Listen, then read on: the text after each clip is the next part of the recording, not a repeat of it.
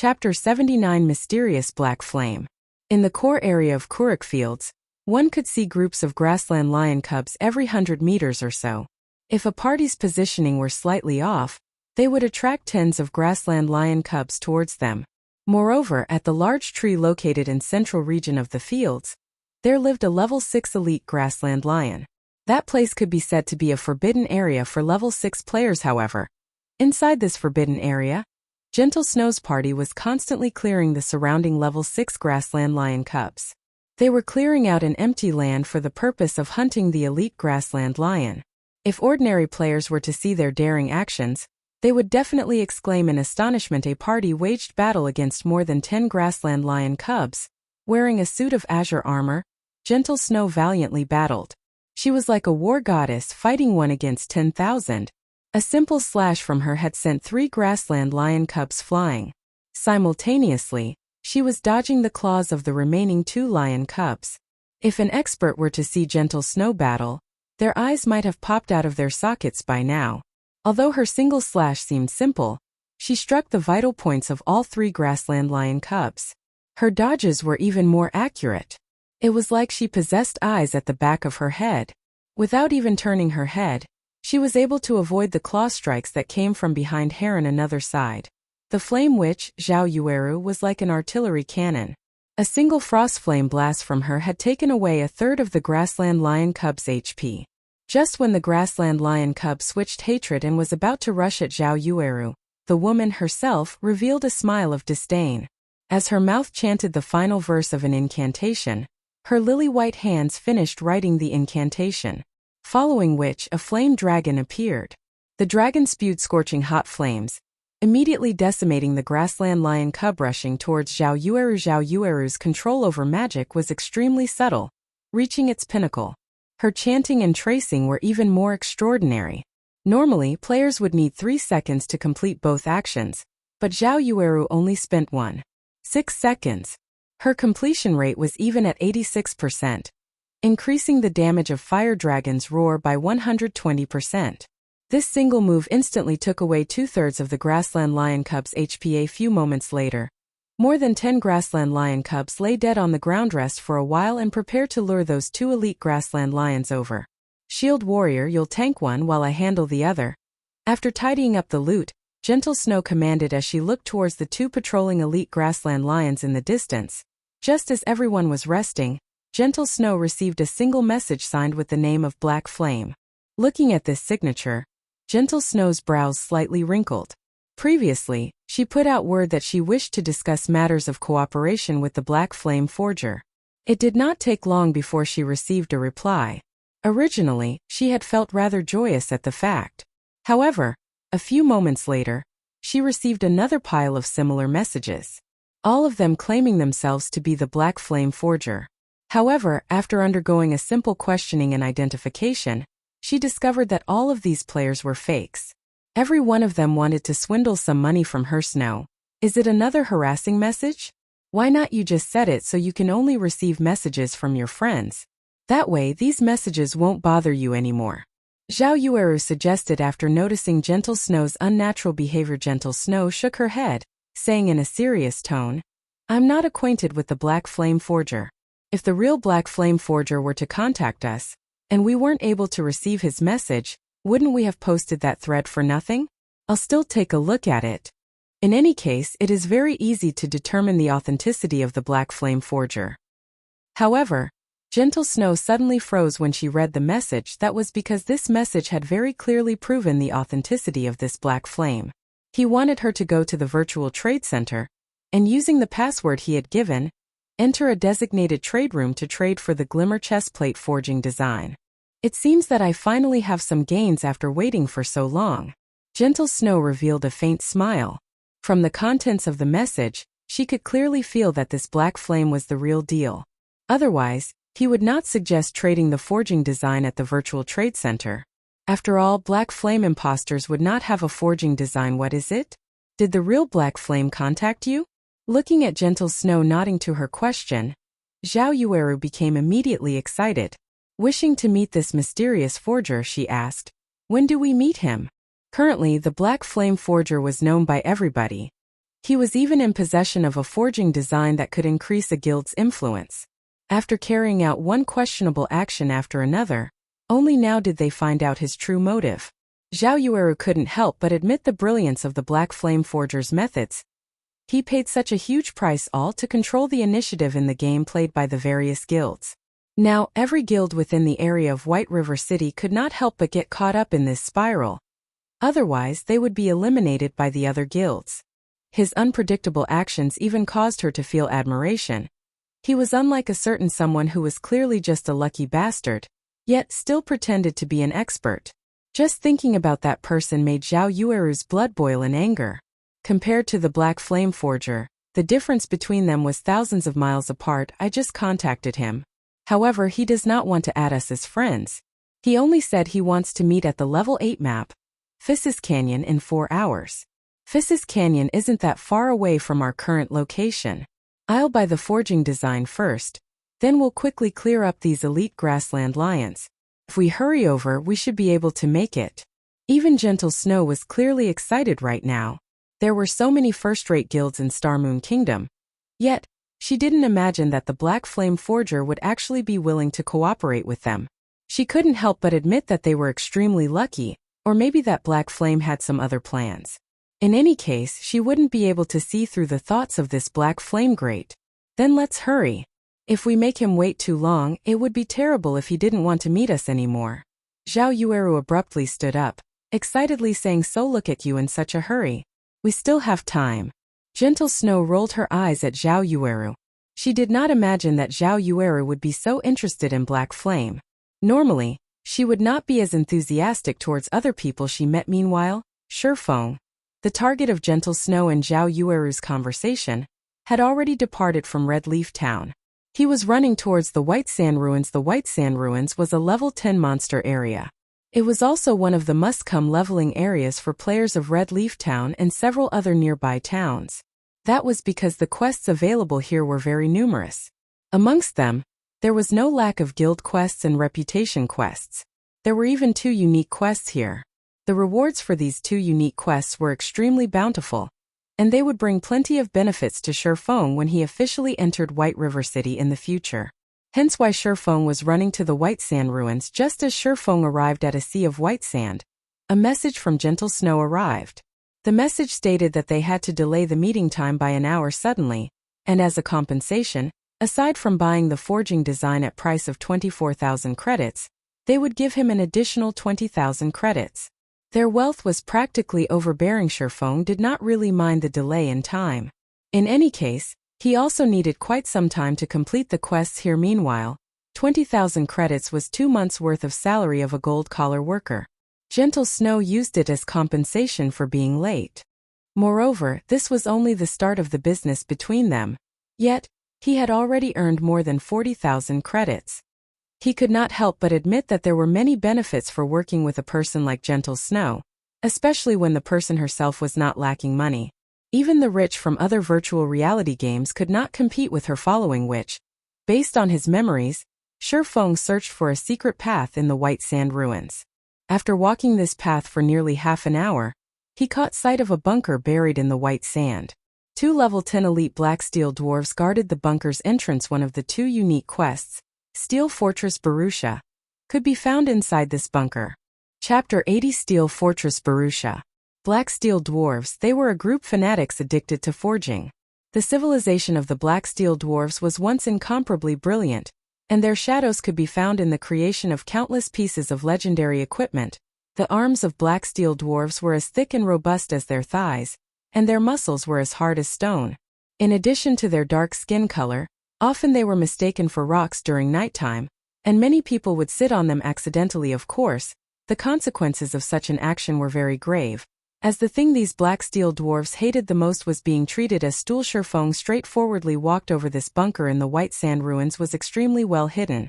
In Shifeng's previous life, it took a long time before the many guilds doing quests in the White Sand Ruins discovered the bunker. They received many good quests from this bunker, and some quests even gave away mysterious iron equipment. However, such quests usually required a party in order to complete them. It was absolutely impossible for a person to complete them alone. However, Compared to these quests, the favorability of these black steel dwarves was much more important. This secret was also only discovered after players had already reached more than 20 levels. There was a unique quest called Steel Fortress Barrutia, available here. However, because the unique quest required a certain amount of favorability before a player could receive it, many players missed the chance to obtain it. On the contrary, an unknown average player received the unique quest. Moreover, after completing the unique quest, the player instantly became the recruitment target of many guilds arriving in front of the bunker's entrance. The two elite black steel dwarves standing guard let Shifeng enter after giving him a simple glance. The inside of the bunker was very large. It was just like an underground town. Black steel dwarves were everywhere, and the majority of the streets were composed of either weapons and equipment shops or bars, with very few places of entertainment. Moving along the main street, Shifeng arrived before a steel building after making several turns and detours. The building was the city hall, and when Shifeng entered the building, the town mayor, a level 30 elite NPC, quickly noticed him. As it has been a long time since any outsiders entered this small town, the mayor happily went up to welcome Shifeng. "Hello, adventurer. Welcome to Stonemer Town. I am Blackbeard, the town mayor." Blackbeard warmly said, "Hello, Lord Mayor. It is my first time coming here, so I wonder if I could be of any use to you?" Shifeng performed respectfully, as such actions would give NPCs a more favorable opinion of him. Blackbeard caressed his thick beard. After thinking for a while, he said, "Adventurer, our small town indeed needs help. The weather of area around here is getting hotter by the day, and our water supply is continuously diminishing. As a result, it is getting harder for the inhabitants to live in this small town. I will pay a sufficient price, so I hope you can help us obtain a large water supply or something that can help with the heat." System. Do you wish to accept the quest? Blackbeard's request? Shifeng revealed a faint smile. He was here exactly because of this. "I will be happy to help." Shifeng responded. The most important thing in Rockhammer Town was the town mayor's favorability. However, the town mayor's favorability was not that easy to obtain. That was because the quest he gave was not easy to complete. Moreover, the rewards of the quest were few, causing many players to give up on grinding for the town mayor's favorability system. Quest. Blackbeard's request accepted. Offer 100 bags of clear water or 5 cups of cold beverage to the town mayor Blackbeard, following which, Shifeng retrieved the fruit juice he had prepared. For every 5 cups of fruit juice Shifeng offered, he could obtain 2 copper coins, an increase of 1 point to Blackbeard's favorability, and 100 EXP to a level 8 to 9 player. 100 EXP could be considered negligible. Just by simply killing a level 10 common monster, they would be able to obtain over 200 EXP. Moreover, 100 bags of clear water were sold for 5 copper coins in other towns, and 5 cups of the cheapest kind of cold beverage would similarly cost 5 copper coins. After deducting the cost, that meant that players would be spending 3 copper coins in exchange for 100 EXP. Only a lunatic would be willing to do such a thing. However, Shifeng was very willing to his current level. 100 EXP was not a small amount. It was a lot more than the EXP he would obtain from killing a level 5 common monster, following which, Shifeng handed over fruit juices without stop. After he handed over 1,000 cups of fruit juice, he obtained a total of 400 copper coins and 200 points of favorability. He also obtained 20,000 EXP, instantly bringing him up to 69% of level 4. He had risen so much just within 10 short minutes. It was literally faster than grinding on level 10 elite monsters. After his favorability reached 200 points, Shifeng started asking Blackbeard about the unique quest. However, Blackbeard remained silent, his eyes darting about, pretending to know nothing about the quest. As expected, my favorability is still not high enough. Shifeng had more or less expected such a result. Hence, he brought out Violet Cloud's new type of fruit juice. "Lord Mayor, what do you think about this kind of fruit juice?" After seeing this new fruit juice, Blackbeard took it in his hands and gave it a whiff. Suddenly, both his eyes shone as he excitedly said, "This cup completely surpasses the previous 5 cups. Adventurer, I wonder how many of these do you have? I am willing to pay an extra 1 copper coin to purchase it." Shifeng couldn't help but be stunned when he saw Blackbeard's extremely satisfied expression. He did not imagine that Violet Cloud's craftsmanship would be so good as to tempt even an NPC into willingly to concede. Such a situation was very rarely seen in God's domain. Since Blackbeard liked the new fruit juice, Feng naturally continued the transaction without stop. He had a total of 750 cups of the new type of fruit juice. Every cup earned him 3 copper coins, 1 point of favorability, and 100 EXP. It could be seen just how much Blackbeard loved this item in such a way. Feng easily received 2,250 coppers and 750 points of favorability. He also received 75,000 EXP, instantly bringing him to 46% of level 5. His leveling speed was like a rocket. Unfortunately, making the new type of fruit juice required a lot of time. Moreover, Violet Cloud still had other matters to tend to. Otherwise, Feng really wanted Violet Cloud to make up to 10,000 cups for him, instantly rushing to level 10 and over with 950 points of favorability. The town mayor Blackbeard finally opened his mouth. Moreover, he did not hide any secrets this time. He was treating Feng like his close friend. Feng had even received the Stonemer key, which had not been mentioned by the player in his previous life system. Unique quest, Steel Fortress Barrutia. Accepted. Player is required to go to Phissis Canyon to look for the fallen Steel Fortress Barrutia and obtain the Titan's heart from within it. Town Mayor Blackbeard will provide an extremely bountiful reward for it. With such a high amount of favorability, Feng could also purchase forging designs from Blackbeard. Feng was shocked after taking a rough look at the available items. There were a total of 10 forging designs for sale. 5 of them were common equipment forging designs, 3 of them were bronze equipment forging designs, 1 of them was a mysterious iron weapon forging design, and the last was a mysterious iron equipment forging design. Blackbeard must have even taken out his inheritance with this. These forging designs were all for level 8 to level 10 equipment. However, the bronze equipment forging designs were sold for 60 silver coins each, while the mysterious iron ranked forging designs were sold for up to 1 gold and 50 silver coins. Even if an average player were to discover them, they would definitely be unable to purchase them. Fortunately, this time around, Feng had sold another 3 pieces of the glimmer chestplate forging design. The money he possessed increased by more than 9 gold coins once more. Otherwise, even he could only look at the items with envy. Lord Mayor, these 3 bronze-ranked forging designs and 2 mysterious iron-ranked forging designs, I want all of them. Feng simply handed over 4 gold 80 silver. Unfortunately, these forging designs were bound upon purchase. Otherwise, he would be able to earn at least double or triple the amount just from reselling them. The weakest amongst these forging designs was a level 8 bronze equipment. However, even that would bring about an unimaginable improvement to the current guilds. After all, the current highest level players were just nearing level 6, while a large majority of the players were still using level 1 or level 2 common equipment. Just imagining when everyone rose to level 8 and every member of a party possessed a piece of level 8 bronze equipment was frightening. After completing the transaction, Feng suddenly received a system notification. Chapter 81 Equipment Improvement. Feng was shocked after reading the system notification. Blackbeard's favorability of him rose to 1,000 points, reaching the level of revered system. Congratulations! You are the first player to achieve revered favorability with an NPC. Rewarding 1 mysterious iron treasure chest. Luck really can't be stopped once it comes. I wonder what items will come out? Feng impatiently opened the refined mysterious iron treasure chest. Inside the treasure chest, there was a piece of equipment and an ornament. Dark Pursuer's Cape. Secret silver rank. Equipment requirement. Agility 70. Defense plus 20. Strength plus 4. Agility plus 8. Endurance plus 4. Movement speed plus 2. Evasion plus 6. Additional ability. Silent Steps. Allows the user to arrive at the target's back silently. Maximum range of 40 yards. Cooldown. 3 minutes. Interpreter's Pendant. Mysterious Iron rank. Level 7. Equipment requirement. Intelligence 30. Intelligence plus 6. Endurance plus 2. Magic damage increased by 5% in the current times. These 2 pieces of equipment could be considered extremely rare.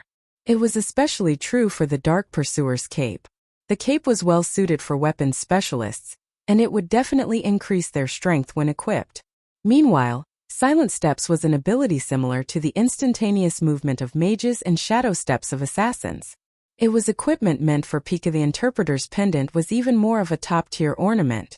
Just based on the 5% increase in magic damage alone, mages could continue wearing the pendant until level 20 without falling behind in the slightest. Let's give this ornament to Blackie. After some thought, Shifeng deemed that Blackie was most reliable person right now, and he was also a mage.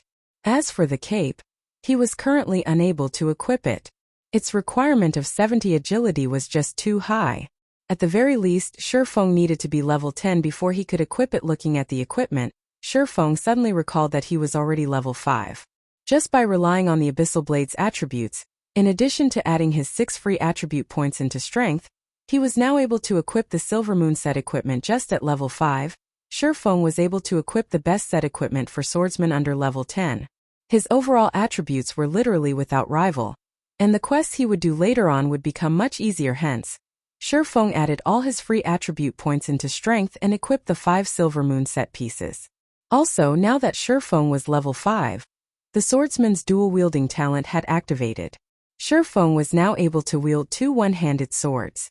Shifeng then took out the secret silver-ranked Crimson Blade, equipping it on his subarm. After completely equipping himself, Shifeng was shocked when he took a look at his own attributes. There were very few players with attributes like his in all of God's domain, not to mention the set effects on the Silver Moon set equipment. Effect 1. Attack power plus 15, defense plus 30. Effect 2. HP increased by 10%, Life Shield Tier 2 after activating, creates a life shield that absorbs 60% of the damage received, with 500 maximum damage absorbed. Effect 3. Damage received reduced by 10%. Attack speed increased by 10%. Shifeng's HP was now close to 1000 points. With these 3 effects, he was even tankier than an MT. His damage output had received an even larger improvement wearing a suit of silvery white armor. The pitch black Abyssal Blade hanging on one side of his waist while the bloody red Crimson Blade hung on the other. Shifeng was like a hero that traveling around the world. There was still some time before the meeting with Gentle Snow, so Shifeng received 2 advanced quests from Hammerstone Town. They were all quests requiring him to kill level 10 twin-headed snakes. The quests required 20 snake galls and 30 venomous fangs. After completing the quests, Shifeng would be able to obtain rare or enforging materials. These materials were all needed to make the mysterious iron equipment and weapon, and normally, they were extremely hard to find. After jogging for over 20 minutes, Shifeng finally arrived at an oasis in the White Sand Desert.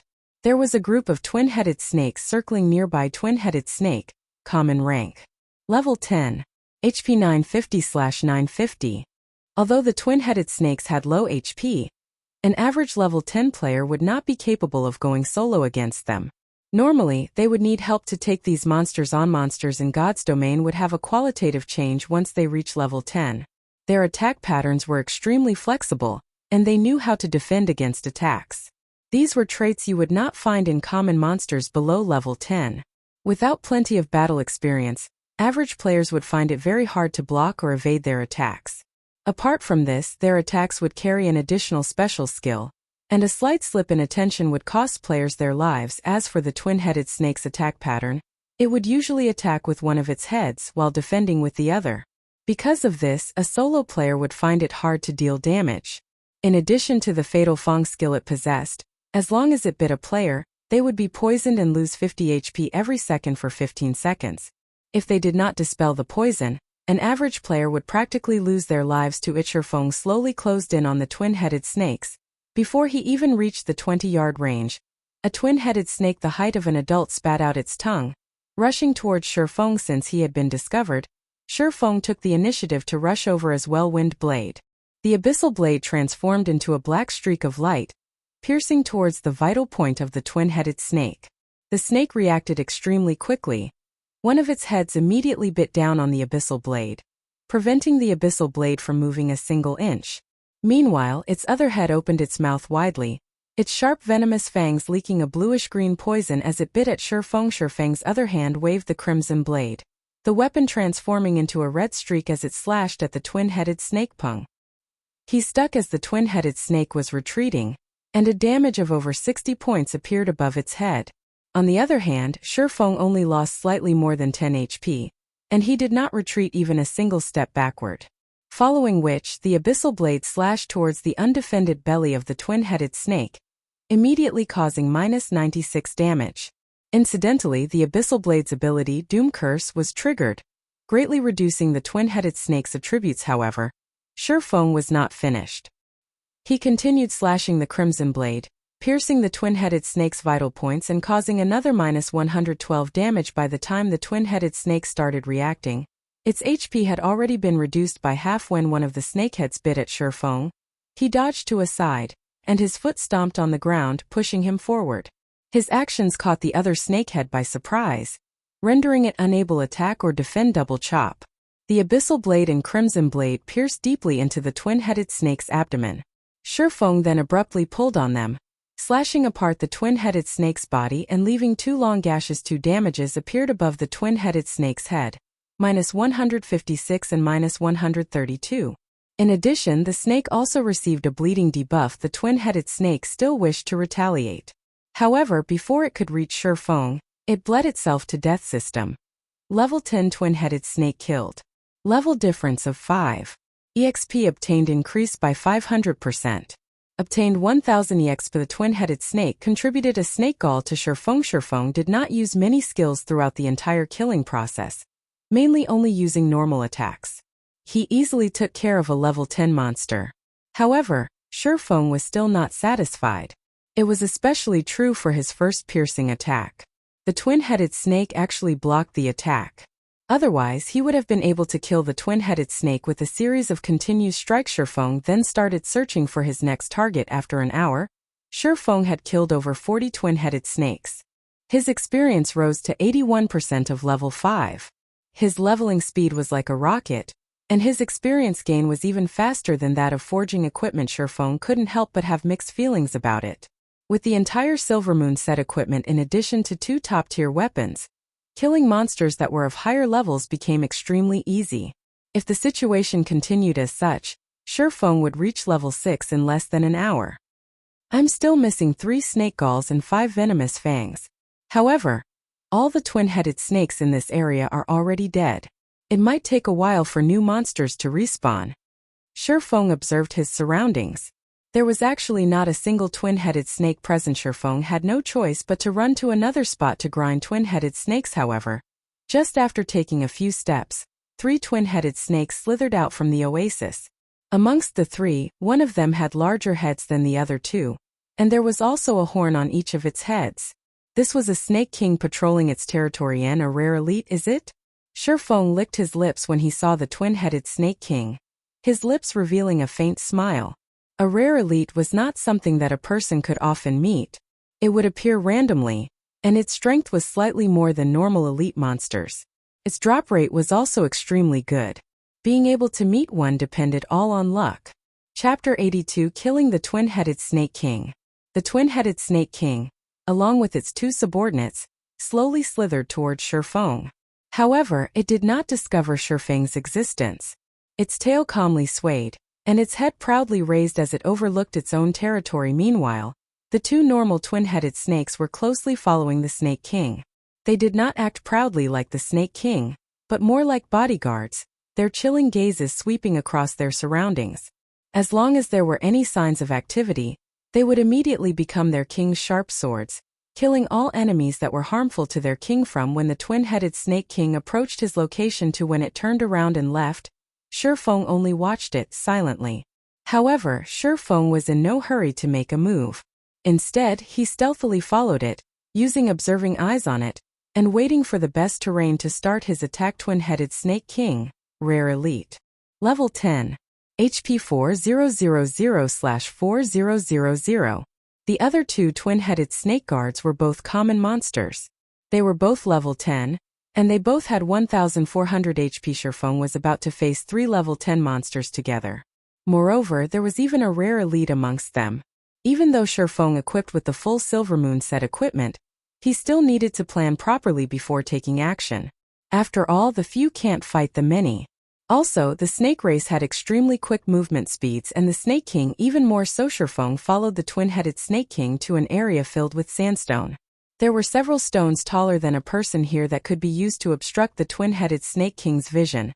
So Shifeng finally started taking action. Shifeng would be at a big disadvantage if he were to take on all 3 twin-headed snakes at the same time. So he needed to split them up and kill them one at a time. With the common monsters taking priority, Shifeng immediately used Phantom Kill, letting his doppelganger stay behind waiting while he took charge. Shifeng used Windblade, his sword stabbing at the nearest twin-headed snake guard with the ambush, and the speed increase from Windblade. The twin-headed snake was not able to react to the attack at all. Shifeng's two swords immediately stabbed it in the backs, causing damages of -76 and -61. Following which, Shifeng used Double Chop, causing -103 and -89 damage, and leaving the twin-headed snake guard with a bleeding effect. Shifeng was fully equipped with top-tier equipment and high-leveled skills. Even if the twin-headed snake guard had a high defense, the damage Shifeng could cause was extremely high. If it were a level 5 average player attacking the twin-headed snake guard, with the level suppression and the monster's high defense, they would at most cause -3 or -4 damage to it. The twin-headed snake guard wailed in pain. It immediately spun its heads around, attacking Shifeng. The other twin-headed snake guard also came over, biting at Shifeng. Shifeng now received attacks from two sides at the same time. Shifeng slightly smiled at this. He used Thundering Flash, sending 3 streaks of thunder at one of the twin-headed snake guards. However, the twin-headed snake guard reacted extremely quickly. One of its heads blocked, while the other bit at Shifeng. The 3 streaks of thunder were blocked, causing an insignificant amount of damage. Just as the snake's venomous fangs were about to bite down, Shifeng used Parry and activated Windwalk. After blocking an attack, Shifeng immediately turned around and ran. The twin-headed snake guards would naturally not let go of an enemy who angered them. Slithering at high speeds, they chased after Shifeng. As for the unharmed twin-headed Snake King, one could see boiling rage in its chilling eyes. It too slithered and chased after Shifeng. However, just after the twin-headed Snake King moved several yards, Shifeng's doppelganger used Windblade and rushed at the twin-headed Snake King. The doppelganger slashed at the twin-headed Snake King's neck, causing -24 damage. The twin-headed Snake King was enraged by this attack. With the speed of a thunderbolt, the twin-headed Snake King bit at the doppelganger. As the doppelganger's goal had been achieved, it, too, activated Windwalk, turning around and leaving. Now the twin-headed snake guards were separated from the Snake King. Although the two twin-headed snake guards were tough, without the support of their king, they were unable to stand against Shifeng's fierce attacks. One move after another, Shifeng's blades would always strike at the vital points of the twin-headed snake guards. After all, the Silver Moon set equipment was not just for show. Right now, Shifeng's agility exceeded 60 points. Even if the twin-headed snake guards could defend against one of Shifeng's attacks in time, they would still be struck by his other sword. Every sword that landed would take away 60 to 70 HP, while the occasional critical hit would cause over -150 damage. Shifeng's sword strikes were like a fierce gale passing by. The sword strikes constantly landed on the two twin-headed snake guards, causing their HP to fall madly. Within a few moments, the two twin-headed snake guards breathed their last breaths after looting the drops. Shifeng rushed at the twin-headed Snake King. Currently, the doppelganger's HP had fallen below 30%. It was exhausting itself trying to pin down the twin-headed Snake King. The rare elite's attacks were extremely quick. It would from time to time spit out a poisonous fog, enveloping a large area with it. The doppelganger only possessed 50% of the original body's attributes, so it could only constantly defend and escape. Otherwise, it would have long since dropped dead. However, now that the original body had arrived, the doppelganger did not need to pin down the twin-headed Snake King any longer. Shifeng immediately used 9 Dragon's Slash, shooting out 9 phantoms of the Abyssal Blade. Shifeng then used Defensive Blade, his attack range greatly increasing. He could only attack from afar when facing the twin-headed Snake King, who was capable of spewing out poisonous fog. If he were to enter a melee with the twin-headed Snake King, he would not last 20 seconds. Even if he were to activate all of his life-saving skills, he still would not survive. The twin-headed Snake King was very cunning. When facing Shifeng, one of its heads defended against Shifeng's attacks while its other head constantly attacked his doppelganger. Paying no attention to Shifeng himself, after 3 to 4 hits, the doppelganger could no longer take it, vanishing. Meanwhile, the twin-headed Snake King's HP was still over 70%. Its other head now turned to stare at Shifeng. It opened its mouth, spitting out a mouthful of poison. The poison was like an arrow as it shot towards Shifeng. Shifeng's expression suddenly sank. His body dodged sideways, avoiding the poison when the poisonous fluid struck a sandstone. The fluid immediately passed through, leaving behind a large hole. This was the twin-headed Snake King's corroding acid. If one were to block it, though a secret silver weapon might still be fine, a common weapon would immediately melt. As for a bronze weapon, its durability would, at least, be reduced by half, and taking 2 hits from the corroding acid would turn it into scrap. In such a way, one man and one snake started maintaining their distance between each other, attacking and dodging. Shifeng madly slashed his swords, streak after streak of sword light filling up the area. Meanwhile, the twin-headed Snake King's 2 heads spat out poison without halt, leaving behind countless holes. From time to time, it would also fill a large area with a poisonous fog, leaving not even a blade of grass alive. From time to time, Shifeng would be poisoned during battle.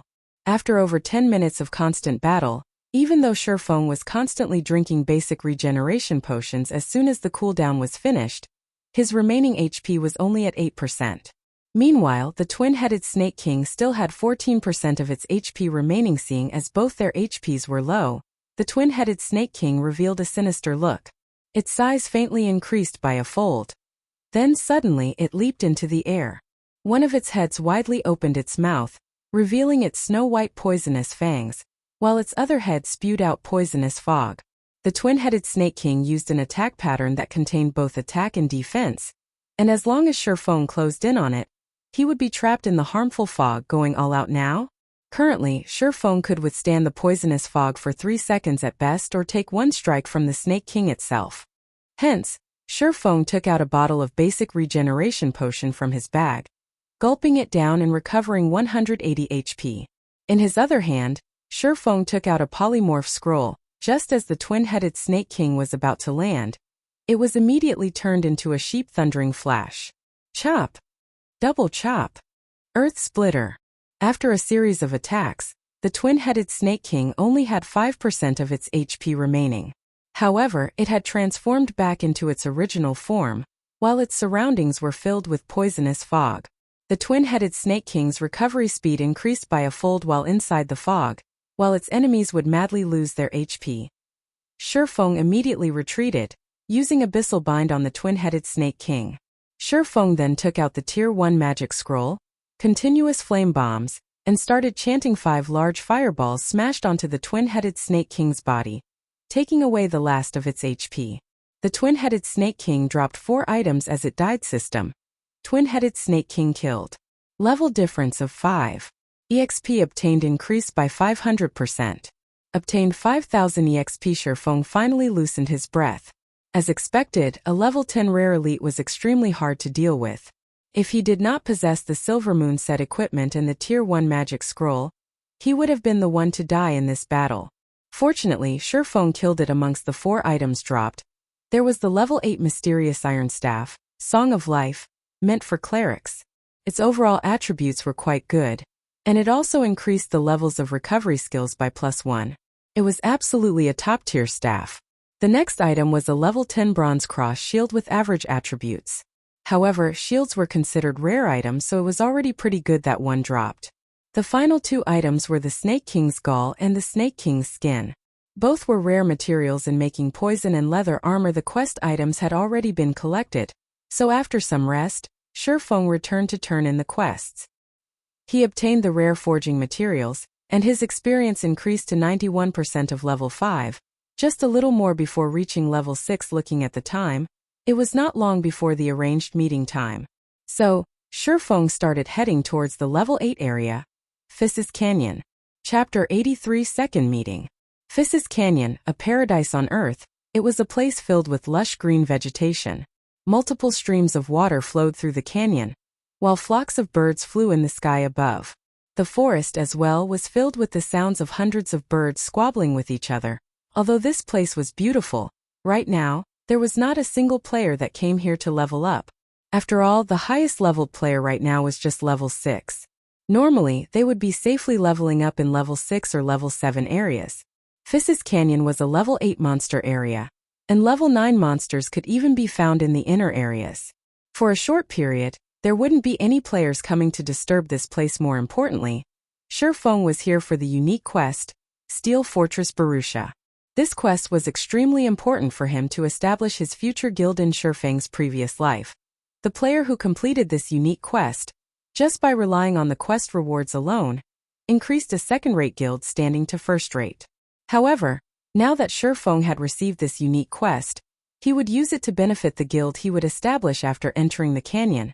Shifeng used the demon's mask to alter his own appearance. He transformed the silvery white Silvermoon set equipment into a suit of shining pitch black set equipment. It could be called the Black Moon set equipment. Shifeng also altered his face into one of an older gentleman, his age around 26 to 27. He then donned a black cloak, his face hidden within the cloak. At first glance, his appearance exuded a strong sense of mystery, allowing others to think he was a man with a story. Shifeng's get-up was somewhat similar to the Night Ranger, only he had two long swords hanging on his back rather than a simple black bow. Moreover, Shifeng was not of the Night Elf race. Now that Shifeng had disguised himself, nobody would be able to recognize who he was. Even with Gentle Snow's discerning eyes, it was impossible for her to recognize him. Arriving at the meeting location, Shifeng discovered Gentle Snow and her group had yet to arrive. Shifeng called out the system notifications. Taking a look at the sales condition of the forging designs this time around, sold out already? Shifeng looked at the series of notifications, his eyes almost shining. There were over 10 notifications from the auction house, and every one of them notified him that he had an increase of around 3 gold coins. Shifeng auctioned a total of 20 pieces of forging designs, yet they were sold at an average price of 3 gold coins. One could just imagine how desperate these guilds were. However, compared to the price of 3 gold coins, these guilds that bought the forging designs could also very quickly earn that money back. God's Domain had only officially started 3 days ago. Along with the increase in time, there would be more and more people joining God's Domain. The number of new players might even exceed that of the old players. These new players were the main consumers, and the supply level 3 glimmer chestplates would be unable to meet the demand. In a short period, the value of the glimmer chestplate would not depreciate, and instead its value might even increase. However, Shifeng's goal had already been met, so he no longer planned to make more glimmer chestplate forging designs to earn money. Right now, his bag was holding over 50 gold coins. These coins were the entirety of the fluid funds of more than 10 large guilds. If Shifeng were to use all of it to operate a guild, how formidable would this be? Unfortunately, money was not the only thing needed to operate a guild. Shifeng took out 20 gold coins and registered them on the virtual trade center. After all, he couldn't just keep all those gold coins on hand. If he did that, he would be throwing money away. Based on the selling price right now, these 20 gold coins were worth 180,000 credits. Shifeng did not imagine things would go so smoothly. He earned so many credits in just 3 short days. However, if he wanted to start a good workshop, such a small amount of money was still insufficient to start up Shadow Workshop. Lan Hailong invested 5 million credits from the start. In the following month, he even invested over 10 million credits. One could just imagine how much money it took to start up a workshop, not to mention a guild with thousands or tens of thousands of members. However, after the workshop and guild were established, things would be greatly different. To a guild, hundreds of thousands of credits was nothing. Shifeng still needed to earn a lot of money, hence why Shifeng had chosen to work with Gentle Snow secretly. Are you Black Flame? A voice as crisp as a jade falling to the ground came from behind Shifeng. Shifeng turned around, discovering Gentle Snow's beautiful figure walking over while sizing him up. Although it was their second time meeting, he was still unaccustomed to Gentle Snow's attentive gaze. In a slightly deep tone, Shifeng said, "Correct. I am." Hearing Shifeng's answer, moreover receiving the information proving Black Flame's identity, Gentle Snow's beautiful eyes focused. She secretly used an observation skill. Suddenly, Gentle Snow stared blankly. She was unable to discern Shifeng's name. The information only showed him as an unknown level 5. Gentle Snow originally thought that Black Flame only had good forging skills, many lucky encounters, superior strategies, and relatively good gaming skills.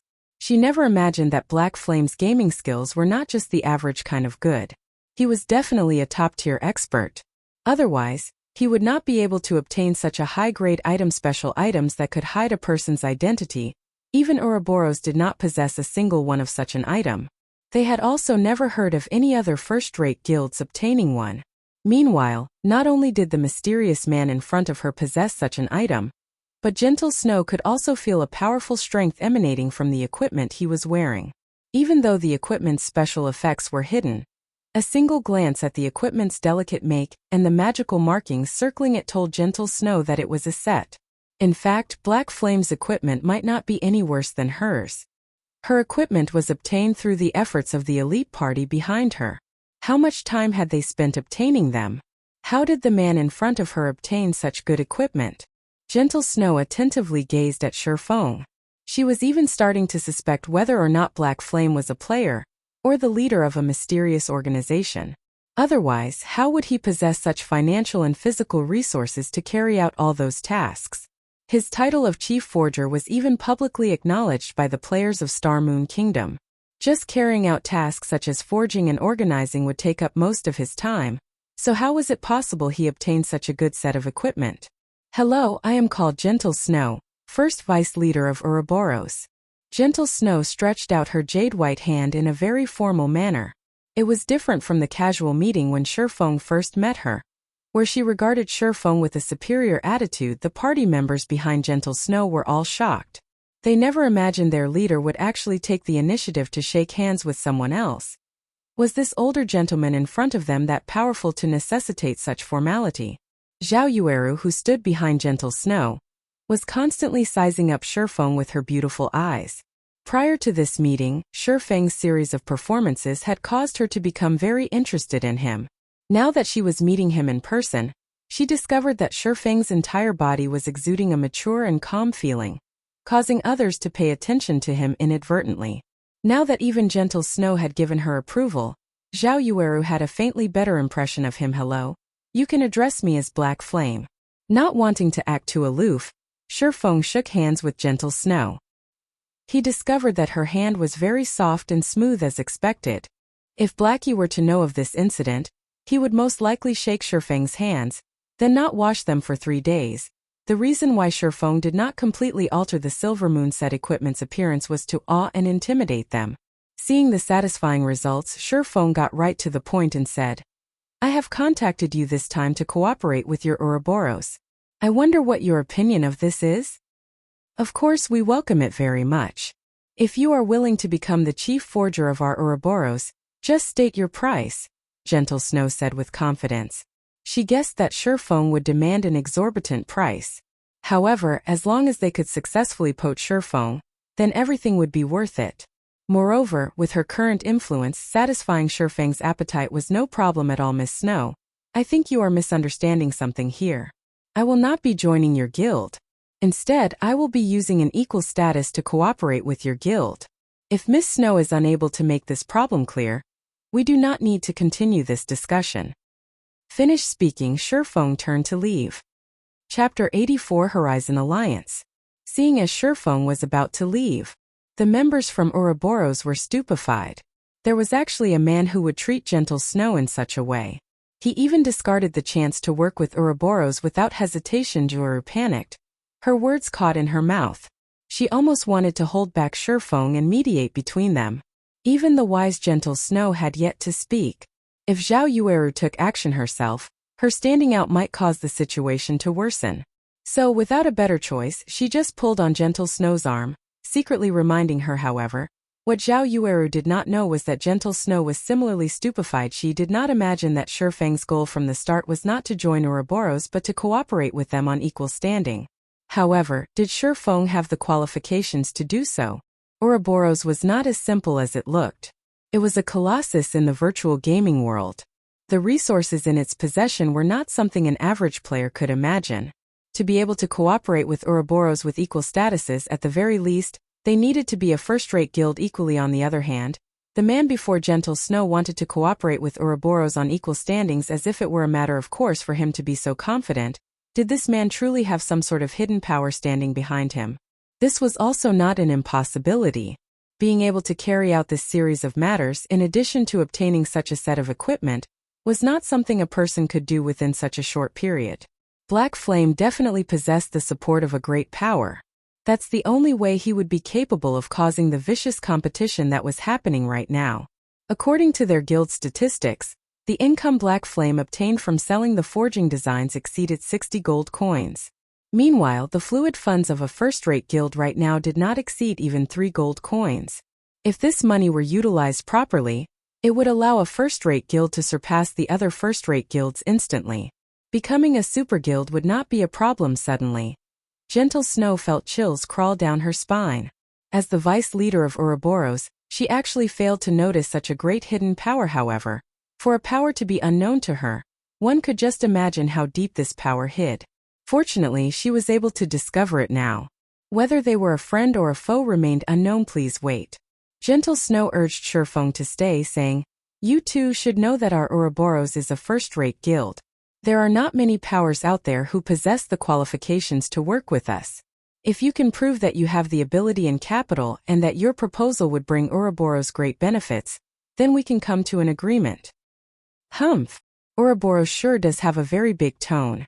You should know that the first-rate guilds that I can choose to cooperate with aren't just limited to you. Shurfeng turned around and looked at Gentle Snow, acting as if he did not place Ouroboros in his eyes at all. Afterward, he took out one of the level 10 mysterious iron equipment forging designs that he bought from Blackbeard, waving it in front of Gentle Snow's face. He then said with a sneer, "I wonder what thoughts you will have after seeing this? Do you think I have enough qualifications?" How could it be? Gentle Snow could not believe what her eyes were seeing. Her heart was filled with extreme shock. How did you obtain a level 10 mysterious iron forging design? Right now, even the level 3 glimmer chestplate forging design was being fought over insanely. The value of the forging design in Shurfeng's hands right now simply could not be imagined to the elites of a guild. The level 3 glimmer chestplate forging design was not particularly useful. The main purpose of a guild obtaining it was just to earn money and nurture their own forgers, increasing the advantage that their guild possessed over others. However, when compared to the forging design that Shurfeng was currently holding, the glimmer chestplate forging design was not even worth being mentioned. Lead by one step, then lead to every other step. This was the natural law of the virtual gaming world. Every guild knew of this law trade secret. Don't think too much about it. Shurfeng kept the forging design. If there aren't any other matters, then I'll be leaving. It was absolutely impossible for Gentle Snow to allow the person in front of her, who possesses a level 10 mysterious iron equipment forging design, to leave. Moreover, to allow him to cooperate with another first-rate guild. If she were to allow the other first-rate guilds to obtain him and mass-produce these pieces of equipment, equipping every elite member with it, then the competition for the kingdom's capital would no longer be necessary. All right, I agree. State how we should cooperate then. Gentle Snow grit her teeth, yielding to Shurfeng in the end. But I don't wish to cooperate with you anymore. Shurfeng said in a deep tone. Gentle Snow's expression suddenly turned cold. However, very quickly she calmed back down. She no longer had her high and aloof attitude, her face revealing a calm smile as she said, "I apologize for my previous poor manners. I wonder if you can reconsider? Our Ouroboros is willing to pay double the price of the other guilds." Shurfeng nodded his head, saying with a smile, "All right then, seeing as you are so sincere." After this scene, everyone else thought that they had heard wrong. The incomparably proud snow goddess actually surrendered. Moreover, she even apologized for her previous behavior. How terrifying was this black flame? Currently, Zhao Yueru's eyes were shining as they looked at Black Flame with admiration. She knew full well how proud and intelligent Gentle Snow was. Since meeting her, Zhao Yueru had never seen a person who could make Gentle Snow apologize. "I wonder how you wish to cooperate?" Gentle Snow sent a glare towards the snickering Zhao Yueru behind her, then looked back at Shurfeng and asked it. "It's very simple. I am planning to establish a loose lifestyle organization called Horizon Alliance and recruit all sorts of lifestyle players. You just need to help me advertise it and spread its influence, and I'll give your guild a discounted price. I'll even sell you equipment and tools that are unavailable to the public." Shurfeng unhurriedly said, "You really want to establish such an organization?" Gentle Snow was slightly shocked. Although she did not think highly of Shurfeng, the terms he stated were very attractive. Zhao Yueru's eyes widened in shock. She unbelievably looked at Shurfeng, feeling he was too insane after everyone else heard Shurfeng. They all thought that Shurfeng simply had too much money to waste. He was actually trying to establish such an organization. Shurfeng's plan was truly outrageous. It was utterly impossible to unify all the lifestyle players. The financial resources, physical resources, and manpower required to carry out such a feat were simply too great. Every guild has been nurturing their own lifestyle players. Moreover, they only recruited the elites among them in order to avoid wasting resources. That meant that the leftover lifestyle players were just mob characters, And there wouldn't be a big effect if all of them gathered together.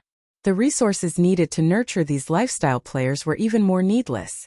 There was not a single guild out there who was willing to bear such a price. Of course, if it were to succeed, the profits would be truly unimaginable. You don't have to worry about this. When the time comes, I will naturally notify you to help me advertise the organization and spread its influence. In any case, you all don't have anything to lose. Of course, I will give you all some remuneration in advance. 10 glimmer chestplate forging designs should be enough for your guild to nurture quite a few forgers. If Shifeng were to advertise the organization himself, not to mention how much time it would waste, the effects would not be that great.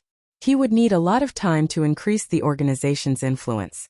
However, it was a different story if Ouroboros were the ones advertising the organization.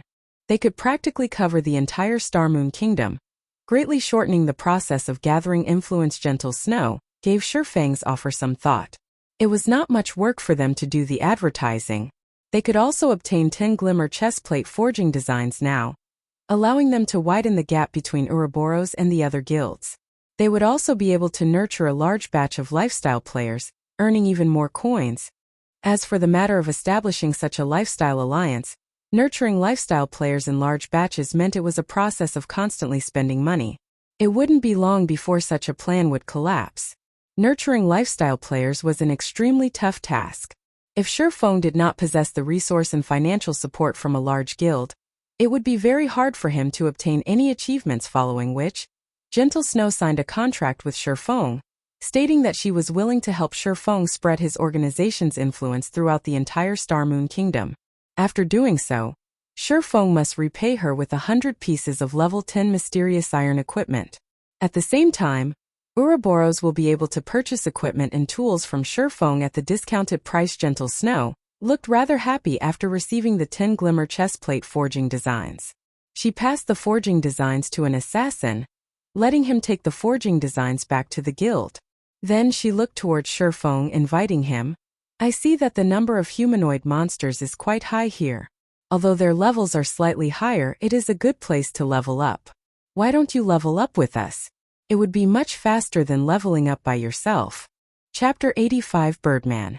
Gentle Snow's invite caused both Zhao Yueru and Xiao Yuer to pay attention. Shifeng's strength must definitely be great. However, they have never specifically seen him in action, so they were extremely curious about his capabilities. They wanted to experience the strength of the rumored chief forger of Star Moon Kingdom. Right. Join our party, Big Brother Black Flame. Our party members are all very skilled, so our leveling efficiency will be a lot higher, Xiao Yuer said from the side. Zhao Yueru sent a glare towards Xiao Yuer. The girl actually made the statement before she could. Xiao Yuer hid behind Gentle Snow, cutely sticking her little tongue out at Zhao Yuer. Zhao Yuer stamped her feet in anger, causing her chest to bounce indefinitely. If it were not for Black Flame being present, she would have taught this little girl a lesson right this instant. Although the beauties were filled with interest in Shifeng's strength, the remaining 2 male players had their fighting spirits raised instead. Just what did Shifeng possess to earn the attention of the 3 beauties? Suddenly, a heart of competition grew within them. They looked at Shifeng with a provocative expression, not believing that they were any worse than Shifeng. Regarding these provocative glances, Shifeng paid no attention to them. He said in a low tone, "Thank you for your kind intentions, Miss Snow. However, I have a quest that I need to do here, so I can't level up with everyone." A quest, is it? Gentle Snow was slightly shocked. This place was a level 8 monster area, so she was extremely curious about this quest Shifeng possessed. However, trying to ask about someone else's secret would be impolite, so she formally said, "Then we won't disturb you anymore. If you need help, just ask. Although we don't know how much help we could be, we will still try our best to assist you." Shifeng smiled faintly when he heard Gentle Snow's offer. It was naturally good news that there was someone willing to help him. It would not be an easy task entering the Steel Fortress Barrutia. There would definitely be monsters there, and it would take Shifeng a long time to deal with them by himself.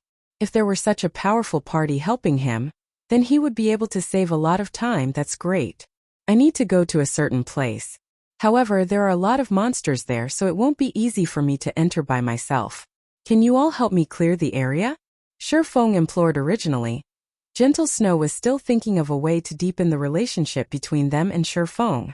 Never would she have thought that Shurfeng would actually take the initiative to ask them for help. Gentle Snow quickly said, "Okay, I'll invite you to the party. You lead the way." Shurfeng accepted the invite, joining Gentle Snow's party under Shurfeng's guidance. The party of players quickly arrived at the core region of Fissus Canyon. Will arrive after passing through this forest. However, the number of birdmen here is very high. They are all living up in the trees and are hard to detect, so you all have to pay attention to the birdmen descending at any time. If they catch you in their talons, they will carry you high up into the air, then throw you your death. Shurfeng informed as he walked. "It's just a bunch of birdmen. What's there to be afraid of? Watch how we'll take care of these birdmen." The shield warrior of the party clapped his chest. Speaking in a disdainful tone, Shurfeng spoke no more, only silently pushed aside the tree leaves that hindered his path. However, Gentle Snow was not careless. Instead, she commanded, "Everyone, pay attention to the air above. Protect the healer." "Yes." The two male players immediately turned serious, not daring to be careless. They tightly guarded Xiao Yuer's sides. As long as Xiao Yuer survived, she would be able to revive them after leaving the battle. That way, the EXP and skill proficiency lost would be massively reduced as expected. Not a moment later, four white-feathered birdmen descended from the treetops. The sharp talons on both of their feet shot down with shocking speed, like an eagle hunting its prey, catching the male ranger in an instant. The remaining party members reacted quickly, either using their weapons to block the talons or avoiding them completely. "Get rid of them." Yueru attacked the birdman that caught Little Song. "Yueru, stay in the back." Gentle Snow shouted orders. She used Whirlwind Slash on two birdmen. However, the two birdmen reacted very quickly, avoiding the attack by flying up into the air. Following which, Gentle Snow used Charge, running to save the male ranger named Little Song. Although the twin daggers in Little Song's hands constantly retaliated, the talons of the birdman were too hard. No matter what he did, he could not hack away the talons gripping his shoulders. Although he wanted to attack the birdman directly, his position prevented him from landing a hit on the monster's body. He could only helplessly dangle. Slowly rising into the air, Xiao Yueru used a flame explosion on the level 9 birdman's wings, causing -53 damage. The flames burned away some of the birdman's feathers, causing the birdman to plummet from the sky instantly.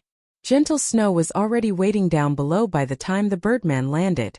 She directed a cleave at the birdman's neck, sending the birdman and its prey flying with the attack and causing -61 damage. Facing the level 9 birdman, Xiao Yueru and Gentle Snow dealing such a high amount of damage despite the level difference of 4 levels was quite good. The injured birdman looked pitiful. However, Birdman had a total of 1000 HP. Just this amount of damage was nothing to it.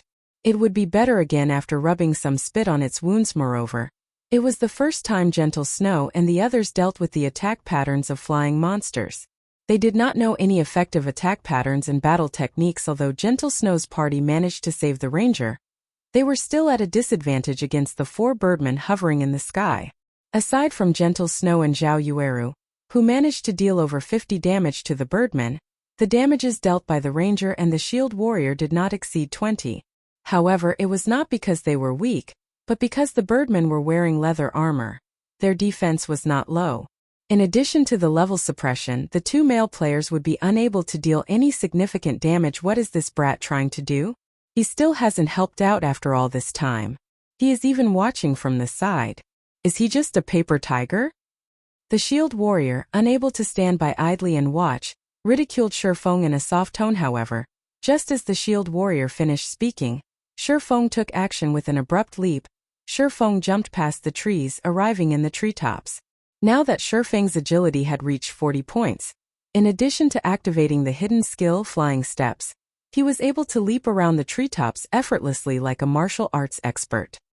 His swords then landed on the birdmen flying in midair. One after another, every slash from Shurfeng's swords caused -160 damage, at least triple the amount of what Gentle Snow and the others dealt. This caused the shield warrior and ranger to shut their mouths immediately. Xiao Yuer watched Shurfeng leaping around the forest with a face filled with admiration, both her eyes glistening radiantly. Xiaoru as well was slightly captivated. Black Flame was definitely not like some person who had dogshit luck. Only Gentle Snow remained very calm. However, Shifeng's way of battle had truly given her some enlightenment. She felt that her previous ways of battling were inflexible, unable to accommodate different situations. However, she was not to blame for this. The previous virtual reality games that were available did not contain such a flexible battle styles. It would not be easy for her to change in such a short period. A short moment later, 4 of the hovering birdmen fell dead. Their bodies fell heavily to the ground, dropping several copper coins and some light feathers. Let's go. Shifeng sheathed his pair of swords after landing on the ground. He then walked in the direction of his destination. Big brother Black Flame. Don't walk so quickly. Teach me how to battle as well, alright? Xiao Yuer excitedly chased after Shifeng, hugging Shifeng's arm and shaking it. This is a technique for melee jobs. You don't need to learn it as a cleric. Shifeng did not think that Xiao Yuer would be so easygoing and unrestrained. She was completely different from the distinguished person she would be several years later. You little girl. Just a moment and you're already making trouble. Didn't Big Brother Black Flame already say it? You're not suited for it. Xiao Yueru pulled Xiao Yuer away, panting in rage. Unconsciously, the way she referred to Shifeng had changed as well, suddenly becoming much more intimate. Chapter 86 Mechanical Army. Watching Shifeng's back, Gentle Snow grit her teeth. When she thought about the horrifying amount of damage Shifeng previously dealt and his extraordinary battle methods, she suddenly felt Shifeng was even more opaque to her than before. She knew all of the top-tier experts in the virtual gaming world. However, she had never heard of a top-tier expert such as Black Flame. The equipment she was currently wearing could be considered the pinnacle amongst the current players. Both she and Shifeng were level 5 as well. However, the difference in their damage was actually so large. Just how excellent was Shifeng's equipment? Could it be that he was wearing a full set of level 5 mysterious iron set equipment? What Gentle Snow did not know was that the Silver Moon set equipment Shifeng wore was the best set equipment for swordsmen below level 10. Its attributes were much better than level 5 mysterious iron set equipment. In addition, Shifeng possessed a magic weapon and a secret silver weapon. Also, because of the effects of the Abyssal Blade, Shifeng could deal damage to the birdmen while ignoring the level suppression. So, his damage would naturally be extremely high. On their way through the forest, the number of birdmen they met constantly grew. However, even if they were to face more than 10 birdmen at a time, these birdmen would still be killed off very quickly. Such a result was because of Shifeng's horrifying damage in addition to the shield warrior holding off the monsters and Gentle Snow and the others becoming more familiar with the battles. The leveling efficiency of Gentle Snow's party right now was much higher than before Shifeng joined them. Half an hour later, Shifeng and the others finally arrived at the Ruined Lands. Although it was called the Ruined Lands, in reality, it was just a gigantic crater. Cave systems of various depths and sizes could be found inside the crater. If one entered deep into a cave, they would easily become lost within it. Big Brother Black Flame. Is this the place where you have to do your quest? Xiao Yueru moved closer to Shifeng's side, flipping her fine black hair and asking in a soft tone. After being in such a close range with the witch, Xiao Yueru, and seeing deep cleavage revealed by her red robes, it was impossible for Shifeng not to have thoughts about it. Even if he did not possess any evil intentions, it became much harder for him to pretend to be profound now and we'll reach it once we go down this path. However, there are too many birdmen circling in the sky, so won't be easy to get over there. Shifeng deliberately shifted his gaze to a side, watching the sky above the canyon that led towards the large crater. The shield warrior and ranger no longer belittled Shifeng's reminder this time. Instead, they held a hint of reverence towards Shifeng now. Taking precautions, they looked towards the birdmen in the sky. On the way to this place, it was only thanks to Shifeng that the two of them did not end up dead. Watching Shifeng take the first step, entering the narrow canyon, a faint smile appeared on Xiao Yueru's face. She kept on having a familiar feeling when she looked at Shifeng. This was the first time she felt this sort of sensation. Soon after, Xiao Yueru followed Shifeng tightly into the canyon. Gentle Snow only smiled sweetly at this scene. How could she not know Xiao Yueru's thoughts? There were extremely few situations where Xiao Yueru was interested in a man in such a way. Of course, if Xiao Yueru could enchant Shifeng, pulling him into Ouroboros, that too would be advantageous. Although there were a lot of birdmen in the canyon, Gentle Snow's party had become increasingly familiar with dealing with these monsters. It was especially true for Gentle Snow. She was a genius. She had already learned Shifeng's battle methods after only seeing them a few times. She used the cliff walls to jump back and forth, and every time she brandished her blade, she would strike a Birdman from the air, sending it to the ground. Moreover, she was able to dodge and avoid the talons and fierce attacks of the Birdman in midair. Even without Shurfeng's help, Gentle Snow's party could get rid of all Theseus Birdmen after continuously killing several hundred Birdmen. A flash of golden light appeared around Shurfeng's body. He had finally reached level 6, catching up to those leveling madmen in order to equip the Dark Pursuer's cape a little earlier. Shurfeng placed all of his attribute points into agility. If he were to level up the Abyssal Blade to level 5, he might even be able to equip the Dark Pursuer's cape at level 8. He's level 6 already? Gentle Snow looked over at Shurfeng. She did not imagine that his leveling speed would be so swift. She had been killing monsters to level up without stop, yet she was currently still 23% away from reaching level 6. Meanwhile, Shurfeng clearly busied himself with a variety of things, yet he could still reach level 6 before her. However, when she thought about how Shurfeng could kill monsters of a higher level with such ease, it was no wonder he could level up so quickly. You want to go to that place? The number of monsters there is just too high. Amongst them, there are even quite a lot of level 9 elites and level 10 special elites. Are you sure you want to enter? After arriving at the deeper regions of the large crater, Gentle Snow suddenly discovered that the place was filled with wandering mechanical golems. She could not figure out just what kind of quest Shurfeng had received that actually had such a high difficulty.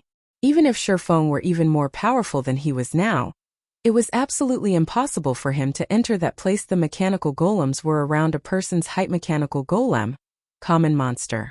Level 9. HP 1 500/1 500. The mechanical warriors were double the size of the mechanical golems, and their hands were holding a blade and shield. Mechanical warrior. Elite monster. Level 9. HP 3000/3000. The mechanical knights were the most terrifying of them all. They rode mechanical horses and they held long pikes. They were over 6 meters tall, just like a 2-storied building. Mechanical knight, special elite. Level 10. HP 7000/7000. In the deepest parts of this horde of mechanical monsters, there was a pair of tightly shut steel gates. However, the number of mechanical puppets and mechanical warriors was just too ridiculous. Just from a simple glance, Gentle Snow estimated over 800 of them. Moreover, in the deepest parts, there were over 100 mechanical knights tightly guarding the front of the steel gates. Clearing all of those mechanical knights without a 1,000-man elite army was only a pipe dream. The amount of these mechanical monsters simply caused one despair. Even being more than 100 yards away from these mechanical monsters frightened Zhao Yueru and the others. The mechanical army would be unparalleled if they were to rush over altogether. The army would be able to annihilate Zhao Yueru and the others instantly. Big brother Black Flame, are you really going to go? You will definitely die. Even though Zhao Yueru was confident in her party's strength, just based on the standards of their level 5 party, clearing the surrounding mechanical golems and mechanical warriors was already a huge problem, not to mention the mechanical knights. A single mechanical knight might be enough to get rid of them all, let alone facing 100 of them. I must go there. However, we need to clear these golems and warriors, which are just hindrances first. Shurfeng nodded his head. Let's slowly lure them over and kill them, clearing the way bit by bit. Gentle Snow had already promised Shurfeng that they would spare no effort in helping him. Naturally, she would not shrink back now. Moreover, this place was quite good for leveling up. After killing so many Birdmen on the way here, they gained quite a lot of common equipment and materials. If they were to clear all these mechanical warriors, their gains should be even greater. It was just that the strength of the mechanical warriors was still an unknown to them. Then, I'll lure them over one by one, Zhao Yueru volunteered. It was easiest for a ranged player to lure monsters. Moreover, based on her skills, even if the monsters were tightly packed together, she would still be able to lure only 2 to 3 of them over. Their party would also be able to dispose of the monsters easily. Hold on. Shurfeng suddenly pulled Zhao Yueru back. Is there something wrong? Zhao Yueru asked. The others looked towards Shurfeng, puzzled. Could it be that Shurfeng did not believe in Zhao Yueru's skills? Shurfeng was very clear with the difficulty of this place. However, Zhao Yueru and the others did not know that these mechanical monsters were all weapons of war made by the Dwarven civilization. If Zhao Yueru were to go and lure the monsters without knowing this, it would only lead to a party wipe. the mechanical monsters are extremely troublesome to deal with. Their aggro range is extremely wide. There is no need to mention their defense and attack power. If you were to try and lure one, at least 10 more would follow. With the level suppression, we will definitely be unable to take on that many of them at once. I have another idea.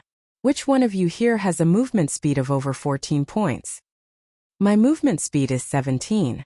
Little Song has also reached 14 points.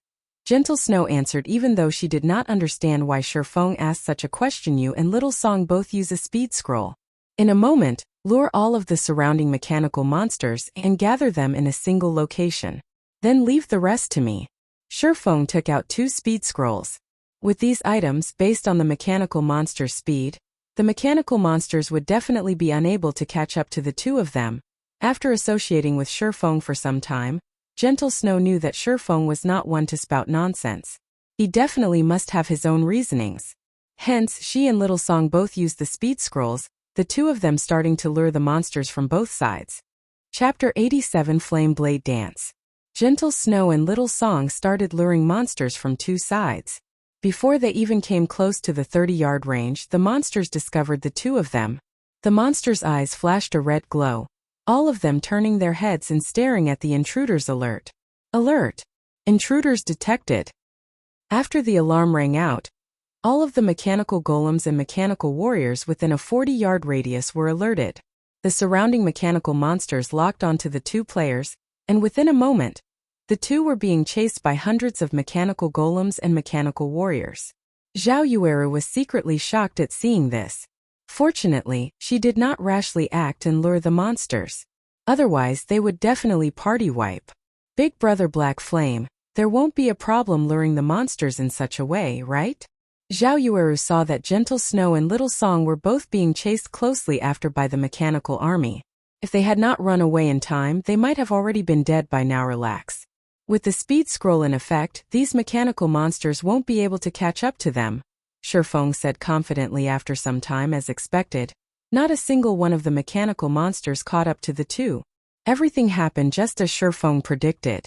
After luring all the surrounding mechanical monsters, the 2 of them circled the large, empty crater. While the mechanical golems and mechanical warriors chased them without stop, the 2 of them were very adept at luring monsters.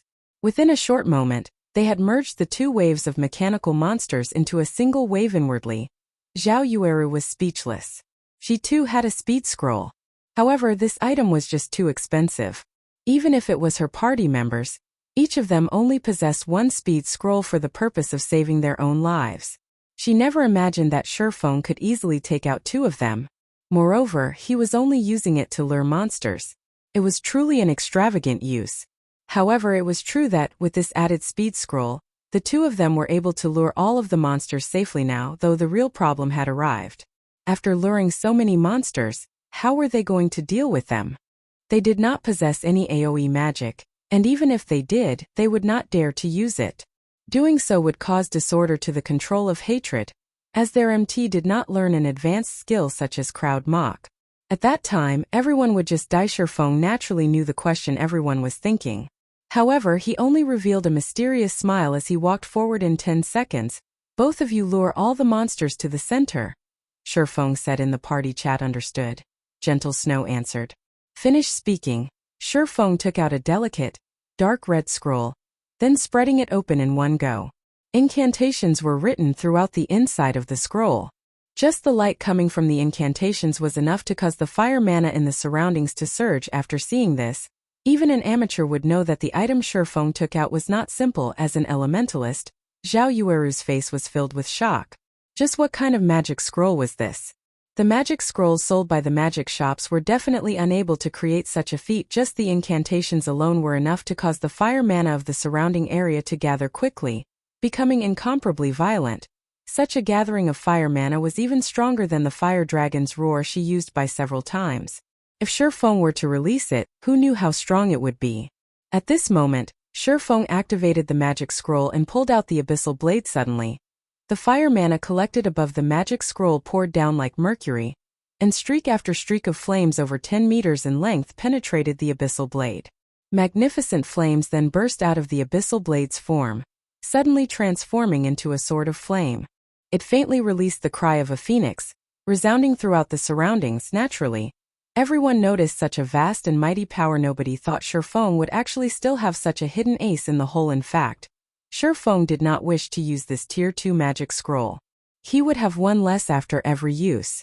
Moreover, Shifeng had only harvested for such items from all of Moonlight Forest. Now that he had used one, he only had 3 remaining at this time. Gentle Snow and Little Song had already lured all of the mechanical monsters to the central region of the crater. They then ran towards Shifeng. The mechanical monsters were coming in closer and closer. 40 yards, 30 yards, 20 yards, 10 yards. However, Shifeng had still not taken any action. He was only standing there silently, with his hand holding the dazzling and burning hot sword. Just as Gentle Snow and Little Song ran past Shifeng, Shifeng abruptly took action, slashing out his burning blade. Tier 2 Magic Flame Blade Dance. In the blink of an eye, Shifeng's slash released countless crimson flames. The scorching flames were like an ocean, instantly swallowing the entire mechanical army. The cone-shaped flames burned everything in a 60-yard distance to ash. Even if the mechanical warriors had 3,000 HP, they were still unable to withstand the damage from this move, as they all turned into a pile of scrap metal. Meanwhile, Shifeng's experience abruptly increased by a large chunk, rising to 37% of level 6. The other party members had also broken through from level 5 one after another, all of them reaching level 6. Their leveling speed was just too awesome. Everyone's gazes then went towards the loot littering the ground, joy immediately rushing up to their heads.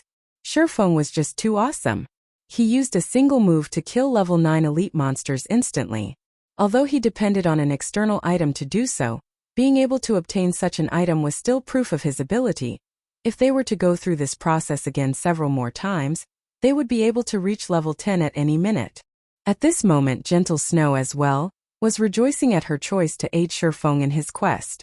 Just the EXP they obtained alone profited them big time. Big Brother Black Flame, what kind of scroll did you use? It was actually so powerful. Zhao Yueru blinked her eyes at Shifeng, asking curiously. A Tier 2 magic scroll, Shifeng casually said. Big Brother Black Flame, where can I buy it? Zhao Yueru was captivated by this magic scroll, after seeing its destructive capabilities. It would be worth it even if she had to spend 10 silver coins to buy one. Shifeng shook his head, saying with a smile, this item can't be bought. It will only appear by chance when opening a high-grade treasure chest. Oh! Zhao Yueru was slightly disappointed. Shifeng might have spat out blood if he knew Zhao Yueru thought of buying the Tier 2 magic scroll for only 10 silver coins. Nobody would sell a Tier 2 magic scroll. That was because this item was just too valuable. If used at a crucial point, it was possible to create a comeback situation. In Shifeng's previous life, there were many large guilds who offered 2 to 3 gold coins for Tier 2 magic scrolls but still failed to purchase any. If it were not due to the importance of this quest, Shifeng would not have been willing to use this scroll. Gentle Snow originally wished to find out more about the magic scroll, as this item was truly too useful.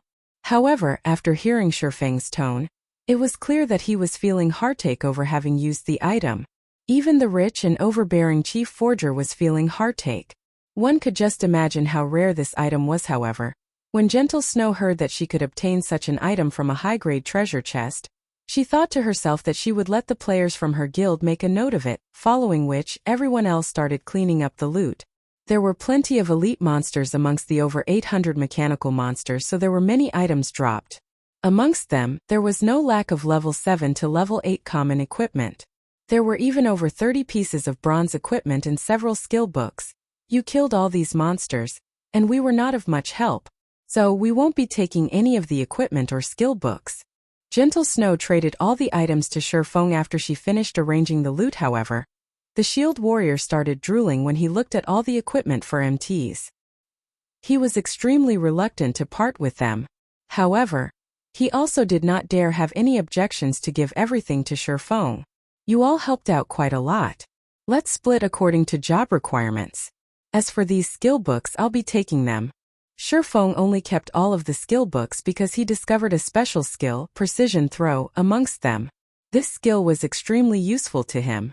As for the bronze equipment, they were worth but a few gold coins, so they were not as valuable to him. The equipment he was currently wearing was the Silver Moon set equipment. Feng did not plan on changing equipment while he was below level 10. As for Blackie and the others, he would obtain equipment that would better suit them. Although the equipment did not serve much purpose to Feng, they were very useful to Gentle Snow. I would feel embarrassed if I were to accept them vainly. How about I purchase all of them? I currently don't have enough game coins on hand.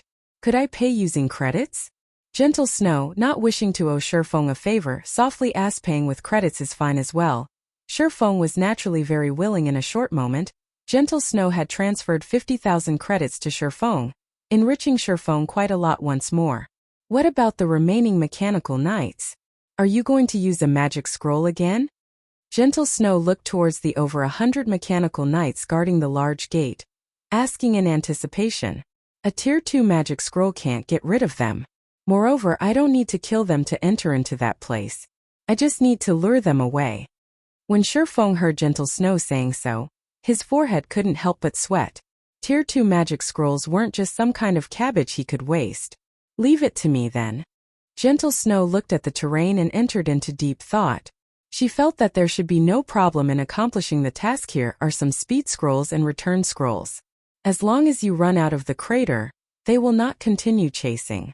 After leaving the battle, you all can use the return scrolls to leave this place.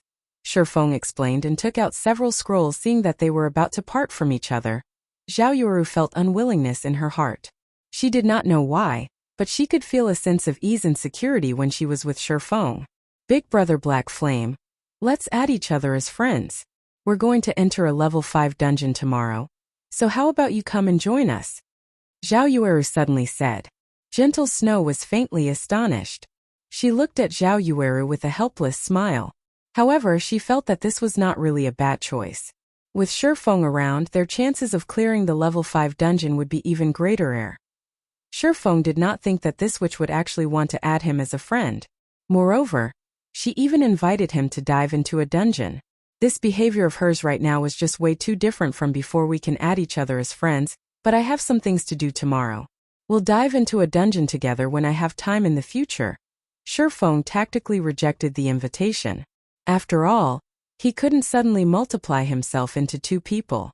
As for the matter of adding each other as friends, Feng possessed another independent circle of friends after donning the demon mask.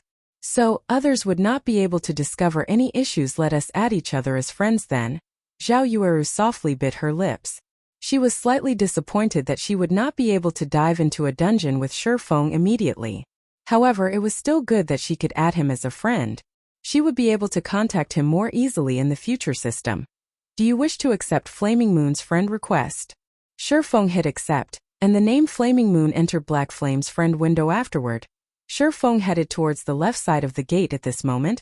Gentle Snow had already arrived at the gate's right side, prepared to lure the mechanical knights. Elder Sister Yueru, let us leave first. We can just leave the rest to Elder Sister Snow, Zhao Yueru softly said when she noticed that Zhao Yueru remained motionless. I got it. Zhao Yueru, after taking another glance at Feng's back, turned around and left. Seeing that Feng was ready, Gentle Snow activated the speed scroll and rushed at the level 10 mechanical knights. Halfway there, the eyes of mechanical knights in front of the large gate shone brightly. Their enormous bodies started moving, and all of them had their eyes focused on Gentle Snow.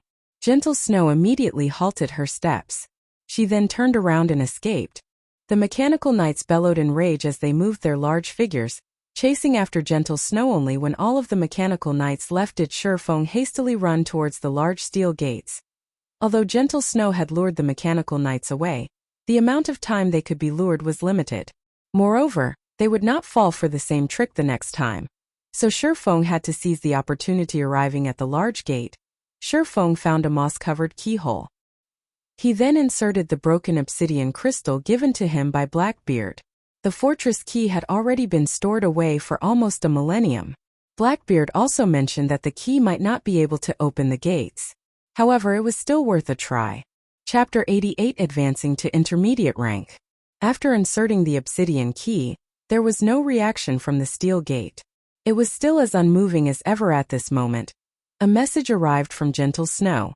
She told Feng that the mechanical knights had suddenly stopped chasing her, and were quickly returning. Crap, it can't be. Right? The key really doesn't work? In a fit of rage, Shifeng abruptly sent a punch towards the keyhole since he could not use the simplest way to enter.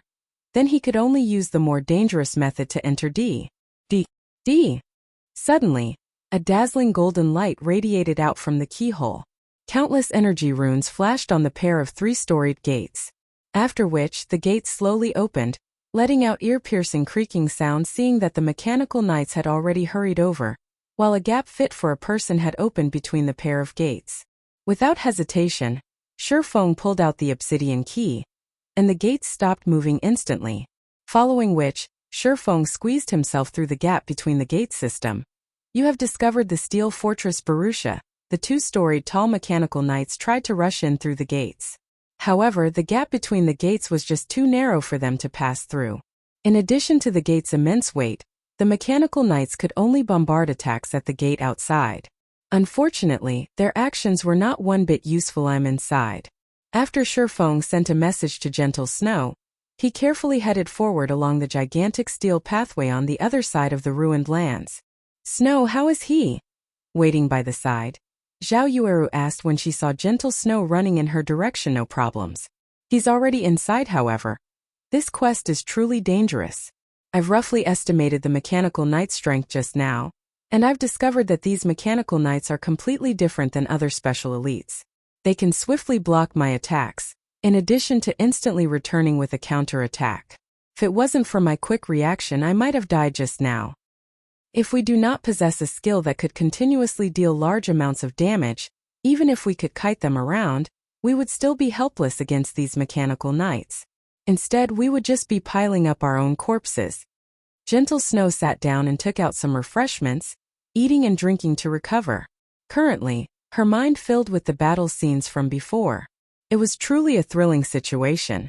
Just by receiving the shockwave, which resulted from the mechanical knight's pike striking the ground, she lost over 200 HP.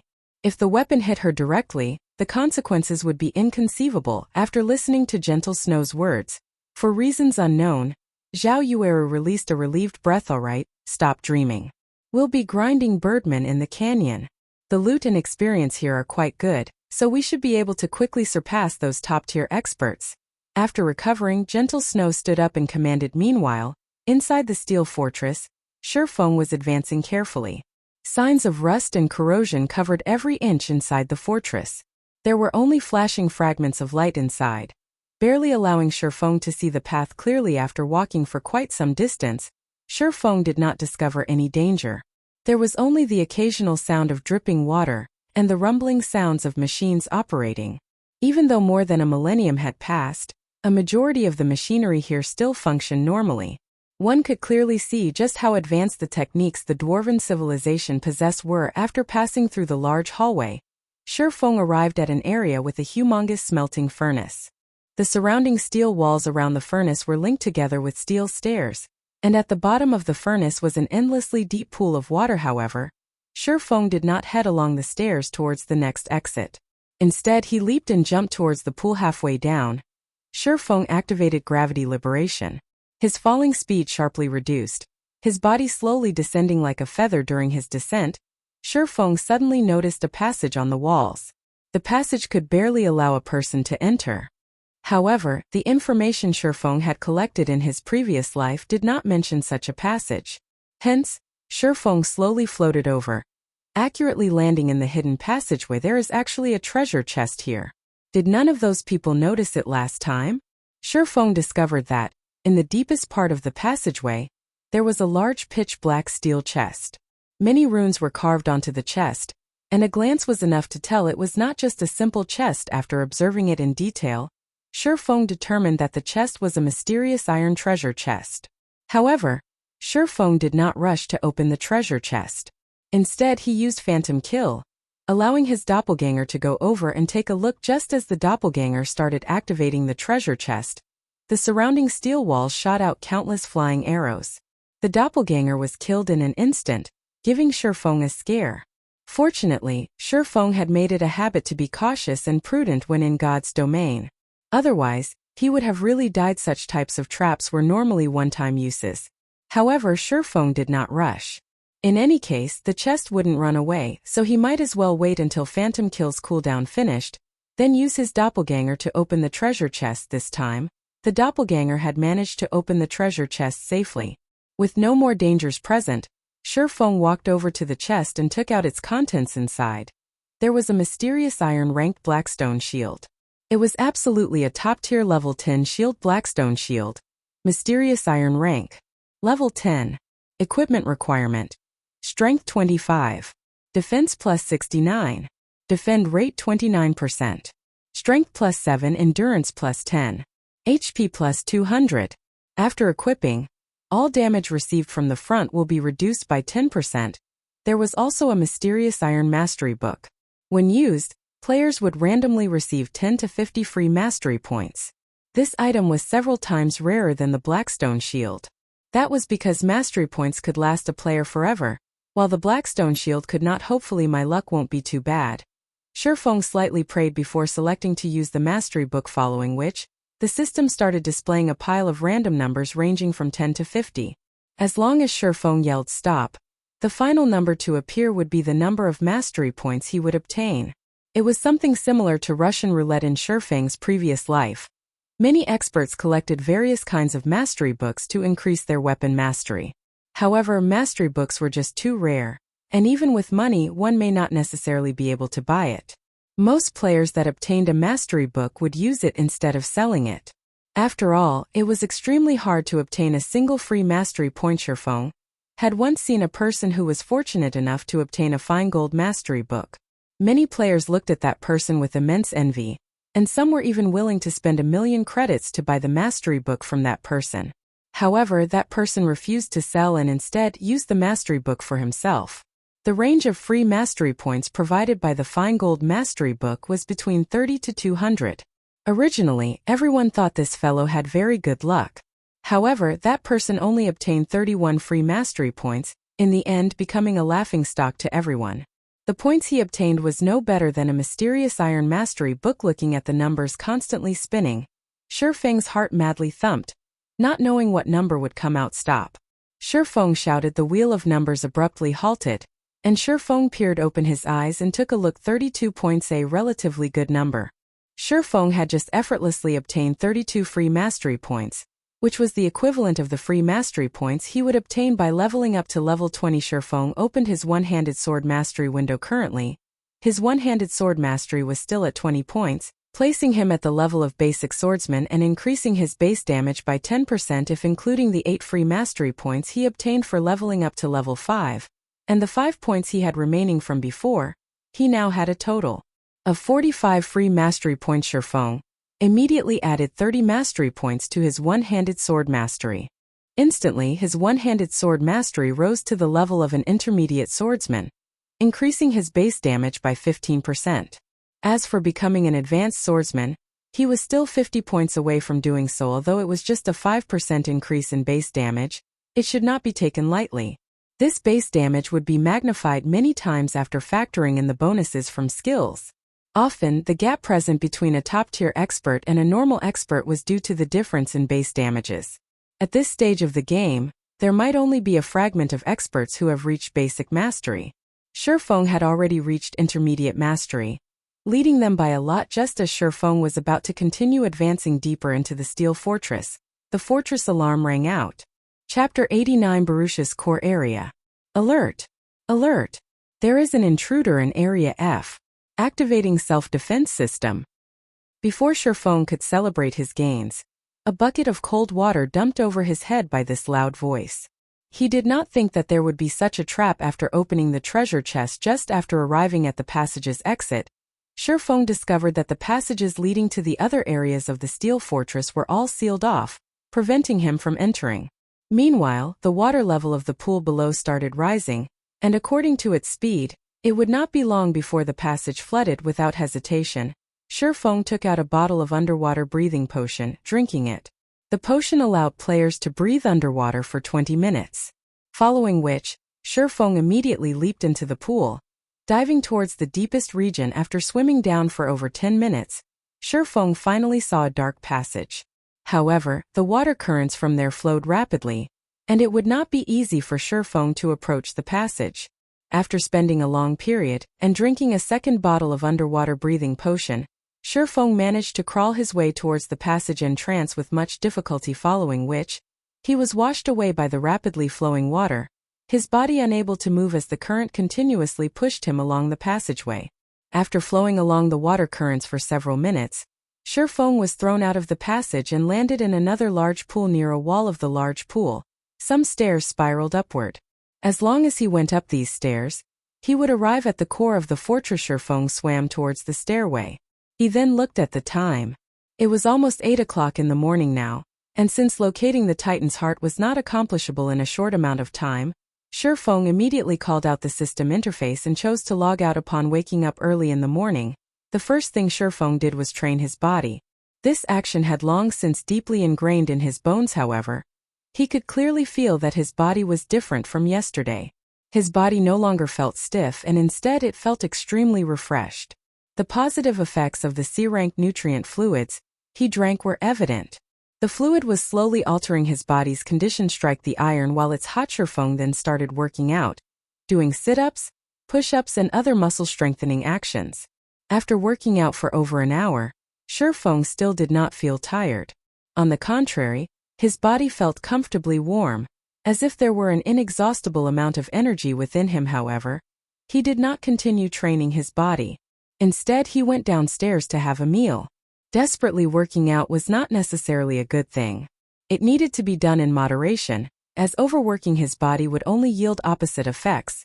After going through a night's struggle, the gold coins he sold and the credits he obtained from Gentle Snow filled his current bank account with over 200,000 credits. A night of his efforts was worth 2 months of salary of an executive from a big company. This was the power of God's domain that had turned around the virtual economy. After a year, becoming rich overnight in God's domain was not a strange affair whatsoever. Unfortunately, not many enterprises had discovered this fact yet. By the time they did discover it, they would have lagged far behind those companies that invested in God's domain in the beginning. After eating, Shifeng made a trip to the bank. He specifically retrieved 30,000 credits, intending to buy the virtual reality helmets he rented. Otherwise, if he were to leave it and forget about it, he would eventually be forced out of the game. At that time, he would have to wait until the next working day before handling the necessary procedures, and only after could he continue playing. Currently, the game was in a sprinting stage. If Shifeng were to fall behind by a day, it would be extremely difficult for him to catch back up. It was also a good chance for Shifeng to invite Blackie out for a stroll. If Blackie always hid inside his dormitory, his body was bound to have problems. There were very few people on the streets of the university early in the morning. There were only some sports societies doing their morning exercises, warming up for their workout later on. Watching these university students that radiated youth, Shifeng felt an unreal feeling. It was as if the 10 years he spent battling in God's domain were just an illusion that would vanish with just a touch. Walking along the roadside, Shifeng admired the university campus as he headed towards Blackie's dormitory. He was experiencing the sceneries on the campus that he paid no attention to in his previous life. As he was about to enter into Blackie's dormitory, Shifeng heard sounds of laughter coming from within. Blackie, weren't you extremely confident in getting into Shadow Workshop before? I've been waiting for you for several days now, so why haven't I seen you there yet? Wu-ee, haven't I already said it before? I joined another workshop, so I didn't participate in Shadow's test. Blackie, don't try to trick me. Where in the entire Jinhai University is there another workshop? What is it called? How many members does it have? Who established it? Can you tell me that? If they treat players well, I might even decide to join. Being asked in such a way, Blackie suddenly realized that Shifeng did not actually tell him the name of their workshop. As for the number of members, taking everything into account, there were exactly 6 people. Not to mention having a workshop to play God's domain, they possessed absolutely nothing right now and were even riddled with debt. Blackie, stop being obstinate. I know that you didn't pass Shadow's test. If it really is no good, then let Brother Wu plead for you. In any case, Brother Wu is currently an official member. Who knows, you might be able to become an outer member of Shadow. At the very least, you could continue playing God's domain, and earning 2,000 credits a month should not be a problem. Don't forget, the trial period for the virtual gaming helmet is only 10 days. After this period you will not be able to continue playing the game. Blackie's fellow dorm mate sneered. It can't be. Right?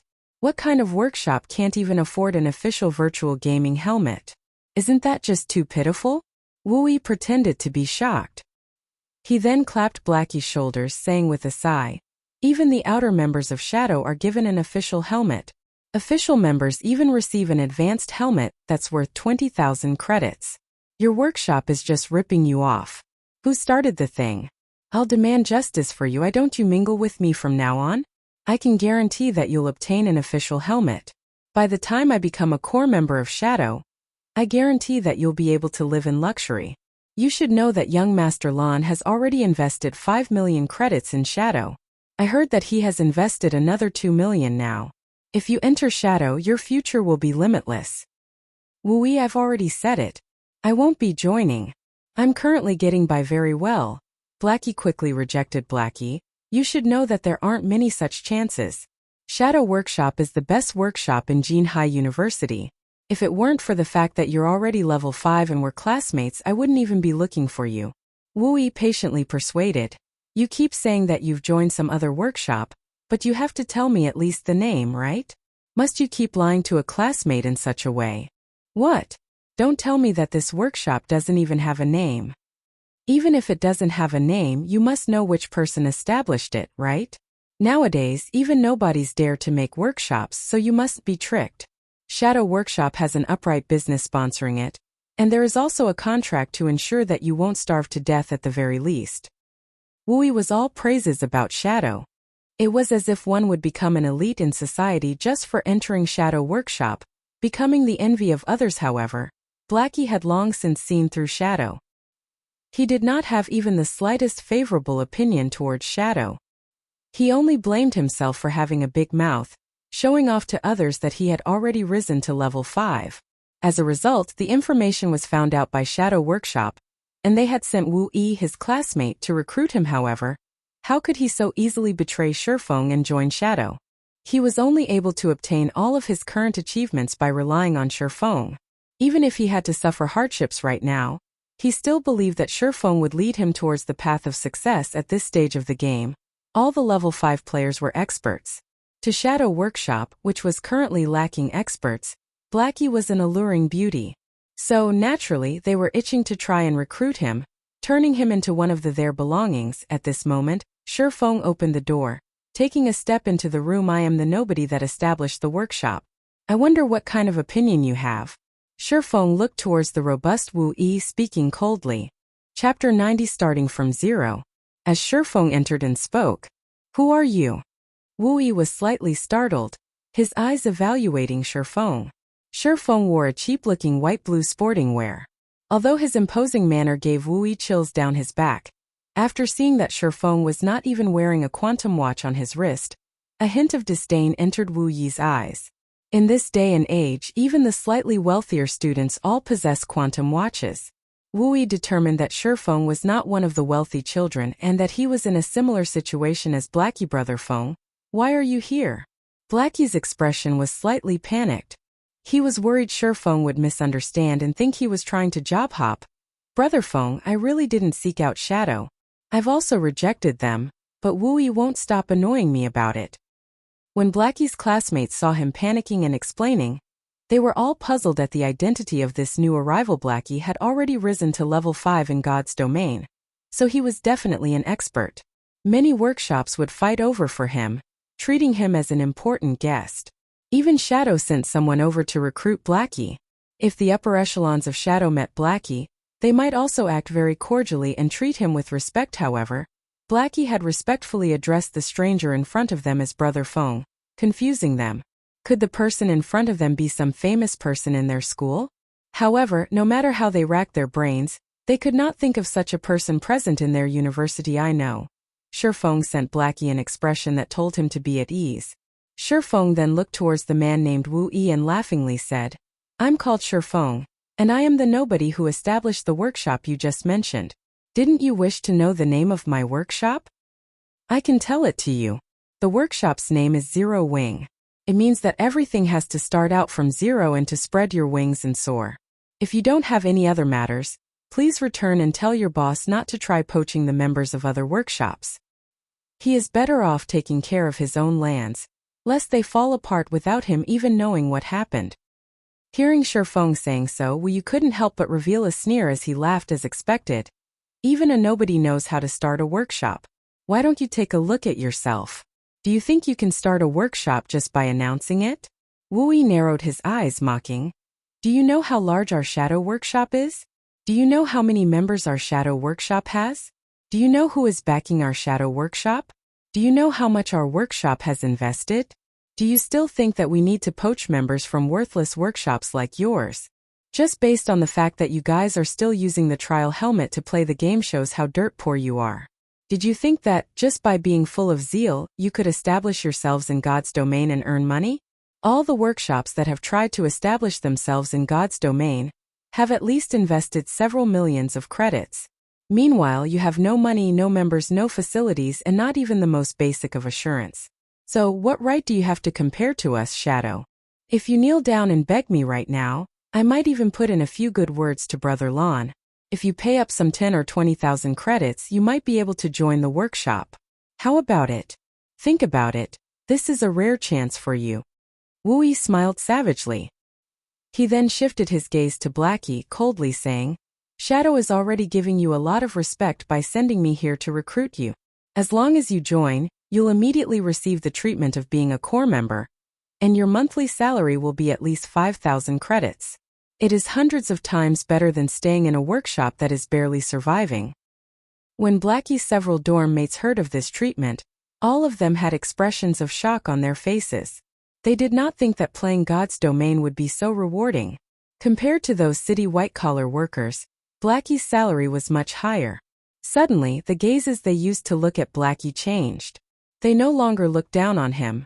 Rather, their gazes now filled with envy and admiration. They were only several months away from graduating from the university. Right now, they were still having headaches over finding jobs. Meanwhile, Blackie had someone personally coming to his door to recruit him, and the other party had even offered a minimum monthly salary of 5,000. As the saying went, comparisons are odious. If they had known about this earlier, they would have properly played games and gave God's domain a try. They might have even become experts. They would not have had to chase after girls for their 4 years in universities and been looked down upon by those girls. If they managed to earn money, beauties would be lined up for their choosing. However, after listening to Wu Yi, Blackie instead started laughing. Wu Yi actually dared to make fun of the workshop Shifeng had started, calling it worthless, and even wanted to make Shifeng kneel before him in order to join Shadow. He was retarded. The snow goddess is even paying attention to Brother Feng, and she even wanted to recruit Shifeng. Who was the snow goddess? She was the vice captain of the first-rate guild Ouroboros. She was the publicly acknowledged goddess of the virtual gaming world. Compared to Ouroboros, Shadow Workshop was not even worth a dime. Seeing Wu Yi's mood sour, Blackie sneered at him and said, Wu Yi, even if you exaggerate it to no end, my decision will remain unchanged. Although Zero Wing Workshop has just started, I believe that our future achievements will definitely be greater than Shadow's. I advise you to leave Shadow a little earlier and join our Zero Wing Workshop. I'll ask Brother Feng for a favor. If you kneel and apologize to him, who knows, you might even be able to become a member of Zero Wing. Blackie's dorm mates were shocked upon hearing him. His declaration confused them greatly. In the end, which workshop was truly the awesome one? Could it be that, nowadays, choosing the workshop that couldn't even afford an official gaming helmet was the right choice? You are simply unreasonable. Wu Yi was almost speechless with anger. Blackie actually used his own words to make fun of him. If it weren't for Brother Zhang instructing him that he definitely must invite Blackie, he would have long since left. It was against his expectations that Blackie would have a brain defect, throwing away a good future and insisting on mingling in a gutter-like place. Blackie, I am only reminding you because I value talent. Our Shadow is currently trying to annex the 45th ranked workshop in Jinhai City, Hungry Wolf's Workshop. When Shadow succeeds in doing so, we will rank at the top of all of Jinhai City. If you were to miss this chance now, there would be no more chances for you in the future. Wu Yi shot a glance at Shifeng, coldly saying, "Meanwhile, your workshop can't even afford the official gaming helmet. How do you plan to play God's domain in the future? It would be better if you joined Shadow. A great future is awaiting you here." Faced with such a brazen way of poaching people, even if Shifeng's temper were much cooler, he would still get slightly angry since they were fated to battle each other. Then battle it was. Who said that our workshop couldn't afford the official gaming helmet? Shifeng took out the 20,000 credits from his pocket, casually throwing it on the table, saying, "I previously decided that starting a workshop would be too sudden, and I was never able to decide which type of official gaming helmet I would buy. So, I was only using the trial helmet as a temporary replacement. However, today I'm here to give Blackie the money to buy an advanced gaming helmet, but really, it's not that I'm trying to criticize Shadow, but aren't you guys being too cheap and poaching for people? The salary I'm giving Blackie is 20,000 credits minimum. Your Shadow is so rich and has invested so much, yet the salary you're offering is only a minimum of 5,000 credits? When Blackie saw the shining white credits on the table, he turned to look at Shifeng's astonished eyes. Nobody was more knowledgeable of Shifeng's financial condition than he was, so how was he able to suddenly throw down 20,000 credits? Could it be that Shifeng robbed a bank? The others in the dormitory swallowed their saliva when they saw the credits scattered across the table. Usually, Blackie remained hidden and did not seem like anything special. They did not think that his monthly salary would be 20,000 credits. It was no wonder why he refused to join Shadow Workshop. After all, Shadow was only offering him 5,000 credits, 4 times less than his current earnings. Even an idiot would know which side to choose. What was even more unthinkable was that Shifeng, who was wearing a suit of cheaply looking sportswear, was actually a brother tycoon. Chapter 91, Going Through Thick and Thin Together.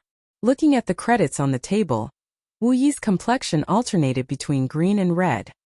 His face was gloomy to the degree of being able to squeeze water out. How was this possible?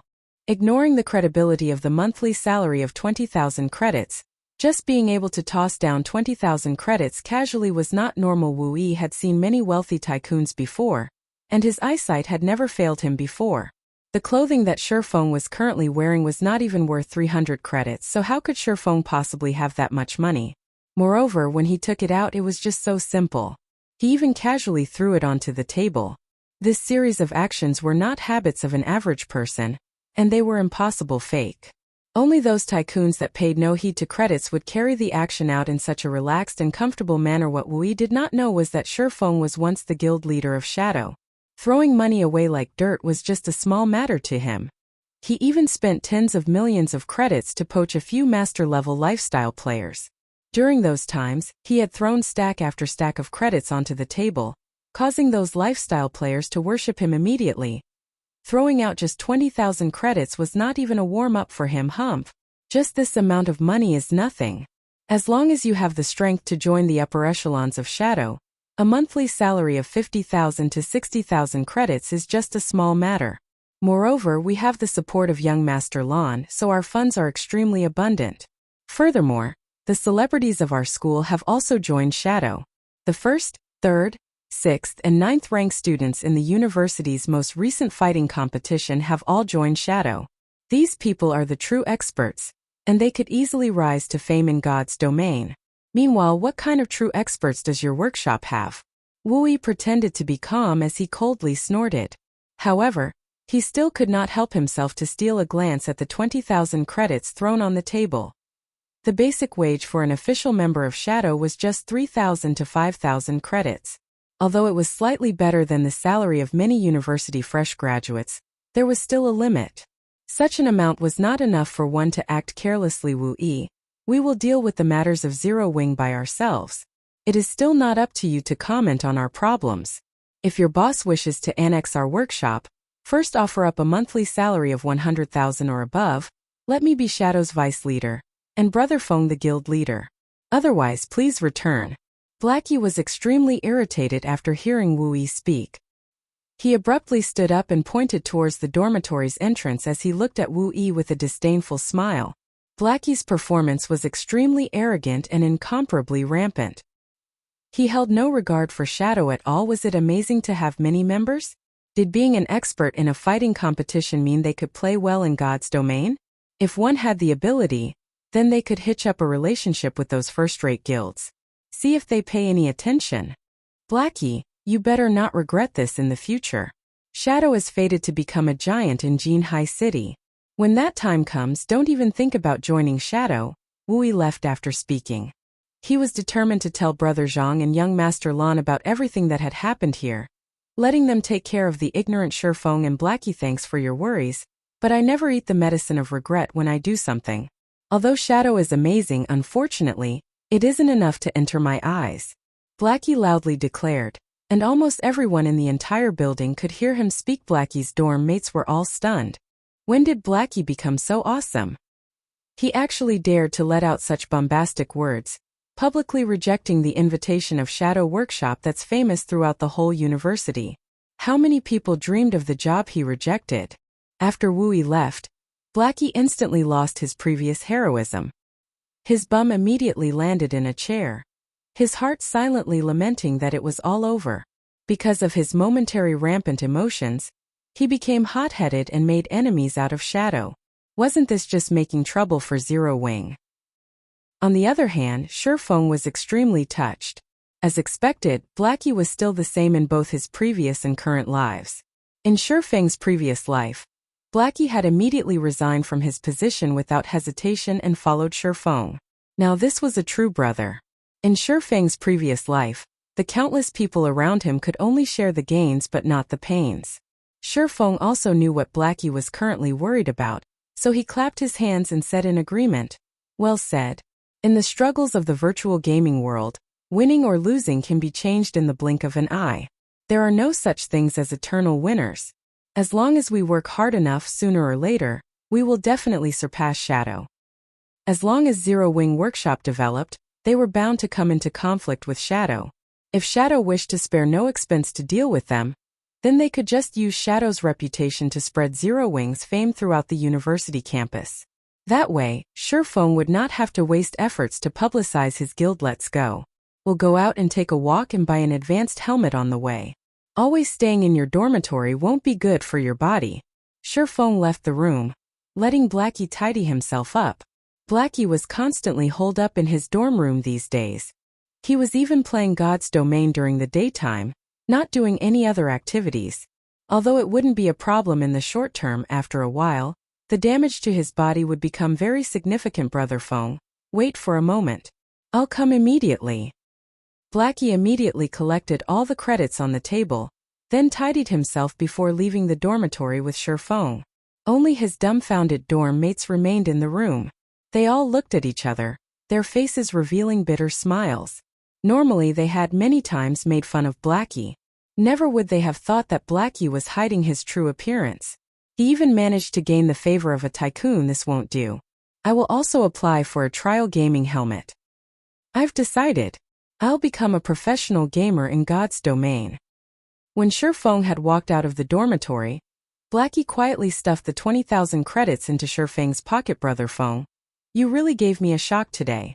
However, the way you threw out the money was just too cool. I felt awesome just seeing Wu Yi's expression. But you better keep this money properly. Don't simply throw it around next time. Blackie said excitedly. What are you trying to do? Shifeng slightly wrinkled his brows. He then gave the money back to Blackie. He had never been putting up an act. From the beginning, he intended to give Blackie the money. He knew that Blackie's family situation was not that good either.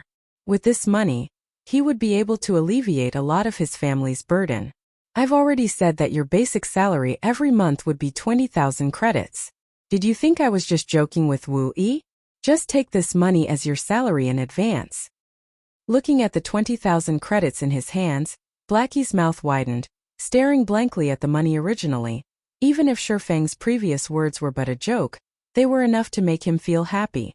However, looking at Shifeng's expression, he knew that Shifeng was not joking. Shifeng had truly intended to give him a monthly salary of 20,000 credits. Moreover, Shifeng intended to give him the money that he was currently holding. However, where did all this money come from? Blackie was extremely clear about Shifeng's condition. Being able to borrow 20,000 credits was already a difficult feat now. Shi Feng was even giving all of it to him. This was just insane, Brother Feng. If you give away this money, what will you do about the workshop? Moreover, the deadline for the trial gaming helmets is almost up. You are bound to have to buy the official gaming helmet, right? Won't this money be just the right amount to buy it? In any case, I'm currently not in need of money. Blackie pushed the credits back to Shi Feng again. It would be a lie if he were to say that the 20,000 credits didn't attract him. However, he couldn't just ignore his brother's situation just because of some money. Shi Feng could naturally discern Blackie's worries. He clapped Blackie's shoulders and couldn't help but reveal a smile. His bank account currently held over 100,000 credits, and most likely during this period it had risen to over 200,000 credits. In another 10 days or so, he would earn even more money. You don't have to worry about this. You also don't have to worry about the matter of the gaming helmets. Haven't I said it already? Leave the matters regarding money to me. Shi Feng possessed the memories of his previous life. He was also the guild leader of Shadow. All beginnings had with hardships. Although earning the initial fundings was extremely difficult, as long as he obtained them, the following matters would become much easier to deal with. If he did not even possess the method of making money with money, then how would he have been able to turn Shadow into a second-rate guild? Brother Feng, you couldn't have possibly. Seeing that Shi Feng was so confident, Blackie's first feelings were not excitement or happiness. Instead, he was trembling. He worried that Shi Feng might have done something bad, such as being by a rich woman to obtain this money. Compared to borrowing the money, this was a much more horrifying scenario. What are you blindly thinking about? Don't forget about the matter of cooperation we have with Gentle Snow. This is just the compensation she has given. Now we no longer have to stay poor and blank. We already have some funds, so relax. Shi Feng rolled his eyes at Blackie. This fellow's thinking was just too slanted. Shi Feng did not reveal the real truth. Otherwise, it would be extremely hard for him to explain. So he simply pushed everything onto Gentle Snow. In any case, Gentle Snow was the great goddess that everybody knew, and Blackie heard Shi Feng.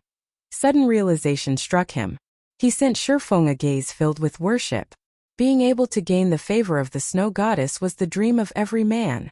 It was as expected of Brother Feng. His methods were just too awesome. Chapter 92 Virtual Reality. Inside a finely decorated office, a robust man with thick eyebrows sat in an office chair as his fingers tapped on the desk. In his other hand, he was flipping through a thick stack of resumes. Dang. Dang. Dang. Enter. The man with the thick eyebrows said in a deep tone. Brother Zhang, I've done the thing that you asked of me. Wu Yi gently opened the door and carefully entered.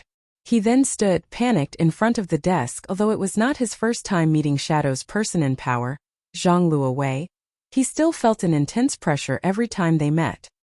He was always scared and on edge whenever he spoke with this person in Shadow Workshop. Aside from Lan Hailong, Zhang Luowei's authority was the highest. Moreover, Zhang Luowei was the champion of Jinhai University's fighting competition. He was also one of the hot contenders for becoming the champion of Jinhai City's fighting competition. Even Lan Hailong was respectful before this person, as one of the main reasons why Shadow became so popular within the university was due to Zhang Luowei's personal fame. Sit. Tell me about it. Zhang Luowei placed the resumes to a side, his finger pointing towards the leathered sofa in front of his desk. Although Zhang Luowei looked like an amiable person, Wu Yi knew that, below that appearance, there was an abyss-like horror. Zhang Luowei's personality was both vicious and merciless. Otherwise, he wouldn't have been able to suppress fighting experts like Zhou Yuhu and others. After some thought, Wu Yi slightly organized his words before saying, Brother Zhang, the others have already agreed. It is only that Blackie that is a stone inside a latrine pit, both smelly and hard.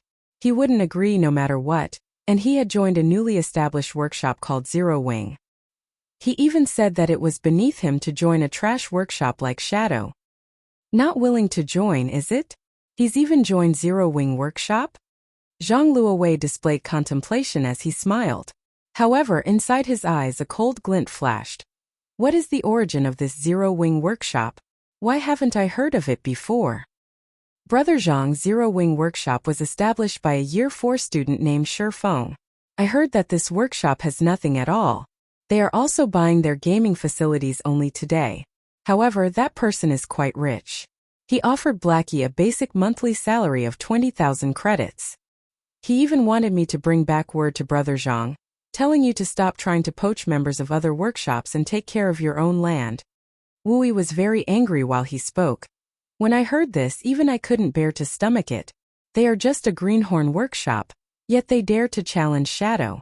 Brother Zhang, how about I take some men to extinguish their overwhelming attitude? Shifeng, is it? I seem to have heard this name before. Zhang Luowei wrinkled his brows slightly, trying to figure out where he heard this name. However, after thinking for some time, he still could not recall. He shook his head, saying, "Don't bother with them. In a few days, the school will be holding the annual fellowship party. This is a great chance for Shadow to have a meteoric rise, so we don't have the time to waste on these little workshops." Right, you organize the newly recruited members and have them quickly level up. The guilds in White River City will be starting the competition over the honor of getting the first clear for the 20-man dungeon very soon. We also have to fight for the fame obtaining the first clear of a level 5 dungeon.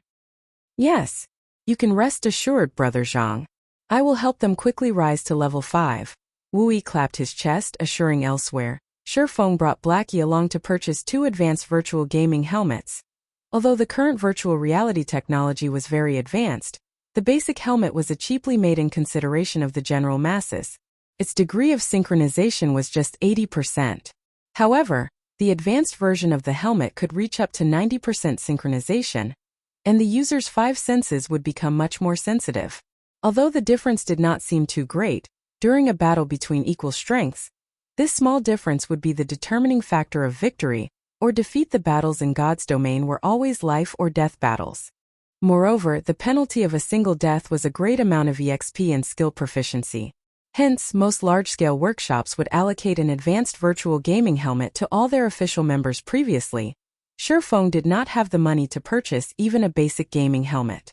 Now that he had the money, however, he naturally would not fall behind in this aspect. After purchasing the advanced gaming helmets, Shifeng found a good restaurant and ordered some high-class nutrition meals. He ate with Blackie as they talked about the future development of their workshop. Such a situation made Blackie feel like he was in a dream. God's domain had only been running for slightly more than 3 days. Not only had Shifeng solved the problem of the gaming helmets, but Shifeng also brought him to a high-class restaurant for a meal and discussion of the matters of developing their workshop. The more unbelievable thing was that Shifeng unhesitatingly gave him a salary of 20,000 credits. Just how many university students' dream was it to have a monthly salary of 20,000 credits? On the other hand, he hadn't even helped Shifeng out much, yet he was able to obtain such a salary. Although Blackie did not voice it, inwardly, he was extremely moved. He felt extremely apologetic to Shifeng, so he silently swore that he would work hard to be of help to Shifeng. Shifeng and Blackie conversed for a long time. They properly discussed the matters regarding the future development of their workshop. They also prepared to officially recruit Lonely Snow and the others, establishing a real workshop. The remaining matters were to find a location to set up their workshop, purchasing facilities for the workshop, and the workshop's administration. Brother Feng, leave these to me since I'm usually doing nothing during the day. It is already hard on you just to level up and earn money. Anyway, I am an economy and management major, so it is a great chance for me to display my specialty. I guarantee that you will be satisfied, Blackie assured. He couldn't help but want to start his work immediately. Good. Then I'll leave it to you. Shifeng smiled. He felt extremely relieved with Blackie managing things after the two parted. Shifeng sent a message to his parents. He then sent them 3,000 credits, telling them not to send him living expenses any longer. He told them that he had already found a good job, and that he was able to support himself financially. Shifeng was still not ready to tell his parents about everything. If he were to tell them that he had earned over 200,000 credits in just a few days, they would most likely not accept it. So, he might as well take it slow, gradually increasing the money he sent them. That way, his old folks would be able to gradually accept it, thinking it reasonable and fair. At 7 o'clock in the evening, after having his meal, Shifeng drank a bottle of C-rank nutrient fluid. He put on the newly bought advanced virtual gaming helmet, starting his conquest in God's domain. Upon entering God's domain this time, the sensation Shifeng felt when he stood beside the large pool was completely different. The cool breeze blowing, the sounds water flowing into the pool, the scratches and rust that were clearly visible on the steel walls. the faint smell of machine oil. Even the feeling of manipulating his own body had become much more relaxed. Shifeng flexed his body on the stairway. He then pulled out his swords, slashing out streak after streak of beautiful sword images. The sword images kept flickering in and out of existence, giving an unpredictable feeling. The feeling I had while playing God's Domain in the previous life is finally back. Shifeng stopped waving his swords. Extremely pleased with his current condition in his previous life, Shifeng was used to using the virtual reality cabin. The virtual reality cabin's synchronizing rate could reach up to 97%. In God's Domain, if the system interface, status indicators and other such things weren't present, players would be practically unable to differentiate between the real world and the virtual world. After getting used to his body, Shifeng felt that he should start searching for the Titan's heart. Chapter 93 Dark Clown. The spiral staircase led directly to the core control area on the highest floor. After climbing an unknown number of steps, Shifeng arrived at a winding corridor that led towards the core area. Ancient magical runes were carved into the walls on both sides of the corridor, and even though almost a millennium had passed, this corridor was still gleaming with light. Only some parts of the corridor had decayed, damaging the magical circuits etched in it and plunging those particular areas into darkness. Fortunately, not many parts of the corridor were badly decayed, so Shifeng was still able to clearly see the entirety of the long, narrow, and maze-like corridor. Just after Shifeng set foot into the corridor, the alarm once again rang out. Alert! Alert! The intruder has already invaded Area A of the fortress, the magic corridor. Activating guardian statues on duty. Shifeng then heard loud booming noises coming from the corridor. As if some gigantic machine had started moving, Shifeng no longer dared advance slowly. He immediately used a speed scroll, dashing through the magic corridor at flying speed. After taking several turns in the magic corridor, Shifeng discovered a machine that had a flashing red light. Although this machine was just the size of a football, it was constantly producing alarms, as if it were a tool meant for guiding the guardian statue. Sentinel Guard, common monster. Level 10. HP 200/200. Shifeng immediately understood how he was so easily discovered. This Sentinel Guard was just like a radar. It could detect enemies within a range of 500 yards, and after discovering them, it would set off an alarm. The distance between the entrance of the corridor and this location was roughly around 500 yards, so the Sentinel Guard was able to immediately discover Shifeng. As long as Shifeng could get rid of it, then he would be able to rid himself of the alarms of this area. However, this thing had very sensitive reactions. It would not let any enemies get within 30 yards.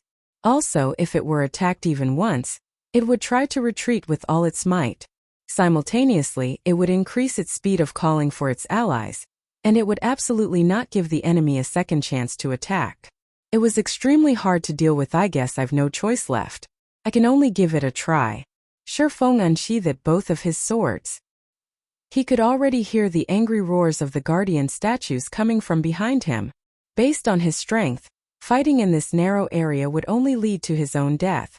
His only chance of throwing off those guardian statues was to get rid of this Sentinel Guard. When Shifeng was nearing the 30-yard range, just as the Sentinel Guard was about to break into a run, Shifeng's eyes locked onto the Sentinel Guard. The muscles in both of his arms bulged, and with the strength of his entire body, he cast out both swords. Both swords flew towards the Sentinel Guard. Precision throw. The throwing distance of the skill was just at 30 yards, and it caused 150% of his weapon's damage. The Sentinel Guard was extremely vigilant. It rapidly moved its body, immediately dodging the crimson blade that flew at it. However, the Sentinel Guard's dodge had, in turn, placed it in the flight path of Shifeng's second sword, the Abyssal Blade Pung. The Abyssal Blade pierced through the Sentinel Guard, causing -211 damage and instantly killing its system. Level 10 Sentinel Guard killed. Level difference of 4. EXP obtained increased by 400%. Obtained 800 EXP. Shifeng activated Windwalk, his speed once again increasing by a notch as he rushed to pull out his swords that pierced into the ground. He then rushed towards the magic corridor's exit. Without the guidance of the Sentinel Guard, the guardian statues were like flies that lost their eyes. They ran around all over the place, completely unable to find Shifeng. More than a dozen minutes later, after getting rid of another 3 Sentinel Guards, Shifeng finally escaped the magic corridor, Arriving at the control room, there was a barrier in the central region of the control room. A dark gray-colored sphere of iron was placed inside the barrier. This sphere of iron was the heart of the steel fortress, and it was the fortress source of energy. It was the Titan's heart. I never thought that, after so many years have passed, there would still be somebody who would come to this place. Before Sherfong could examine the entire control room in detail, he heard a deep sneer coming from the entrance of the barrier. This sound was bone-chilling, and no human was capable of producing such a sound. Only a puppet or a corpse would be capable of sounding so emotionless. Welcome to my steel fortress Barrutia. In order to celebrate your arrival, I've decided to use your fiery flesh and blood to feed my baby. Come out, Hellhound. Sherfong could faintly see the outline of a humanoid lifeform inside the barrier. However, the figure seemed to be currently absorbing the energy of the Titan's heart, so it did not have surplus powers to deal with Sherfong, sending out its pet in its stead. Ao. Ao. Ao. A large black dog, its entire body covered in flames, rushed out from the barrier. Hellhound Elite Rank. Level 15. HP 6000/6000. Crap, did I come at a bad time? Sherfeng's brows slightly wrinkled as he observed the Hellhound. According to the information in his previous life, there were definitely no lifeforms or monsters in this place. The person that did the quest was able to safely take the Titan's heart away. So why was it that, when it was his turn to do the quest, a mysterious character appeared here, trying to steal the Titan's heart's energy? However, Sherfong also thought of another possibility. This mysterious character stole all the energy of the Titan's heart first.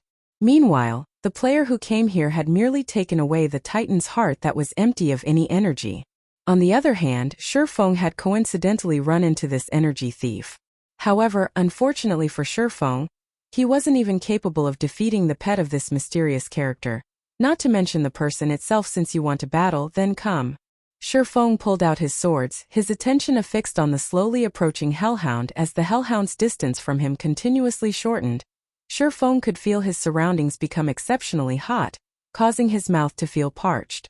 Sherfong thought of taking out a cold beverage to enjoy, but he currently couldn't carelessly move about. He would immediately reveal a weak point as soon as he moved. As a level 15 elite monster, the Hellhound's intelligence was already extremely high. It was the reason why it leisurely walked towards Sherfong. That was because the Hellhound knew the best time for it to launch an attack. As long as Sherfong revealed a gap, it would immediately bite at him with all its might, not letting go of Sherfong until he was completely dead. In the confrontation between the two, after all was said and done, the Hellhound was still the more powerful. So, naturally, it would not simply wait. Its legs immediately pushed against the ground, leaping high into the air and transforming into a ball of fire. It then opened its flaming maw. Sherfong rolled to a side, dodging the Hellhound's pouncing attack. However, immediately after the Hellhound landed, its flaming claws slashed horizontally. Sherfong had long since prepared for this, so he used both of his swords to parry. Although Sherfong did not receive any damage, his entire body was thrown. The Hellhound immediately opened its large mouth, spewing scorching hot flames. The flames wrapped around Sherfong completely, preventing him from escaping. Sherfong clenched his teeth. He used Phantom Kill, and at the moment of imminent peril, he swapped positions with his doppelganger in mid-air. Sherfong's doppelganger was immediately swallowed by the flames, instantly turning into a pile of ash. Meanwhile, the system notification showed a damage of up to -3,000. Even if Sherfong were to take the hit with his HP full and all of his life shield activated, he still wouldn't be able to shoulder this attack. Sherfong clearly felt how powerful the Hellhound was. Such damage was definitely not something a level 15 elite monster could dish out. Its strength was greatly increased because of the quest storyline. According to his experience, Sherfong estimated the Hellhound's actual level to be over level 30, and it should be a Lord rank boss if the pet were already this powerful. Then what about its owner? Seeing that the Hellhound's flaming claws were about to slap down at him, Sherfong used Abyssal Bind. Even if the Hellhound were any stronger, it would still be restricted for 3 seconds, following which, Sherfong rushed into the barrier at the center of the room. Currently, the best option Sherfong possessed was to snatch the Titan's heart and swiftly depart. However, just after entering the barrier, Sherfong immediately became shocked upon seeing this mysterious person's true identity. Dark Clown. Feng immediately recognized the identity of this mysterious character. His heart could not help but be surprised. Why is such a bastard here? Chapter 94 Titan's Heart. Although Feng was shocked, his feet never stopped moving. His figure turned into an after-image as he rushed towards the Titan's heart, located at the center of the barrier.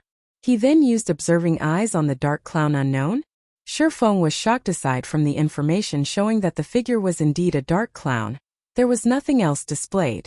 All of it was just question marks. There were only two possibilities for such a situation to occur. The first was that the dark clown was equipping an advanced camouflage item. The other was that its strength was simply too overwhelming, preventing the basic observing eyes from identifying it. It was very clearly the latter situation taking place in this case. According to Feng's memories, dark clowns were a group of mysterious lifeforms. They always wore clown clothing with many bells as decorations. They looked human but were not human. However, neither were they living spirits. Each one of them was extremely powerful. They could simply appear at any location, and they could come and go without leaving behind a single trace. Even if it was the palace of Star Moon Kingdom, they could still easily enter it. However, this was but a small matter. Feng had previously seen a Tier 3 Great Druid NPC die at the hands of the Dark Clowns. Their methods of attacking were simply unforgettable. The attacks were impossible to avoid. Despicable human, you actually dare barge into this place. The Dark Clown had its face wrapped in a black cloth, revealing only its two glowing red eyes. Although its enraged expression could not be seen, its tone was extremely agitated. Streak after streak of green-colored energy was currently being absorbed by the Dark Clown. Clearly it was a crucial moment, so it was unable to take action against Feng. This situation gave Feng a chance to prevent this assimilation ceremony and deal heavy damage to the Dark Clown. Otherwise, when this critical period passed, the Dark Clown, which was capable of killing even a Tier 3 Great Druid, would instantly kill Feng with just a wave of its hand. Cyber, get rid of him for me. The Dark Clown urged. Feng revealed a faint smile. Seeing the Dark Clown's anxious appearance, Feng tried even harder to deal some damage against it. As for the Hellhound behind him, it was still restricted by chains. It was too late. Even if it tried to rush over to Feng chop, Feng used all of his strength. With the flick of his wrist, a large explosion sounded out. The Abyssal blade turned into a streak of black light, piercing directly towards the magic circle that was absorbing energy from the Titan's heart. Dang! The magic weapon Abyssal blade, which had been successful in every previous endeavor, was blocked outside of the magic array. It created brilliant white sparks as it collided with the magic array, dealing no damage at all to the absorption magic array. Pitiful human. Did you think a weak little swordsman like you could destroy my magic array? Just give up and become Cyber's food. Who knows, I might even let your soul go. Otherwise, prepare for endless pain after you die. The Dark Clown threatened. At this moment, the Hellhound rushed over. Just a clown. Yet you dare spout nonsense. Did you think I have no ways to deal with you? Feng sneered. He took out a dark, gray-colored magic scroll from his bag. No. You're literally insane. Do you know what you are trying to do? The Dark Clown abruptly yelled out in shock after seeing this piece of dark, gray-colored magic scroll. It seems you know your stuff. At worst, we'll both die together. Feng did not wish to use this item either. However, he was going to die anyway, so why should he still care? He then unfolded the magic scroll, and his mouth started chanting the activation incantation. This was one of the only 3 Tier 2 magic scrolls that Feng possessed. Obliterating Torrent. It possessed the ability to devour all magic elements, turning them into nothingness. This magic scroll belonged to the peak of Tier 2 magic scrolls. Suddenly, the magic elements in the center of the barrier surged, becoming incomparably violent, following which it started collapsing without any signs of stopping. The absorption magic array was made up of magic elements, so naturally, it could not escape its fate as it collapsed and exploded. The entire magic array was similar to frying beans, producing crackling sounds. The magic array loudly exploded, dispersing streak after streak of dazzling shockwave. Feng immediately activated Defensive Blade, becoming immune to the damage of 6 ranged attacks. He then rushed towards the Titan's heart. However, it was not easy to collect the Titan's heart. Feng either had to deplete all the energy the Titan's heart possessed, or he would need to have the key to remove the barrier. Fortunately, Shifeng had the key. In the midst of the explosions, Shifeng unlocked the barrier protecting the Titan's heart, then stored it in his bag. The shockwaves created by the obliterating torrent sent the hellhound flying away, violently slamming it into a wall. The wall then split apart like a spiderweb, following which the hellhound heavily landed on the ground and didn't stand back up. However, the shockwaves of the explosion did no harm to the dark clown, as if they had just passed through its body. The dark clown's body seemed as though it did not exist in this plane of existence. However, the backlash from the magic ceremony failing had caused great damage to it. The dark clown silently glared at Shifeng, faintly having the intention to take action. Humph. Come if you have the ability. Shifeng smiled in disdain as he took out another deep blue-colored Tier 2 magic scroll. Shifeng had already obtained the Titan's heart. Even if he died, a quest item could not be dropped. The dark clown was already extremely weakened as well, and at most it would only be slightly stronger than him. Shifeng still had 2 pieces of Tier 2 magic scrolls. At worst, he would perish together with the dark clown. He could still revive after dying, but if the dark clown died, then it would truly be dead. Let's see who's afraid of who. Despicable human, I'll let you off this time. We will meet again sooner or later. It will be your death when that time comes. The dark clown gave up the notion of getting rid of Shifeng after seeing the magic scroll. It only left behind a ruthless remark as it disappeared from the control room. Together with the hellhound, Shifeng silently waited for a moment. After confirming no movements from his surroundings, he let loose a breath of relief. However, he did not store away the Tier 2 magic scroll. He truly did not wish to use the Tier 2 magic scroll and perish together with the dark clown. However, based on the dark clown's intelligence, it too would make the right choice. Shifeng had already obtained the Titan's heart.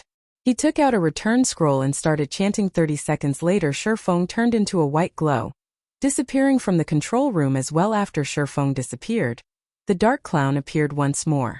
The red glow let out from its eyes became even more brilliant now. It clearly did not expect Shifeng to be so cautious. From beginning to end, Shifeng had never put away the Tier 2 magic scroll. Otherwise, it would have had a chance to kill Shifeng. Wretched human. The method I've spent more than 10 years researching to absorb the energy from the Titan's heart. When I recover, I will definitely make you wish for death. The dark clown bellowed. It abruptly waved its hand, and tens of flying blades destroyed the pedestal, which lost the protection of the barrier on the other side. Shifeng had already returned to Red Leaf Town. Currently, the amount of players in Red Leaf Town grew even greater. The streets were filled with players selling level 0 to level 2 common equipment and basic skill books. Shifeng took a look at his bag. It had been some time since gold coins stopped entering his account. He thus decided to go sell some items before going to hand in his quest. The previous forging designs were already sold out. Shifeng took out another 20 pieces of glimmer chestplate forging designs and placed them at the auction house to be sold in batches. At this time, a communication request came from Gentle Snow. 3 hours from now, meet up in front of Dark Moon Graveyard's entrance. Get your team prepared for it and bring the necessary potions. Our Ouroboros must definitely snatch the first clear of this dungeon this time, so we'll be looking forward to your performance. Gentle Snow's tone was very indifferent, as if she was giving out a command. It was completely different from their meeting just now. Will do. I'll definitely arrive 3 hours from now. However, Shifeng did not particularly mind it, as that was the snow goddess's regular attitude. He estimated the time, thinking that he should be able to make it. Neither of them traded unnecessary words, immediately disconnecting the call. After that, Shifeng purchased card sets and hard stones at the auction house. He also bought some materials required to make bronze equipment and mysterious iron equipment. After storing the materials inside the bank, Shifeng went on to buy some magic scrolls and necessary potions. He then ran towards the White Sand Ruins to turn in his quest. Chapter 95 Abyssal Devour. Blackie, how are things at your place at the moment?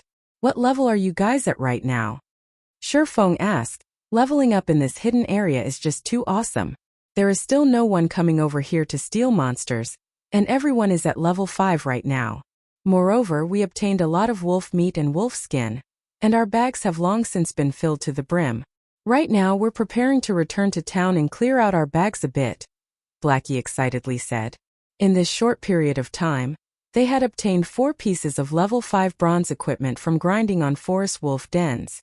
Amongst them there was a level 5 bronze staff that allowed Blackie's damage to increase by a lot. Full already? You guys sure are efficient. Shurfeng was slightly shocked.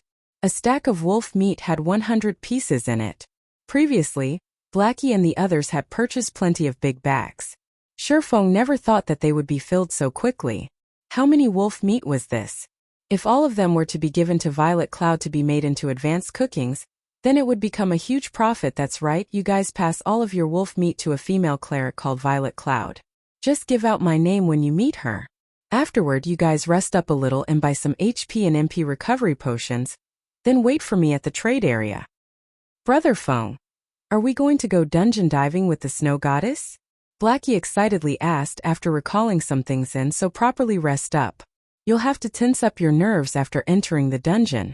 Shurfeng nodded his head, disconnecting the call. On the other hand, Blackie had nearly jumped up in excitement.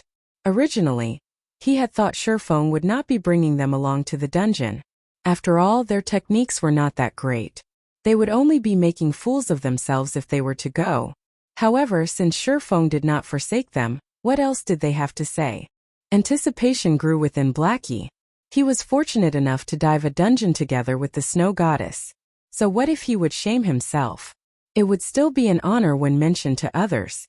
Regardless of what others may say, they would be players who had gone dungeon diving with the snow goddess in the same party. White Sand Ruins, Stonehammer Town. When the town mayor Blackbeard saw Shurfeng entering, he went forward and greeted Shurfeng in a very welcoming manner. Brother Yifeng, you've come.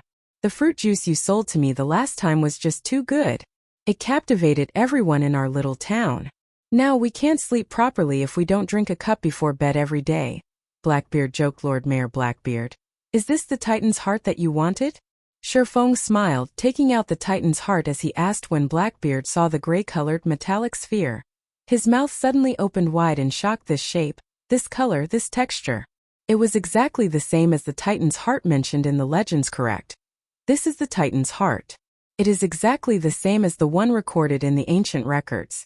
I never thought that I would be able to personally see it in my lifetime. Brother Yifeng, I truly did not think that you were such a powerful adventurer. For bringing back our Black Steel Dwarves' glory, I represent all Black Steel Dwarves in thanking you sincerely. Blackbeard excitedly received the Titan's heart, continuously thanking Shurfeng's system. Unique quest Steel Fortress Barrutia, completed. Rewarding 1 Black Steel insignia. Obtained Blackbeard's recommendation letter. Obtained Advanced Book of Magic. Rewarding 10,000 EXP. Reputation at Blacksteel Town has reached worship. The large amount of rewards dazzled Shurfeng's eyes. His level had also risen to 73% of level 6. Such a leveling speed had even exceeded that of those leveling madmen. Shurfeng did not care much about the amount of EXP. Instead, the other items were the most important ones. The rewards this time far exceeded Shurfeng's expectations. A Titan's heart that possessed no energy in it could transform a third-rate guild into a second-rate guild. However, right now the Titan's heart in Shurfeng's hand still possessed a quarter of its energy. Shurfeng never imagined the rewards to be so good in his previous life.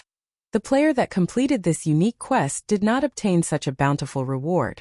The player had only obtained a recommendation letter, an intermediate book of magic, and reputation reaching the level of worship.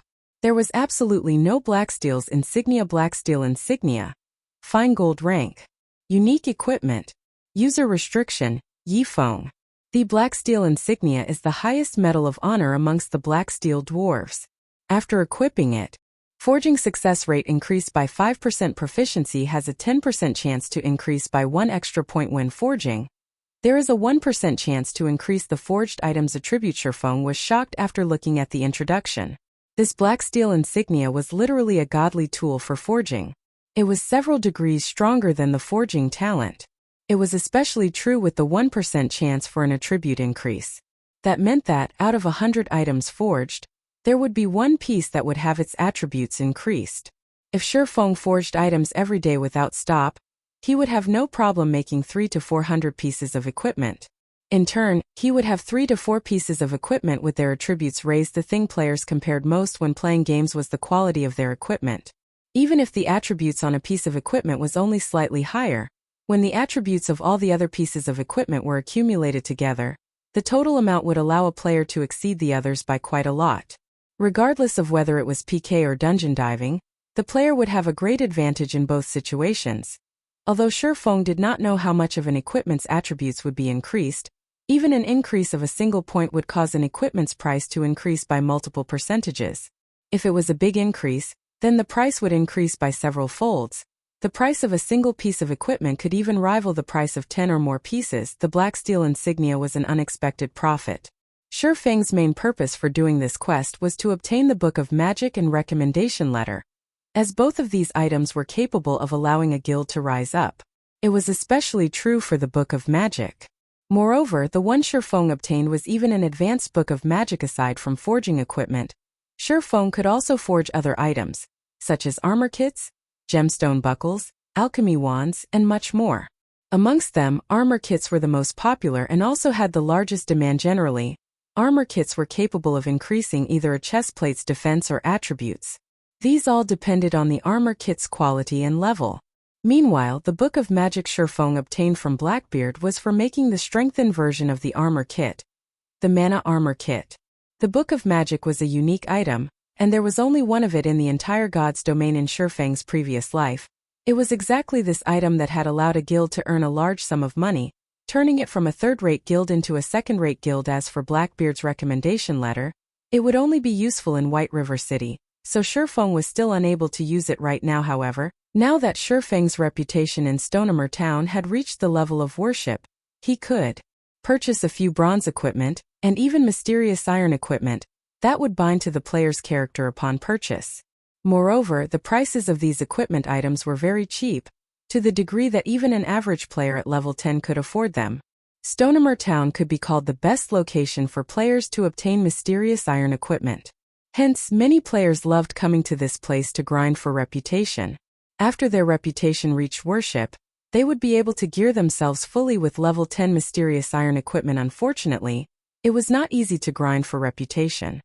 It was almost impossible for anybody to fully equip themselves with level 10 mysterious iron reputation equipment. Moreover, a complete set of mysterious iron reputation equipment was still somewhat weaker than the bronze-ranked Silver Moon set equipment. So top-tier players all felt that it was below their dignity to equip it. Although Shifeng would not be equipping these items, he still had other uses for them. For example, using them to level up the Abyssal Blade. The Abyssal Blade needed to devour weapons in order to level up. According to his understanding, the better the quality of the weapon devoured, the higher the increase in attributes of the Abyssal Blade. The Abyssal Blade was like a cultivating weapon, hence the reason it was so much more powerful than those epic-ranked weapons. They were even capable of rivaling legendary weapons if Shifeng nurtured it properly. The Abyssal Blade's attributes could definitely surpass a legendary weapon. Sadly, too many items were required to carry out such a feat. Even if it was the guild leader of a second-rate guild, they would not be able to support such a heavy cost. There was also the risk of facing a huge backlash. It was why many players both loved and hated magic weapons in consideration for the Abyssal Blade's attributes. Instead of feeding it the original 1 piece of level 5 mysterious iron weapon, and 10 pieces of level 5 bronze weapon, Shifeng decided to buy 11 pieces of level 5 mysterious iron weapon from the weapon shop. It was unknown how much of an increase in attributes such an action would yield following which, Shifeng called out the leveling interface for the Abyssal Blade. He then fed all these weapons to the Abyssal Blade. Chapter 96, Magic Weapon Transformation. After choosing the weapons to devour and clicking level up for the Abyssal Blade, the Abyssal Blade suddenly let out a dragon's roar. Countless black flames started emerging from the blade of the sword. The black flames then transformed into a dragon's head, immediately biting at the weapons that had been chosen. The dragon devoured the weapons, bite by bite in the blink of an eye. The black flame devoured all 11 mysterious iron weapons, and all of their essences flowed into the Abyssal Blade. The Abyssal Blade no longer looked like a fire poker, and it now gave off a faint cold feeling of sharpness. The blade's color and luster had also become more rustic, similar to a blade covered in dust for many years. When Shifeng held the Abyssal Blade once again, the weapon felt slightly heavier than before. He felt a refreshing feeling when his hand wrapped around the sword's hilt. Shifeng then waved the sword a few times. Hua, hua, hua. The air was like paper, creating tearing sounds as he sliced it apart. The boss of the weapon shop was also a forging expert. When he saw this, his mouth opened wide in shock. He even nearly pulled out his go-to. The ordinary-looking weapon was actually so sharp that it could easily surpass a fine gold weapon. If it were utilized properly, it might even be able to break apart a bronze weapon with a single slash. Good sword. Shifeng waved the abyssal blade a few more times. After leveling up the sword, Shifeng felt that it had become much more suitable for him. He then checked the abyssal blade's attributes. Abyssal blade, magic weapon, one-handed sword.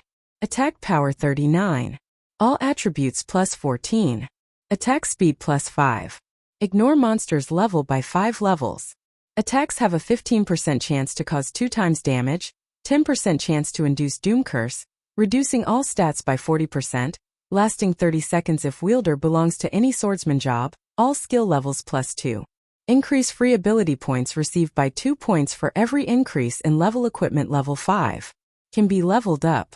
Devour 10 level 10 bronze equipment, and 1 level 10 mysterious iron equipment, to level up to level 10.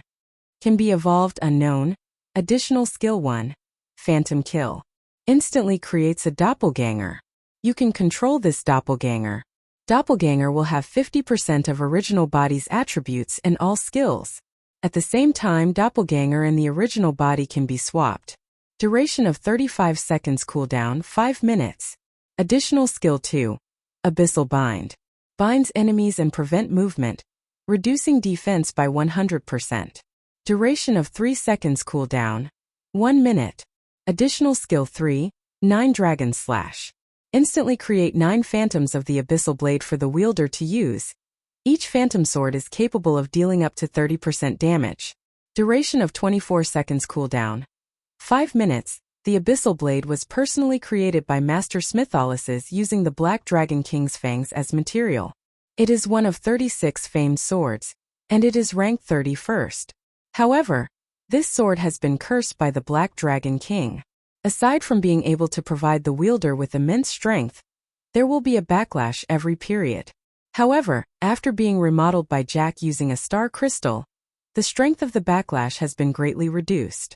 If the wielder is unable to suppress the backlash, the wielder will receive the curse of the Black Dragon King, permanently reducing all attributes by 50%. Unable to be dropped, unable to be traded.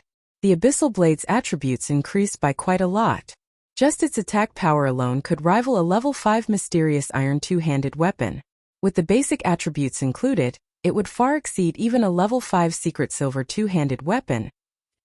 Was a one-handed weapon that had the destructive power of a two-handed weapon. Moreover, a one-handed sword was much lighter, and its speed was much faster. That meant the abyssal blade possessed both the destructive power of a two-handed weapon, and at the same time, the lightness and speed of a one-handed weapon. This was the terrifying part of magic weapons, and only master smiths were capable of forging such weapons with such a result. Shifeng was looking forward to the abyssal blade's rise to level 10 originally. Shifeng intended to sell off the level 10 fine gold greatsword he had obtained from the Sun Temple. However, he dismissed that notion. If he were to let the abyssal blade devour this weapon, he wondered just how much of an increase the abyssal blade would have. However, it was but a thought of Shifeng's. To obtain an overall positive increase, it would not be possible just depending on a single weapon. Shifeng would, at the very least, need to pair it up with 10 level 10 secret silver weapons. Currently, even mysterious iron weapons were as rare as a phoenix's feather, not to mention priceless secret silver weapons. After sheathing the abyssal blade, Shifeng took out a return scroll and started chanting, returning to Red Leaf Town. If he were to run back instead, he would, with a 100% chance, be late. If he were to make the snow goddess wait for him, he dared not to think of the consequences. Red Leaf Town, trade area. After Shifeng transformed back to his original appearance, he made some minor adjustments to the appearance of the Silver Moon set equipment. It now looked more like an assembled set of bronze equipment. If Shifeng were to appear in front of Gentle Snow with his original appearance, she would definitely find something fishy about it. At that time, Shifeng would not find it easy to explain himself. Brother Feng, we're over here. Blackie stood up and shouted as he saw Shifeng walking over. The others as well stood up to welcome Shifeng when they saw him approaching, sending gazes of appreciation at him. If Shifeng had not let Blackie carry them, they most likely would not have been able to reach level 5 so quickly, and very likely they would still be struggling at the bottom of the ranks currently. Most of the veteran players in God's domain were level 4, and a minority had reached level 5. However, there was nothing great about the equipment they were using. If veteran players were lucky, they might possess 1 or 2 pieces of bronze equipment that had good attributes. Only those expert players would possess 6 or 7 pieces of bronze equipment. On the other hand, every one of them now possessed 7 or 8 pieces of bronze equipment originally. This reason alone already caused them to be extremely grateful towards Shifeng. They all decided to continue following Shifeng. They never thought that Blackie would actually be willing to sign a contract with them, allowing them to join Zero Wing Workshop and become one of its official members.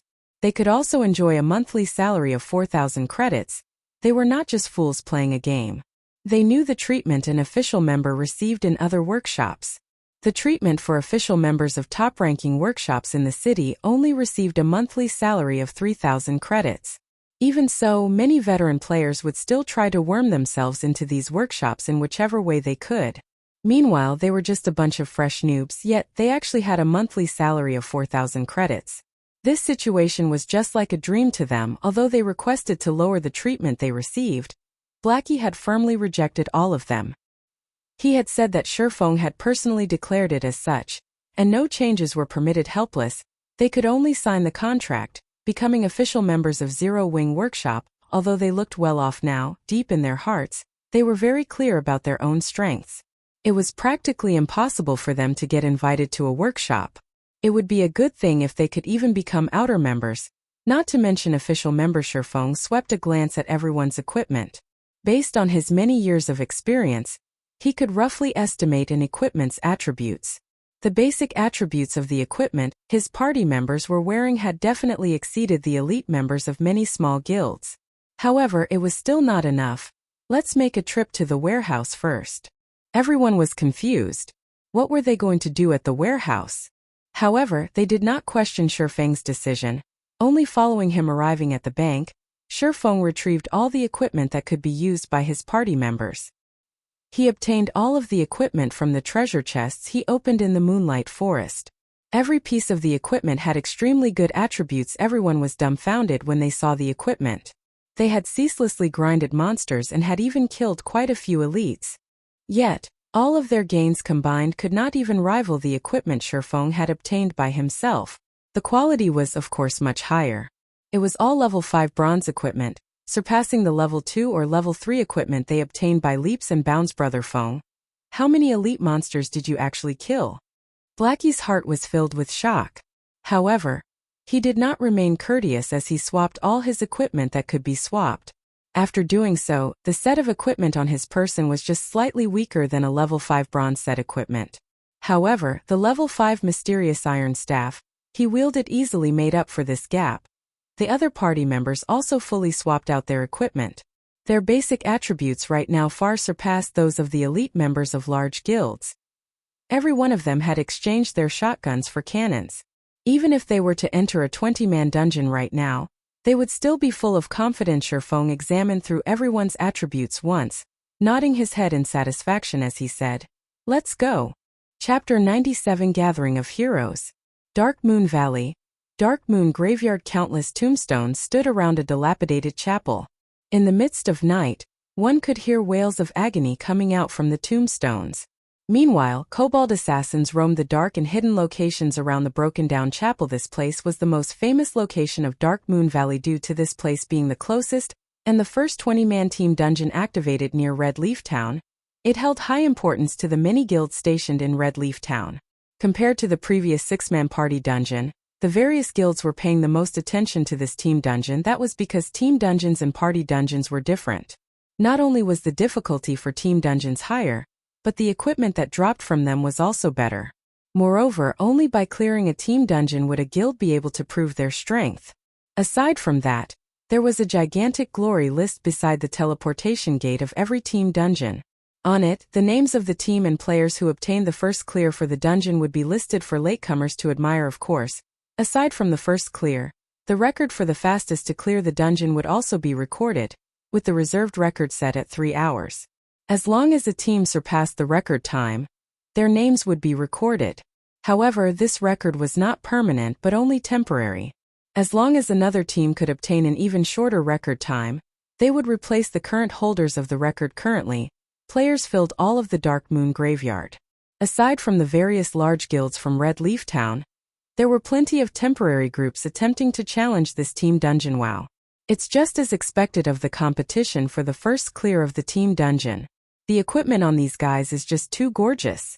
Our temporary group has no chance of competing against them at all. That's only natural. Why don't you look at just how many times these guilds have cleared the level 3 to level 4 party dungeons? Even the team belonging to the weakest guild here would have 7 to 8 pieces of bronze equipment on each party member. Look at Martial Union over there. All of their members are wearing bronze equipment. Their leader, Ironsword Lion, is wearing the Wolffang set equipment that can only be obtained from the level 4 dungeon, Whetstone. Ironsword Lion's equipment could be considered quite good amongst the unrated guilds. However, look over there at the third-rate guild Heaven's Crowns. The equipment on their elite team's vice leader, Passenger of Wind, is the Spirit Wind set equipment obtained from the level 4 advanced dungeon Ghost Fortress. The players of temporary teams gazed at the equipment of the guild teams in envy. They spoke about the items as if enumerating their own family's valuables, and the more they spoke, the more drool leaked out from the corner of their mouth. Only the elite parties of guilds could clear those high-difficulty party dungeons. Unaffiliated individuals like themselves could only look on with envy just as everyone was sighing in admiration at the equipment of these elite teams. Stabbing Heart of Assassins Alliance led a group of players over. The equipment of the group was extremely unified. All 20 players wore the same level 4 bronze equipment. Amongst them, the 2 silver daggers hung around Stabbing Heart's waist looked extraordinarily radiant. Crap. It can't be, right? Those are Gemini's thorns that only drop from the final boss of the hard mode of Ghost Fortress. An assassin who was a dagger fanatic cried out in shock suddenly. The team leaders and upper echelons of the other guilds all cast sidelong glances over to Stabbing Heart. This design and color were exactly the same as the information displayed on the official announcement, as expected of a second-rate guild. The Assassins' Alliance's strength cannot be taken lightly. They managed to clear the hard mode of Ghost Fortress without anyone noticing. Meanwhile, until now we have merely killed off the first boss of hard mode. Passenger of Wind sighed with regret. Humph. So what if they manage to clear the hard mode? We will still start from the same starting point from now on. The difficulty of a team dungeon is not something a party dungeon can compare to. Clearing it depends more on the commands given. Ironsword Lion wrinkled his brows, snorting in disdain. He believed that his own techniques were no weaker than Stabbing Heart's. If he had not been ambushed by that Yifeng, causing him to lose a level, the party he led might have been able to clear the hard mode of Ghost Fortress. Interesting. When Shadow's leader, Zhang Luowei, heard the discussions of the other guilds, a faint smile appeared on his face. He was immensely arrogant, as if he did not place importance on any of these players. The various guilds present were unwilling to comply with each other. After all, God's domain had only recently begun. Nobody would know what the future would bring. The Assassins' Alliance was only this powerful due to their strong initial foundation. However, the first clear for the Dark Moon Graveyard could not be obtained just by relying on a strong foundation. At best, the Assassins' Alliance would only have a minor advantage over the other guilds. The first clear of this team dungeon this time around was considered a shuffling of power in Red Leaf Town. Whoever obtained the first clear would increase their prestige in Red Leaf Town, improving their guild's development. It would have a great effect on attracting new players to join their guilds. Everyone looked at the time. There was still over 20 minutes before the opening of Dark Moon Graveyard. They all stood by a side, patiently waiting. Sister Snow. This place is really lively. Xiao Yuer giggled, pulling on Gentle Snow's delicate arm as she took a look at her surroundings. Gentle Snow nodded. She looked around with an indifferent face, her expression as cold as ice. She did not pay any attention to the guilds present. Instead, she was looking for a certain someone. Although Gentle Snow and her group kept a low profile when they arrived at the Dark Moon Graveyard, everyone's sights still unconsciously turned towards the group, including the upper echelons of the various guilds. They still possessed the chance to compete in the case of second-rate guilds. However, it was but a fleeting dream for them to compete against a first-rate guild. The main reason being the gap between a first-rate guild and a second-rate guild was just too wide. Not only was there a difference in the number of players in the guild, but there was also the difference of the quality of players and fundings. Just by standing in this place, gentle snow caused a great pressure to loom over the upper echelons of the many guilds present. As for the cause for this pressure, aside from the disparity between their guilds, the disparity between personal strength was also one of the causes. As long as one played virtual reality games, they would certainly know of the snow goddess. However, this name was not praise for gentle snow's stunning complexion, but for her frightening strength as expected of the snow goddess. The equipment on her body is likely the most top-notch equipment available to players at this stage of the game. Stabbing Heart inwardly admired the silver-red battle armor that Gentle Snow wore. This was the flame light set equipment that could only be obtained from the level 5 advanced dungeon, Lava Cavern. The Assassin's Alliance was never able to clear this dungeon. Moreover, this flame light set was a mysterious iron set equipment that would only drop from the hard mode of the dungeon. The set equipment was much better than any other equipment, not to mention the crimson-colored flame spirit greatsword in Gentle Snow's hands. That was a level 5 secret silver two-handed sword. The weapon itself could easily overwhelm his pair of mysterious iron-ranked Gemini's thorns. The pressure this set of equipment gave off to the other experts present was enormous. In addition to Zhao Yueru and Xiao Yuer's mysterious iron equipment, Gentle Snow's group practically flattened everyone else at the Dark Moon Graveyard. How were these experts supposed to compete against Gentle Snow's group now? Why isn't he here yet?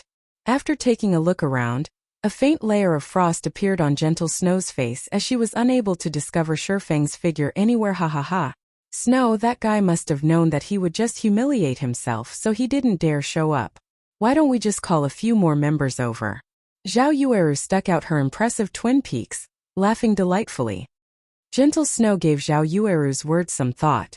The first clear for the Dark Moon Graveyard was extremely important. If Shifeng really was not coming, then she should be making some preparations ahead of time. Just as Gentle Snow was prepared to contact her subordinates, Shifeng and his party ran over. Sorry, I've made you all wait. Shifeng scratched his head, apologizing. Although he hurried over, the distance was just too far. Moreover, they had met a level 5 extremely rare elite on the way here, so they had wasted some time. Chapter 98, Whetstone Recipe. After not meeting for just more than a day, Shifeng discovered that Gentle Snow and the others of her group had changed their equipment. All of them were wearing gorgeous equipment. The level 5 flame light set equipment all of them were wearing was the best team equipment currently available. With this equipment, as long as the team leader commanded properly, they would definitely conquer the normal mode of Dark Moon Valley after familiarizing themselves with the dungeon regarding the Dark Moon Graveyard. Even if Shifeng now possessed a full suit of Silver Moon set equipment, he still had quite a lot of requirements. For instance, the advanced Whetstone recipe. This was the strengthened version of the Whetstone. The recipe for this item could only be obtained from team dungeons. Moreover, only bosses of the dungeon would have a chance of dropping it. You still remember to come. That's enough. Since you're already here, leave your party, and we'll reform the group. Zhao Yueru originally wanted to taunt Shifeng, but Gentle Snow stopped her a step earlier. Gentle Snow was still slightly angry from before, but after sweeping a glance at Shifeng, she shockingly discovered that Shifeng had reached level 6 currently. The level 6 players in all of Red Leaf Town were top-tier players previously. When she met Shifeng, his level was nothing special. It was just below average. Now that he was able to catch up to such a degree, one could see that Shifeng's leveling speed was extremely fast. As for Blackie and the others standing behind Shifeng, all of them were level 5. They were also fully geared with bronze equipment, and such a standard was relatively good amongst temporary team. Shifeng's party then disbanded, all of them joining Gentle Snow's team. All of the surrounding guilds and players saw Shifeng join Gentle Snow's team. Judging from the equipment of Shifeng's party, it was obvious that Shifeng and the others were not members of Ouroboros. However, it was extremely odd that they were still able to join Gentle Snow's team and enter the dungeon together. The equipment worn by Shifeng's party did not seem very high-leveled. They wore only scattered pieces of bronze equipment, not that different from the equipment of a temporary team. This was the important struggle for the first clear of a team dungeon. Was Gentle Snow so confident in being able to easily obtain it that she'd invite a group of people like this? Only Stabbing Heart knew of Shifeng's strength. Now that both powerhouses had joined, the competition for the first clear of the Dark Moon Graveyard had just become much harder. Brother Zhang, That's the brat that set up our men, Flaming Tiger hatefully commented when he saw Shifeng. So it is him? Zhang Luowei raised his brows. He could not help but pay more attention to Shifeng. He then said in a deep tone, since he has some connection with the snow goddess, try not to stir up trouble with them in the future. I don't wish for us to go against a first-rate guild right now. Being able to wipe out Flaming Tiger's group, and having a connection with the snow goddess, this person was not that simple. He still needed to do some investigations of this person. If this person had just joined the snow goddess by chance, he would definitely make this person pay for his actions. Yes, I understand, Brother Zhang.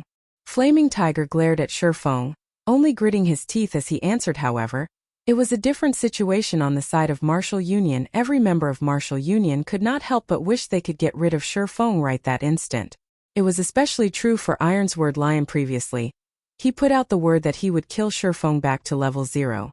Now that he saw Shifeng had already reached level 6, one level higher than Ironsword Lion himself, he felt extremely humiliated. What is that group of assassins doing?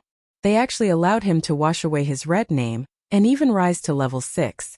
Just the fact that Shifeng was standing in this place, unscathed, caused the light on Ironsword Lion's face to fade. His face turned crimson from anger, saying, immediately contact the party of assassins. What exactly is going on here? Boss, what's up? One of the assassins standing guard in front of the hotel asked. What's up? Ironsword Lion nearly suffocated from anger when he heard those words. He bellowed. I told you all to pay attention to Yifeng, yet what have you all been doing? Boss, we've constantly been keeping an eye out for him. However, Yifeng has not set foot outside the hotel. I'm guessing that he must be afraid, the assassin said. Puzzled. You've constantly been keeping an eye out for him? Then you tell me, who is this person that I am looking at? Ironsword Lion sent a screenshot, asking coldly. Impossible. We've really been constantly keeping an eye out for Yifeng, and he never came out. The assassin, immediately dumbfounded, looked at the screenshot. You're a bunch of rubbish that can't even keep watch over a single person. Get out of Martial Union immediately. I don't wish to see you any longer. Rage completely flooded Ironsword Lion's mind. Shortly after, he turned to glare at Shifeng, saying to his subordinate, call some men over, as many as you can. After they're done with the dungeon, I want him dead immediately. Boss Ironsword, this wouldn't be a good move, right? No matter how you put it, he still has some connection with the snow goddess. If we create a bad relationship with Ouroboros, it would be detrimental to the development of our guild. A druid set out in the streets we live by, depending on our reputation. Now that someone has stomped our reputation to the ground, who cares about anything else? Ironsword Lion said in disdain. So what if she's the snow goddess? She still hasn't met this daddy right here. I don't believe that a stupid skank like her could do much to me. If she knows how to be tactful, I can still give her some face. If not, then I'll kill her back to level 0 as well. Boss is right. God's Domain just has slightly more players. How prestigious was it during those years that we swept across Martial World? Now we can also sweep across God's Domain just like before. What should we be afraid of? The players that had constantly followed Ironsword Lion all voiced out their agreements, all of them releasing the aura of a mad dog from their bodies. In their opinion, one had to be fierce when playing virtual reality games. Compared to wuxia games, God's Domain merely had more players. Moreover, they had to take into consideration so many problems every single day. What good was worrying about each and every little thing? Won't everything be solved if they just killed these first-rate guilds into submission?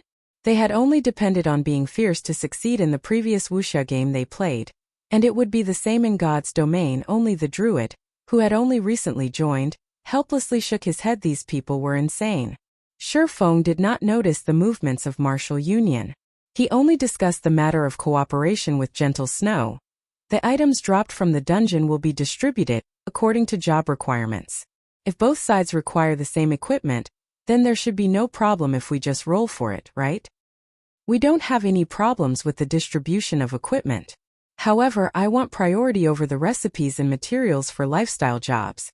Shifeng's goal in coming here was the advanced Whetstone recipe. While equipment didn't really matter to him, don't forget that we are the ones who will be carrying you through the dungeon. Moreover, do you know how valuable the recipes for lifestyle jobs are? After hearing Shifeng's words, Zhao Yueru stamped her feet in anger, bellowing like a fierce tigress. The other members of Gentle Snow's team were also feeling aggrieved. Shi Feng and his party were just a group of wild players. They were already extremely benevolent by rolling to distribute the equipment. Despite that fact, Shi Feng was still trying to take advantage of them. Brother Feng, your request is going slightly overboard. In any case, our equipment is slightly weaker than theirs, and even just clearing the dungeon would be a problem for us. So why don't you change your requirements? Blackie advised. Although their equipment was very good compared to the set equipment of these people, they were clearly still a step behind. Being able to roll for equipment was already a good condition. Going further to compete over recipes for lifestyle jobs, nobody would be willing to concede to such a request. To put it bluntly, even without them joining, Gentle Snow's team could similarly clear the Dark Moon Graveyard. Shi Feng shook his head.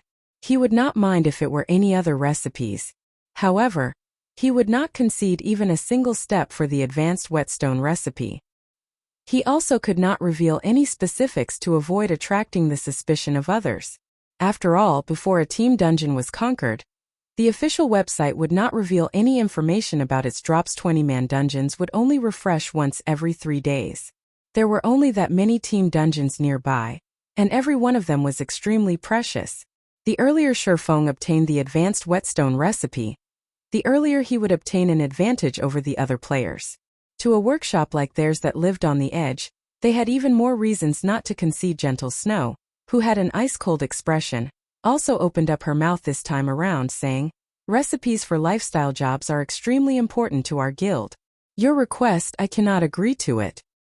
Chapter 99 Dark Moon Graveyard. Gentle Snow's single sentence determined the final verdict. Not allowing anybody to refuse after having worked with Black Flame, Gentle Snow discovered the importance of lifestyle jobs. Although their influence towards God's domain was small right now, who could guarantee that it would remain so in the future? Hence, she would not let even a single recipe that dropped from the dungeon slip by with Gentle Snow's approval. The confidence of the members of Ouroboros grew. Every one of them looked towards the foolish-looking Shi Feng. Now that our leader has refused, let's see how you are going to continue acting arrogant. If you have the ability, then form your own team to enter the Dark Moon Graveyard. We will have an easier time that way as well. Shi Feng slightly wrinkled his brows. He did not think that Gentle Snow would be so resolute. He wondered what had happened to Gentle Snow to trigger a nerve in her. She was completely different from when they first met. At that time there was still room for discussion. However, Shi Feng did not have a clue that the person who triggered Gentle Snow was exactly himself. How about this then? We'll hold a party auction for the lifestyle recipes that drop, Shi Feng said. Without having any better options, he could only take a step back and make some compromises. Hearing Shi Feng, Zhao Yueru covered her delicate mouth as she revealed a shallow smile. Yi Feng, stop dreaming. Team dungeons only reset once every 3 days. The recipes obtained from inside are extremely important to a guild's development. How could we auction them amongst the party? If you insist on doing so, then we will just call in a few more of our elite members. That way, those enter the Dark Moon Graveyard will all be our members, and we won't need to share anything with you. Zhao Yueru's tone turned chilling. Zhao Yueru had already made her words extremely clear. If you are going to stay, then forget about the recipes. Otherwise, pack up and leave. We won't be obstructing you on your way. Meanwhile, Gentle Snow showed no signs of hindering Zhao Yueru. Her actions meant that she too agreed with Zhao Yueru's viewpoint. Miss Zhao, please don't get angry. Brother Feng doesn't know how important the recipes are to you all. I apologize. Blackie could no longer stand to watch this scene continue to unfold. Any more of this, and the final result would definitely be a separation. They managed to obtain the favor of the Snow Goddess after much difficulty. Hence, they could not simply just let go of this chance to further advance their workshop. Blackie continuously hinted Shi Feng not to act rashly, and to properly grab a hold of this chance. Shi Feng could feel Gentle Snow's resolute behavior. Such an attitude gave him a headache. However, it would not be easy for him to find another team to enter the Dark Moon Graveyard with. It was a team dungeon after all. A certain standard of equipment, trust, and cooperation was required to successfully clear it. Moreover, players that were abruptly recruited might not necessarily be reliable. They might even bring adverse effects to the team. Alright then. Let's go with your arrangements. It was clearly not wise for him to enter a deadlock with Gentle Snow right now. Shifeng had no choice but to just give up this chance. His only choice was to look for new, reliable members after he finished the dungeon. He would then bring them to dive into other team dungeons. Seeing Shifeng agree, Blackie let loose a breath of relief. On the other hand, Zhao Yueru was slightly pouting. She inwardly felt unfortunate that she was not able to chase Shifeng away. Gentle Snow did not pay attention to Zhao Yueru's irritation. The time for the dungeon's opening already arrived. The other guild teams were all entering the dungeon, one after another. Hence Gentle Snow said in the team chat, "Let's go in then." Before entering the dungeon, Gentle Snow had set the dungeon's difficulty at normal. That way, after entering the teleportation gate, everyone would be sent to the normal mode of the Dark Moon Graveyard. Team dungeons were similar to party dungeons, in which they had 3 different difficulties: normal, hard, and hell. However, guilds that were not familiar with the dungeon would usually start off by obtaining and understanding information from the normal mode of the dungeon. They would then use the information obtained to prepare for hard mode and hell mode. Right now, every guild was competing for the first clear of the Dark Moon Graveyard. They wanted to use this chance to increase their influence towards the players in Red Leaf Town. So, naturally, they would not start off by challenging a higher difficulty. The team entered the teleportation gate, one after another. They all turned into a streak of white light as they entered the Dark Moon Graveyard. Team dungeons were unlike party dungeons. The map inside a team dungeon was extremely large. They were practically the same size as a small town, with some being the same size as a city with a population in the millions. The Dark Moon Graveyard was the first team dungeon available near Red Leaf Town, so the map of the dungeon was relatively small. Unlike the team dungeons in other virtual reality games, the main goal when entering any team dungeons in God's domain was to find the exit. As long as players could find the exit and leave the dungeon, then they would have cleared the dungeon. After leaving the dungeon, they would also receive the corresponding dungeon rewards. Dark Moon Graveyard was different precisely because of this reason. Taking into consideration that this was the first time players of God's domain came into contact with team dungeons, the Dark Moon Graveyard's difficulty was lower than other team dungeons. Players only needed to consider one key point when inside the dungeon: survive. As long as they could survive and leave through the exit, they would clear the dungeon immediately. After everyone entered the Dark Moon Graveyard, a chilling wind ambushed them, causing their entire bodies to shiver. It was past dusk in this place, and a red moon hung above the sky, shining down on the earth. Gravestones littered the wasteland, and the gigantic stones formed one gigantic maze. A strange atmosphere filled the place, coupled with countless wails of anguish. "I'll divide up our responsibilities first, so when the time comes, just make sure you do your own part." Gentle Snow was not even the slightest bit shocked by the strange atmosphere. Instead, the corners of her lips curved upwards, forming an excited smile. Although they wasted several minutes, they properly determined each team member's responsibilities. That way, whenever anything unexpected occurred, everyone could react with the quickest time possible. The team had a total of 4 healers, with 2 being clerics, 1 oracle, and 1 druid. There were 2 MTs in the team. One of them was a shield warrior, the other, a guardian knight. Meanwhile, Shifeng was arranged into the dagger party. The party's main goal was to combat at the front lines. On the other hand, Lonely Snow was arranged into the protection party. Their main goal was to protect the team's lifeline. The healers: alright, scout party, search for a path. We will follow behind at a slower pace. Once Gentle Snow was satisfied with the team's formation, she arranged for 2 assassins to scout ahead. After entering the wasteland maze, the 2 assassins immediately reported the situation they discovered. Gentle Snow responded immediately, allowing her team to advance towards the best possible route and easily avoid the traps set up by the Kobold assassins and Kobold warriors. Kobold assassin, common rank. Level 5. HP 1 600/1 600. Kobold warrior elite rank. Level 5. HP 3 500/3 500. If they triggered the trap here, they would have to go up against more than 30 Kobold assassins and 7 or 8 elite Kobold warriors. Such a situation would definitely cause major losses to the team. Thanks to Gentle Snow's quick decisions, the team inched closer and closer towards the maze's exit. On the way, they only needed to kill a small amount of kobolds. Even Shifeng was slightly shocked by Gentle Snow's leadership. It was as if all matters within the Dark Moon Graveyard were within the palms of her hands. Zhao Yueru walked up to Shifeng's side, proudly saying, "What do you think? You should see how far apart your strengths are now, right?" Shifeng remained silent. He did not pay much heed to Zhao Yueru, his hand only tightening its grip on his treasured sword hanging on his waist. "Humph. Speechless now, are you?" Zhao Yueru thought Shifeng was tacitly agreeing, her heart feeling a wave of pleasure. However, not long after Zhao Yueru felt pleased with herself, two blood-curdling screams came through the team's chat scout party. "What happened?" Gentle Snow hurriedly asked. "System. Player White Cry has died. System. Player Wind Shadow has died. What happened?" When Zhao Yueru saw that the two players who died were both from the scout party, her heart filled with questions. However, nobody answered Zhao Yueru due to the settings of God's domain. Players were unable to initiate communication after death. Everyone immediately tensed up. They watched their surroundings vigilantly. The mysterious deaths of the two players informed the members of Ouroboros of one thing: both players who died had very good techniques. Otherwise, they wouldn't have become elite members of Ouroboros. Their sudden deaths and the lack of even the slightest information could only mean one thing. This place had become extremely dangerous. Chapter 100. Go ahead if you can. Everyone pay attention to your surroundings. Healers, stand in the middle. Protection party, guard the healers. MTs, prepare to activate your life-saving skills at any time. Dagger party, prepare for battle. Gentle Snow was not frightened by the situation. She immediately gave out commands. Staying combat ready. Haughtiness invites disaster.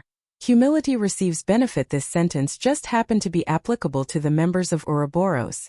It was especially true for the arrogant Zhao Yueru. Problems were bound to occur when one became complacent, only the problems this time arrived somewhat too quickly. Zhao Yueru, who was still relaxed, suddenly tightened her grip on her crystal staff. She was no longer acting cheerful or witty. Her expression now turned solemn. She observed her surroundings for every little detail, revealing the unquestionable quality of an expert. The other members of Ouroboros also no longer dared be careless. Although they were confident in their equipment, even possessing the confidence to overcome the Dark Moon Graveyard, this confidence still gradually faded after the two players were instantly killed. They could not help but become cautious and timid. As for Shifeng's party, they were even more nervous. Inside their hearts, they were still considering themselves to be a bunch of noobs. Meanwhile, the elite members of Ouroboros before them were experts. Their techniques surpassed them by leaps and bounds. However, such experts that wore top-tier set equipment still died an unfathomable death. This Dark Moon Graveyard was just too horrifying. Seeing everyone in such a panic, Shifeng remained incomparably calm. As for what actually happened, nobody had a better understanding of it than him, or rather, he long since predicted such a situation. Since Dark Moon Graveyard had a lower difficulty, depending on equipment and some experts, it was easy enough that it could be relaxingly cleared. However, in Shifeng's previous life, an unknown number of guilds fell to the dungeon over and over, to the degree of cursing someone's mother. Based on the strength of Gentle Snow's team, they would still be able to clear the dungeon, even after being team-wiped over a dozen times. Only, the price to pay for such an action was very high. Something's coming. MTs, pay attention, Shifeng warned. He squinted his eyes, looking towards the fog that floated nearer. Everyone abruptly tensed. Looking over. What's that? The shield warrior discovered a blurry figure inside the mist. The figure was hidden inside the murky fog, preventing anybody from getting a clear look at it. The team only knew that the thing was gradually wobbling closer, step after step, crawling as slow as a snail. As the distance between the two sides shortened, the wails of anguish became louder, causing all those present to have goosebumps just when the figure was about to leave the fog. MTs, activate your life-saving skills. Shifeng yelled. However, the shield warrior paid no attention to Shifeng's words. He had always looked down upon Shifeng in his heart. The last time they met, Shifeng was just a noob who got lucky. Shifeng was only able to attract their leader's attention because he familiarized himself with God's domain ahead of time. Although Shifeng was currently reached level 6, he had definitely depended on his familiarity with the quests and monsters in order to level up so quickly. He did not truly possess strength even if Shifeng's skills were good. The number of experts Ouroboros had recruited over the years from other virtual reality games exceeded 5,000. They were not lacking people such as Shifeng at all. In other words, within Ouroboros, There were plenty of players that were much better than Shifeng, although the shield warrior did not pay attention to Shifeng's words. The guardian knight, Kola, had always trusted in Shifeng. He had, at the first instance, activated protection blessing on himself just as the figure within the fog was about to reveal itself. 2 black rays of light shot out from the fog, reaching the MTs on the front lines in the blink of an eye. These 2 rays of light were as swift as bullets. The bulky MTs had no way of dodging them at that moment. Gentle Snow only shouted, "MTs, use your life-saving skills." Unfortunately, Gentle Snow was still 1 step behind. One of the black rays immediately pierced the shield warrior's body, a damage of -1,600 appearing above his head. He was killed instantly, the shield warrior's eyes affixed to his chest where the black ray penetrated, unwillingly passing on. Meanwhile, after activating protection blessing, the damage Kola received reduced by 50%. In addition to the secret silver rank sky armor that he received from Shifeng, Kola only received slightly more than -500 damage, losing slightly more than half of his HP. Everyone was dumbfounded after seeing this. A level 5 MT wearing bronze set equipment died. Just like that. Meanwhile, more figures started appearing out of the fog. When Gentle Snow recalled the terrifying black rays from before, she immediately commanded, "Healers heal! Everyone retreat! Guardian Knight, cover everyone else's retreat. Anybody with a defense skill, pay attention and protect the Guardian Knight." Hearing Gentle Snow's commands, Kola hesitated slightly. He turned to look at Shifeng, intending to wait for Shifeng's command. "Retreat then. Pay attention to your positioning and maintain a straight line with the people behind." Shifeng nodded his head after receiving Shifeng's orders. Kola immediately took action. Seeing such a scene, Gentle Snow felt slightly upset in her heart. However, she did not voice it. On the other hand, Zhao Yueru was not as willing. "A noob like you, instead of listening to Snow's commands, you actually listened to that lucky dog shit's words?" Was he trying to imply that the Snow Goddess' strength and commands weren't as reliable as Shifeng's? However, just as Zhao Yueru was about to open her mouth, she immediately snapped it closed. That was because while Kola was retreating, he was actually able to simultaneously use his shield to block the black rays that fired towards the other players. He was even able to dodge the attacks of the black rays while, at the same time, retreating in an orderly manner. Such a feat was absolutely impossible for a fresh noob to accomplish. His skills were even better than their own shield warriors by a thread. With 4 healers healing him, Kola was able to maintain his HP above the safety line. During the occasional desperate moments, Shifeng would use parry to help Kola block the black rays, allowing Kola to retain his life. Such scenes caused the members of Ouroboros, who had been previously dissatisfied with Shifeng, to have a change of heart. They questioned whether they were able to carry out such actions. Moreover, Shifeng rescued Kola multiple times now, proving that it was not just a coincidence, but skill. As long as Kola did not die, the remaining team members would remain safe. It could be said that Shifeng was holding on to the lives of the entire team. It would seem that I have still been underestimating him. Gentle Snow started viewing Shifeng in a different light. Although she too helped Kola block some attacks, her actions were not as natural and pleasant as Shifeng's. He was capable of blocking the attacks while not hindering Kola's movements. After everyone retreated some distance, they were finally able to clearly see the figures within the fog. They had gigantic bodies with the height of 2 people. Their arms were both equipped with black metallic claws. When they attacked, their claws were like swords shooting forth and sheathing quickly after. All within a blink of an eye. Kobold Zombie, Special Elite. Level 6. HP 5000/5000. Just a single Kobold Zombie was headache to them. However, there were a total of 6 Kobold Zombies that appeared from the fog. Such numbers practically demanded their lives. To make matters worse, a group of Kobold warriors also appeared in their path of retreat. Everyone finally understood the difficulty of a team dungeon. Its difficulty was practically over 10 times that of a party dungeon. Where he finished, Zhao Yueru felt despair in her heart when she saw the number of elites and special elites. How are we supposed to fight this many elites and special elites? Moreover, they have both ranged and melee to cooperate with each other. The other team members similarly agreed with Zhao Yueru's opinion. Is there no way for us to pass through? Gentle Snow creased her brows. She was unwilling to just leave the dungeon like this. At that moment, Shifeng opened his mouth saying, "If we utilize the terrain properly and cooperate well with each other, it is not entirely impossible." The members of Ouroboros felt displeasure in their hearts when they heard Shifeng. He was wholly mocking the inability of Gentle Snow's commands. Easier said than done. Who would know how to deal with this many elites and special elites? Go ahead if you can, Zhao Yueru sneered, looking at Shifeng with disdain.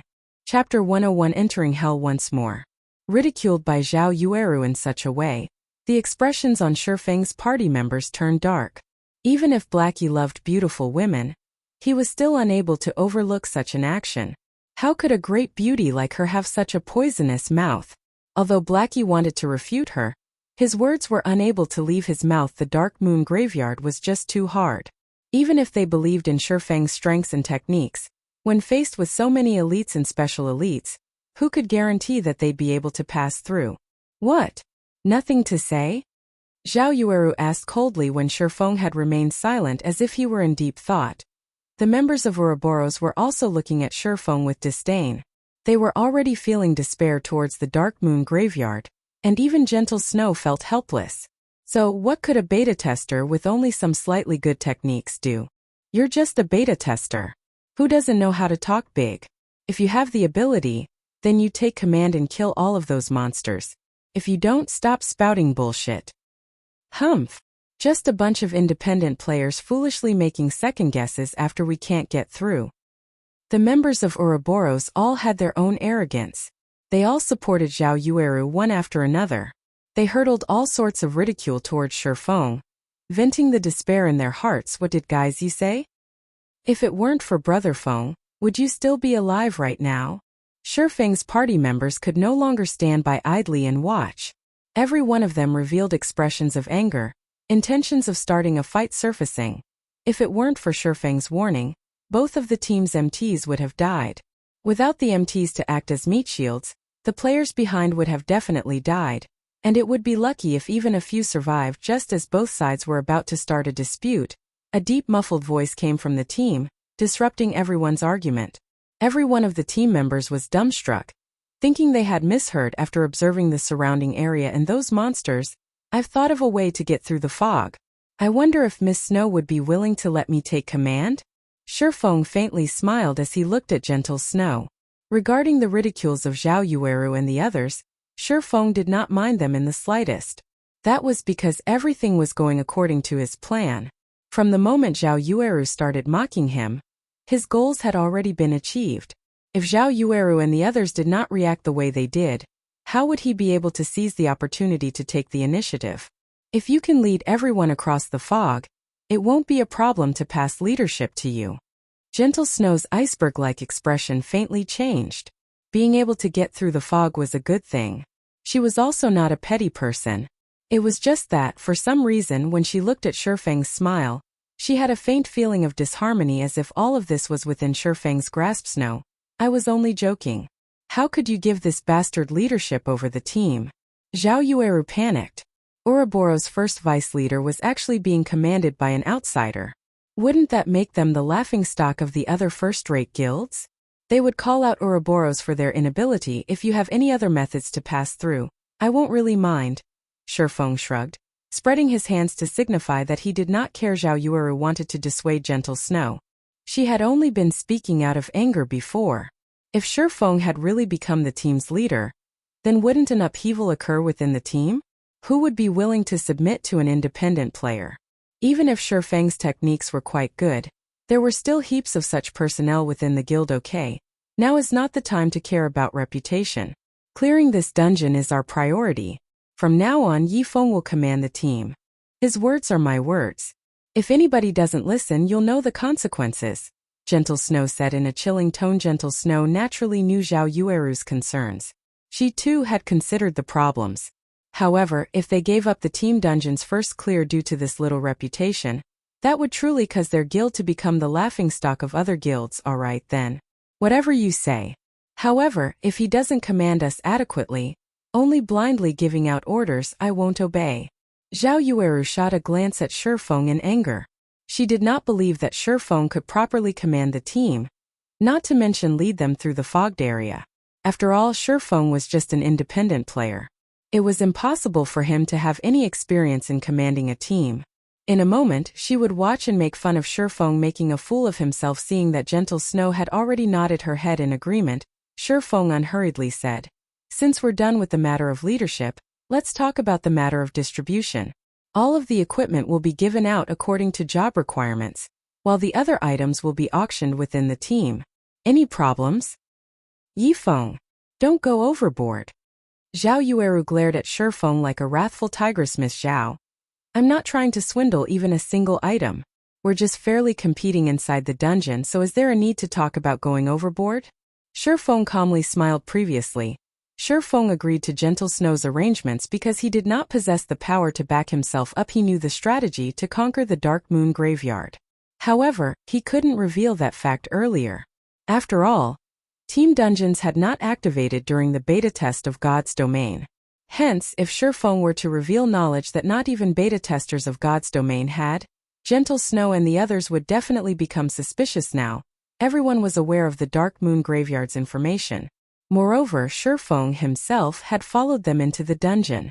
As long as Shifeng performed thinking up a strategy, naturally, no one would question him. Even the astute Gentle Snow would not suspect. Shifeng had long since known how to conquer the Dark Moon Graveyard. Zhao Yueru became speechless from anger. She felt Shifeng was just a scoundrel intoxicated by success. On the other hand, Gentle Snow did not hesitate as she revealed a faint smile, calmly saying, "All right. As long as we can get through, I'll agree to your conditions." "Snow." Zhao Yueru did not dare believe her own ears. Gentle Snow agreed just like that. Recipes for lifestyle jobs. The ones dropped from Team Dungeons were even more priceless. How could they just let others take advantage of them? "Enough. It's all just a waste of breath if we can't get through the dungeon. If we manage to get through and an item drops, we'll just buy it as is. Do you think an independent player like Yifeng is wealthier than us?" Gentle Snow softly explained. Hearing this, Zhao Yueru came to a realization. If they were competing regarding capabilities, even 100 Yifengs would not be a match for them. At the end of the day, the item would still be theirs. Humph. Be pleased with yourself while you can. Zhao Yueru's mood greatly improved. She even looked forward to clearing the dungeon as quickly as possible, obtaining several recipes. She wanted Shifeng to know just how foolish his decision was. "Since I will be commanding the team from now on, let's first leave the dungeon and re-enter it once everybody gathers." Shifeng took out a return scroll and started chanting. Using a return scroll inside a dungeon would automatically send players back to the dungeon's entrance, saving players the wasted time running back. The others also promptly took out return scrolls after watching Shifeng do so. Indeed, 3 people had died in the team, so some reorganization was necessary outside the Dark Moon Graveyard. Many teams belonging to guilds had returned after dying. They were currently reorganizing themselves, preparing to challenge the dungeon once more. When they saw the Snow Goddess and her team leave the dungeon, they all were abruptly shocked. All of them hurriedly looked towards the glory list at the dungeon's entrance. The Snow Goddess' fame was extremely great. In addition to so many of her team members leaving through the dungeon's entrance, there was a high chance that they had already cleared the dungeon. However, the glory list was still as empty as ever. Everyone let loose a breath of relief. They continued with their rest, discussing how they would raid the dungeon. After over a dozen minutes, the entire team was assembled. Everyone once more walked towards the teleportation gate.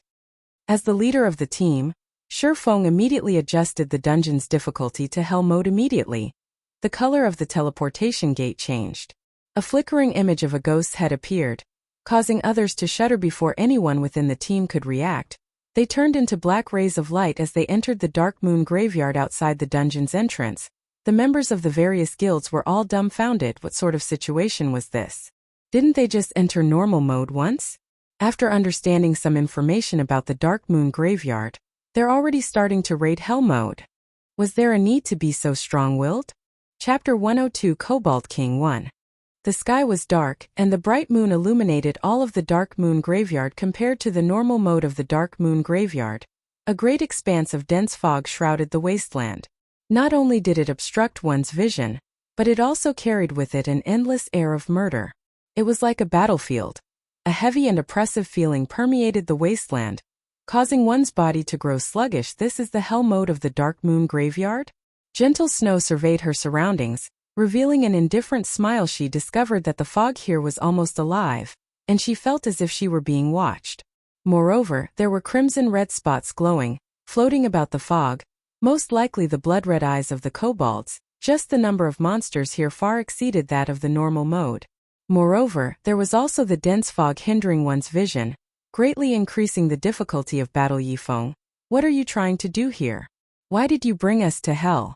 Zhao Yueru looked towards Shifeng, interrogating him after experiencing the terror of normal mode. Even an idiot knew how horrifying hell mode would be. This was not a place for people at all. Right now, they could not even clear normal mode, so coming to hell mode was just plain suicide. Gentle Snow was also curious as to why Shifeng had done such a thing. Judging from Shifeng's behavior, he was definitely not a brainless person. Even Shifeng's own party members were extremely curious. They had clearly agreed on entering the normal mode, yet why had they entered hell mode? I'm the team leader now, my words are final. Since I've chosen hell mode, I obviously have my own reasons. You may leave if you have any opinions about it. I won't be stopping you, Shifeng said with a smile. What comes around, goes around. Previously, he had only humbly submitted to Zhao Yueru because he could not reveal his hand. Now that they were in his territory, naturally, he would no longer act with modesty. You bully. Zhao Yueru's almond eyes widened into circles as she glared at Shifeng, her twin peaks bouncing indefinitely. She stomped the rock beneath her feet, unable to find any words. She gritted her teeth, immediately turning her head away and no longer looking at Shifeng. This scoundrel actually went so far as to use her previous words to spite her, possessing not even a hint of a gentleman. When all of this was over, she would properly put Shifeng in his place. Originally, Blackie intended to mediate between the two.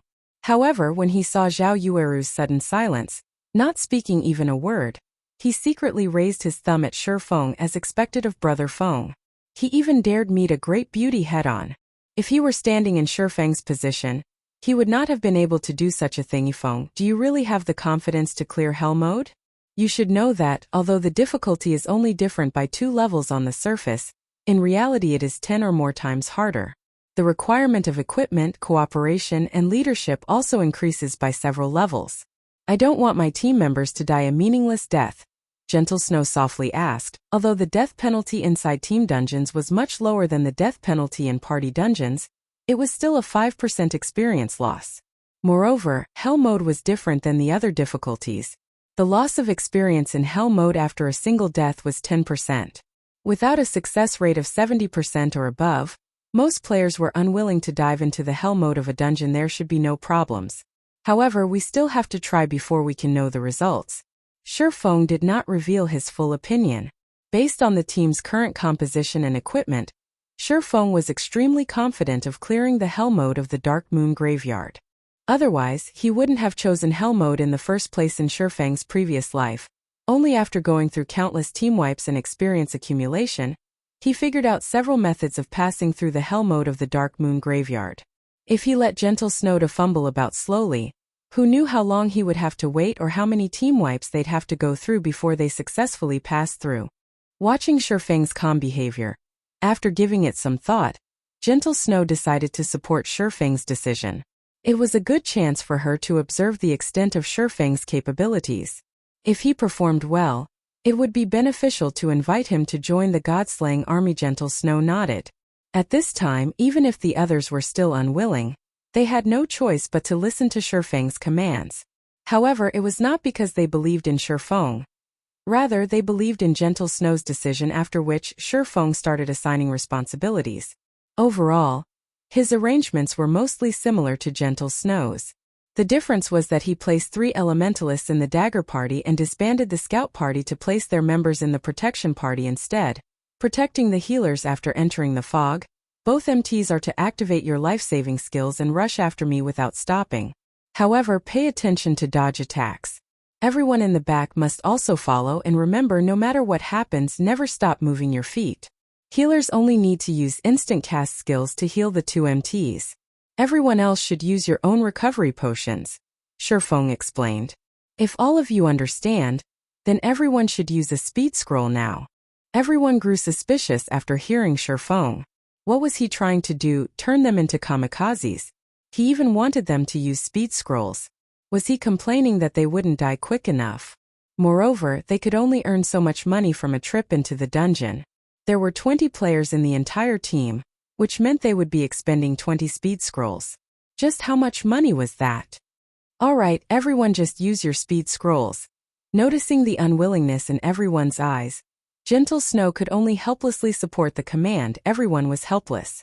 Speed scrolls were very expensive, and each of them had only prepared 2. However, before they even started killing monsters, they were already required to use one of them. This was just too extravagant, however. Such a decision did not alarm Shurfang's party members. Speed scrolls had long since become a necessity for them to grind elite monsters, so they each had 6 or 7 on their person. After everyone used a speed scroll, they followed Shurfang towards the entrance of the maze area. Follow closely. I won't concern myself if you fall behind, Shurfang reminded in the team chat. Having Shurfang tell them in such a way, everyone became nervous. If they fell behind, needless to say, only death waited for them. Run. After seeing everybody ready, Shurfang activated his title, Might of 1,000, greatly increasing everyone's attributes.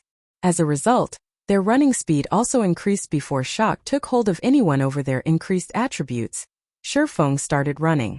Every one of them tightly chased after him, disappearing into the fog within. The fog massively limited everyone's vision. They could only barely make out an area of 5 yards. After running for some time, Shurfang suddenly said, MTs, use your life-saving skills. Healers, heal. Hearing Shurfang's commands, the 2 MTs started activating their life-saving skills. The healers also started using their healing skills on the 2 MTs, following which, black rays appeared, fired out from the fog. The black rays struck the 2 MTs, dealing a horrifying amount of damage. Fortunately, the healers constantly replenished their HPs to make up for the damage they received.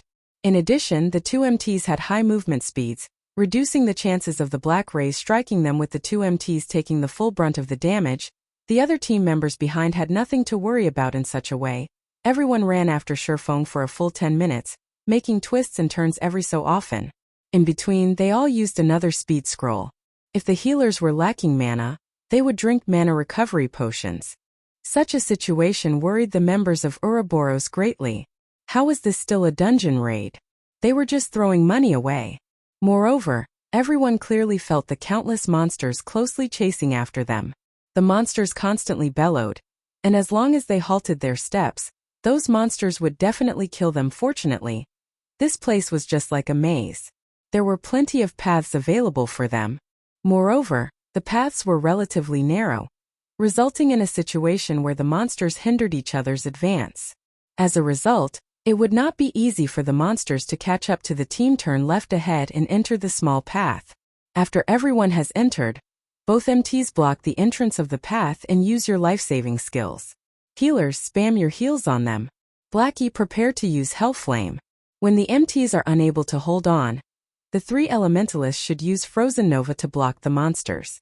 If the MTs die, all melees are to stand forward and block the way, but none of you are allowed to attack. Shurfang immediately shouted in the team's chat as he looked towards the small path a short distance away, following which, everyone quickly poured into the narrow pathway. Both the MTs just happened to block the entire entrance of this path successfully. When both MTs were in position, they received powerful attacks one after another, constantly pushing them backward. Damage appeared above their heads endlessly. Just as the 2 of them were about to be sent flying from the barrage of attacks, Shurfang placed both his hands on their backs, bracing against them. The 2 MTs felt like they leaned against a wall, their bodies unable to retreat any further. Blackie, hurry up. Elementalists, prepare your Frozen Novas. Shurfang hurriedly commanded. I'm ready. Blackie chanted the final incantation. MTs retreat. Elementalists, cast Frozen Nova. Shurfang yelled, following which, a Frozen Nova spread out to encompass all the monsters, freezing them and stopping their movements. Over 20 points of damage appeared over every monster's head. Such a high ice resistance. Zhao Yueru's brows slightly cringed. She was extremely dissatisfied with the damage she inflicted at this time. Pillars of green-colored flames shot up amidst the monsters, causing damages of over -300 to every monster. The pillars of flame lasted for 5 seconds, and during this period, the monster's HP incessantly fell. This scene dumbfounded everyone, even Blackie himself was stunned. Wasn't this damage a little too high? After all, these monsters were all elites and special elites. Being able to cause damages of over -100 was fortunate, however. What Blackie did not know was that the kobolds in the Dark Moon Graveyard lived in this cold and dark environment for many years now. They loved the cold but were afraid of fire. Hence, the damage from fire-attributed magic would be multiplied by several folds. It was especially true for the kobold zombies, as they feared fire the most after Hellflame ended. The two MTs stepped forward once more to block the monsters. Due to the road being narrow, only 2 or 3 monsters could attack at a single time. If it was the large-sized kobold zombies, just one of them was enough to fill the entire path. Moreover, the kobold zombies were unable to display their might in such a narrow space. At most, 1 or 2 claw attacks would land on the MTs, and even then the MTs were sharing the burden with each other. As a result, the kobold zombies became utterly harmless after more than 10 minutes passed. Blackie's Hellflame annihilated the kobolds that rushed towards the team. Everyone's experience greatly increased as a result, and there was even a pile of dropped items. The members of Ouroboros were astonished. Although Blackie's magic surprised them, Shurfeng's strategy thoroughly stunned them. He was actually able to think up such a strategy and discover such a location. His mind and perception were truly great. Members of Ouroboros had always revered the strong.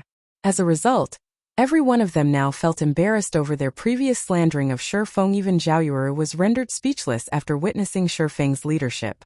However, she still felt hatred for Shurfeng inside her heart. She silently lamented over the stupidity of these monsters. As expected, he does possess real skill. It is no wonder he rose to level 6 so quickly. Gentle Snow started her re-evaluation of Shurfeng's strength. She did not imagine that he would be capable to this degree. Not only did he possess a title that could raise the entire team's attributes, but he also had such a frightening perception. Shurfeng's performance far exceeded her expectations. If her team had such personnel in the future, they would have a much easier time conquering dungeons. A total of 28 pieces of equipment dropped. Among them, there are 9 pieces of mysterious iron rank, while the rest are bronze equipment. We'll distribute them according to jobs. Shurfeng arranged the loot and distributed the equipment. He distributed them accordingly, and players who had similar jobs would roll for the equipment, with the higher number obtaining the equipment. Hearing Shurfeng report their gains, everyone sucked in a deep breath. They were unable to utter a single word due to their excitement. Currently, mysterious iron equipment was considered top-tier equipment. Previously, they had killed so many monsters in the normal mode of Dark Moon Graveyard, yet only a few pieces of bronze equipment dropped. Right now, however, they only killed a large wave of monsters, but already obtained so much mysterious iron equipment and bronze equipment. This drop rate was just too frightening. Chapter 103 Kobold King 2. Discovering that the hell mode of a dungeon dropped so much valuable equipment, even Gentle Snow was stunned. If they could clear the hell mode of the Dark Moon Graveyard, it was unknown just how much top-tier equipment they could obtain. With top-tier equipment, they would have a much easier time conquering the other team dungeons. Thinking up to this point, Gentle Snow became much more interested towards conquering the hell mode of the Dark Moon Graveyard. It was just that she did not know whether Shurfeng was capable of accomplishing this magnificent feat. After Shurfeng distributed the equipment, many of the team members immediately swapped out their old equipment for the new. It was especially true for the extremely lucky Blackie. Blackie was the only cursemancer on the entire team. Among the 9 pieces of mysterious iron equipment, there were 2 pieces of the Deathword set equipment meant for cursemancers. The Deathword set equipment was at the apex of all level 5 set equipment for cursemancers. Just the effect of having 2 set pieces increased Blackie's Dark Arrow by 1 level.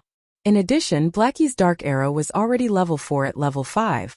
The Dark Arrow's damage increased by a large leap. Meanwhile, Kola managed to win a mysterious iron shield by rolling. After equipping the shield, his defense surpassed the shield warrior from Ouroboros, Ghost Chop, by quite a lot. Although many items dropped, Shurfeng incessantly shook his head at these items. None of these items attracted his attention. Why don't you want this piece of bronze equipment for swordsmen? Gentle Snow asked, astonished. With just a glance at Shurfeng's equipment, anybody could tell it was just individual bronze equipment assembled together. According to logic, their attributes should be much weaker than the equipment dropped from the hell mode of the Dark Moon Graveyard. However, Shifeng remained indifferent towards the equipment drop. The attributes of this equipment isn't as good as what I'm currently using. Just give it to your guild swordsman. Shifeng carelessly gave the equipment to Gentle Snow. Naturally, he would not mention that he already possessed a set of Silvermoon set equipment, which was the best set equipment for swordsmen under level 10. After hearing Shifeng, the other swordsman in the team repeatedly expressed his gratitude towards him. Even if Shifeng were to take away the equipment for swordsmen, nobody on the team would complain. On the contrary, they would feel it was only natural that he would do so. No matter what anybody said, it was all due to Shifeng's efforts that they were able to obtain so much equipment. However, Shifeng displayed himself to be extremely impartial, causing the members of Ouroboros further admiration. Their gazes when they looked at Shifeng held even more reverence. Now Shifeng stayed unmoved while faced with top-tier equipment. In the virtual gaming world, not many people would be capable of remaining as impartial when leading a temporary team. Noticing everyone had mostly recovered, Shifeng said inside the team chat, "Everyone prepare yourselves. We will be going to the next strategic point. Those without speed scrolls, come get them from me." The members of Ouroboros were troubled when they heard this. Each of them had only carried 2 speed scrolls and both had already been used. However, they felt extremely awkward asking for speed scrolls from Shifeng. After all, they previously made a mockery of Shifeng. It would practically be a slap to their own faces if they asked Shifeng for the expensive speed scrolls now. However, if they remained stubborn, they would only embarrass themselves when they died later on. "Can I buy some speed scrolls from you? I didn't have them prepare enough speed scrolls previously. We would feel extremely ashamed if you were to just give them to us for free." Gentle Snow naturally knew of her teammates' embarrassment. Without having a better option, she chose to take the initiative. All right. Since Gentle Snow already asked, Shifeng would not refuse. After all, his money didn't grow on trees either. Fortunately, Shifeng was prepared for such a situation, purchasing plenty of speed scrolls. He provided each team member of Ouroboros with 3 speed scrolls. However, when the members of Ouroboros were trading the speed scrolls with Shifeng, they all had their heads lowered in embarrassment. They felt deeply ashamed in their hearts. Some of them also thanked Shifeng directly, leaving Shifeng at a loss. "Dirty bastard. This lady is a magnanimous person. Seeing that you've performed well, I've decided to forgive you. Give me the scroll then." Zhao Yueru walked towards Shifeng, her head raised and her arms hugging her bosom. The crimson-red robe she wore revealed a deep cleavage, and a bashful tinge of red appeared on her delicate face as she spoke. Shifeng naturally understood that it was a difficult feat for the incomparably prideful Flame Witch from his previous life to carry out such an action. If other players were to see her behaving as such right now, most likely, their jaws would have fallen to the ground from shock by now. Not only was Zhao Yueru currently displaying frailty, but she also apologized to Shifeng. Even Xiao Yuer was pinching her own tender, pink cheeks. Thinking she was hallucinating, Shifeng only revealed a smile at Zhao Yueru's display as he traded the speed scrolls to her. However, inwardly he was baffled. Was the sun rising from the west? He did not think that Zhao Yueru had such a side to her. If other men were to see this, their bones might turn to mush. Shifeng did not think that his unintentional action would actually allow him to witness such a scene. A pity he did not record the moment on the other side. Just as Shifeng and the others busied themselves in the Dark Moon graveyard, the other guilds were still exploring the maze. They died over and over. Such a situation caused many guilds to give up their conquest of the Dark Moon graveyard. If they continued this act of suicide, they might not properly recover their horrifying experience loss. However, there were still some of the stronger guilds who continued their exploration, conquering the Dark Moon graveyard bit by bit. 3 hours after the Dark Moon graveyard opened, there was still not a single guild that managed to clear the dungeon. After frantically trying to conquer the dungeon, the Assassin's Alliance, Heaven's Crown, and other raided guilds started to cool their actions. They started to calmly analyze all the information they obtained from the dungeon. Meanwhile, the team Shifeng led had already killed their way towards an underground mausoleum, preparing to enter it. In order to arrive at this mausoleum, Shifeng had led the team through 2 more similar massacres, obtaining more than 40 pieces of equipment and various materials. Everyone in the team greatly improved as a result. The 2 MTs in the team also surpassed the 400 defense threshold. Now, even when faced against the Kobold zombies' claw attacks, they could resist 2 hits head on. This underground mausoleum was situated in the central region of the wasteland. It was also the Dark Moon Graveyard's sole exit. In order to avoid suspicion, Shifeng intentionally took several detours, just as Shifeng and the others were about to enter.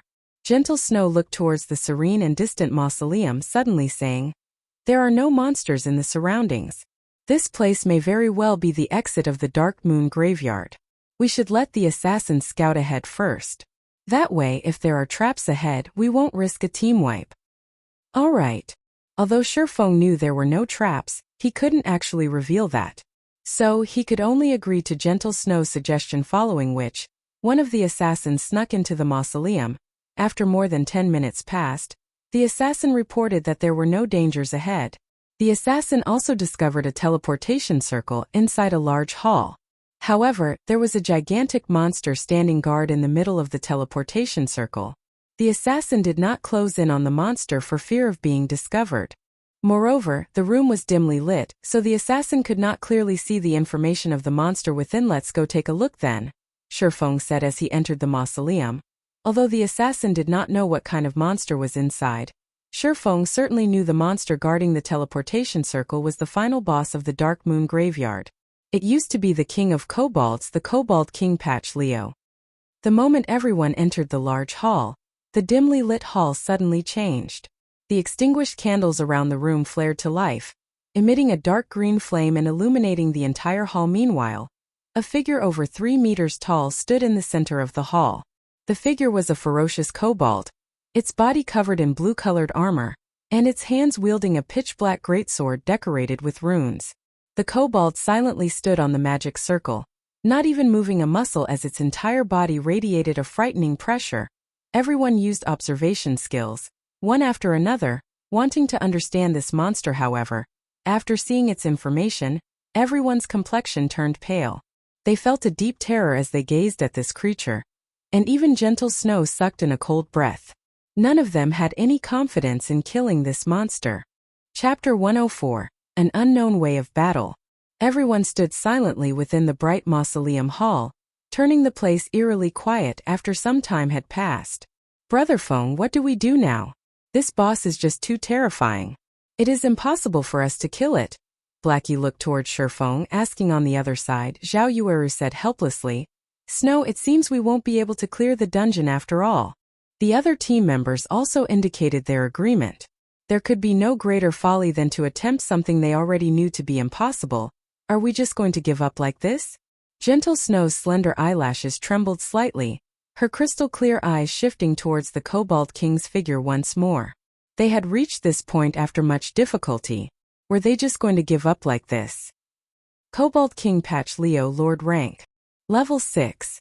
HP 120, 000/120, 000. Not mentioning its frightening amount of HP, just the mere words, Lord Rank, were enough to cause players to tremble. That meant that there was a single aspect to this monster that was extremely terrifying. Either in terms of speed, strength, or magic.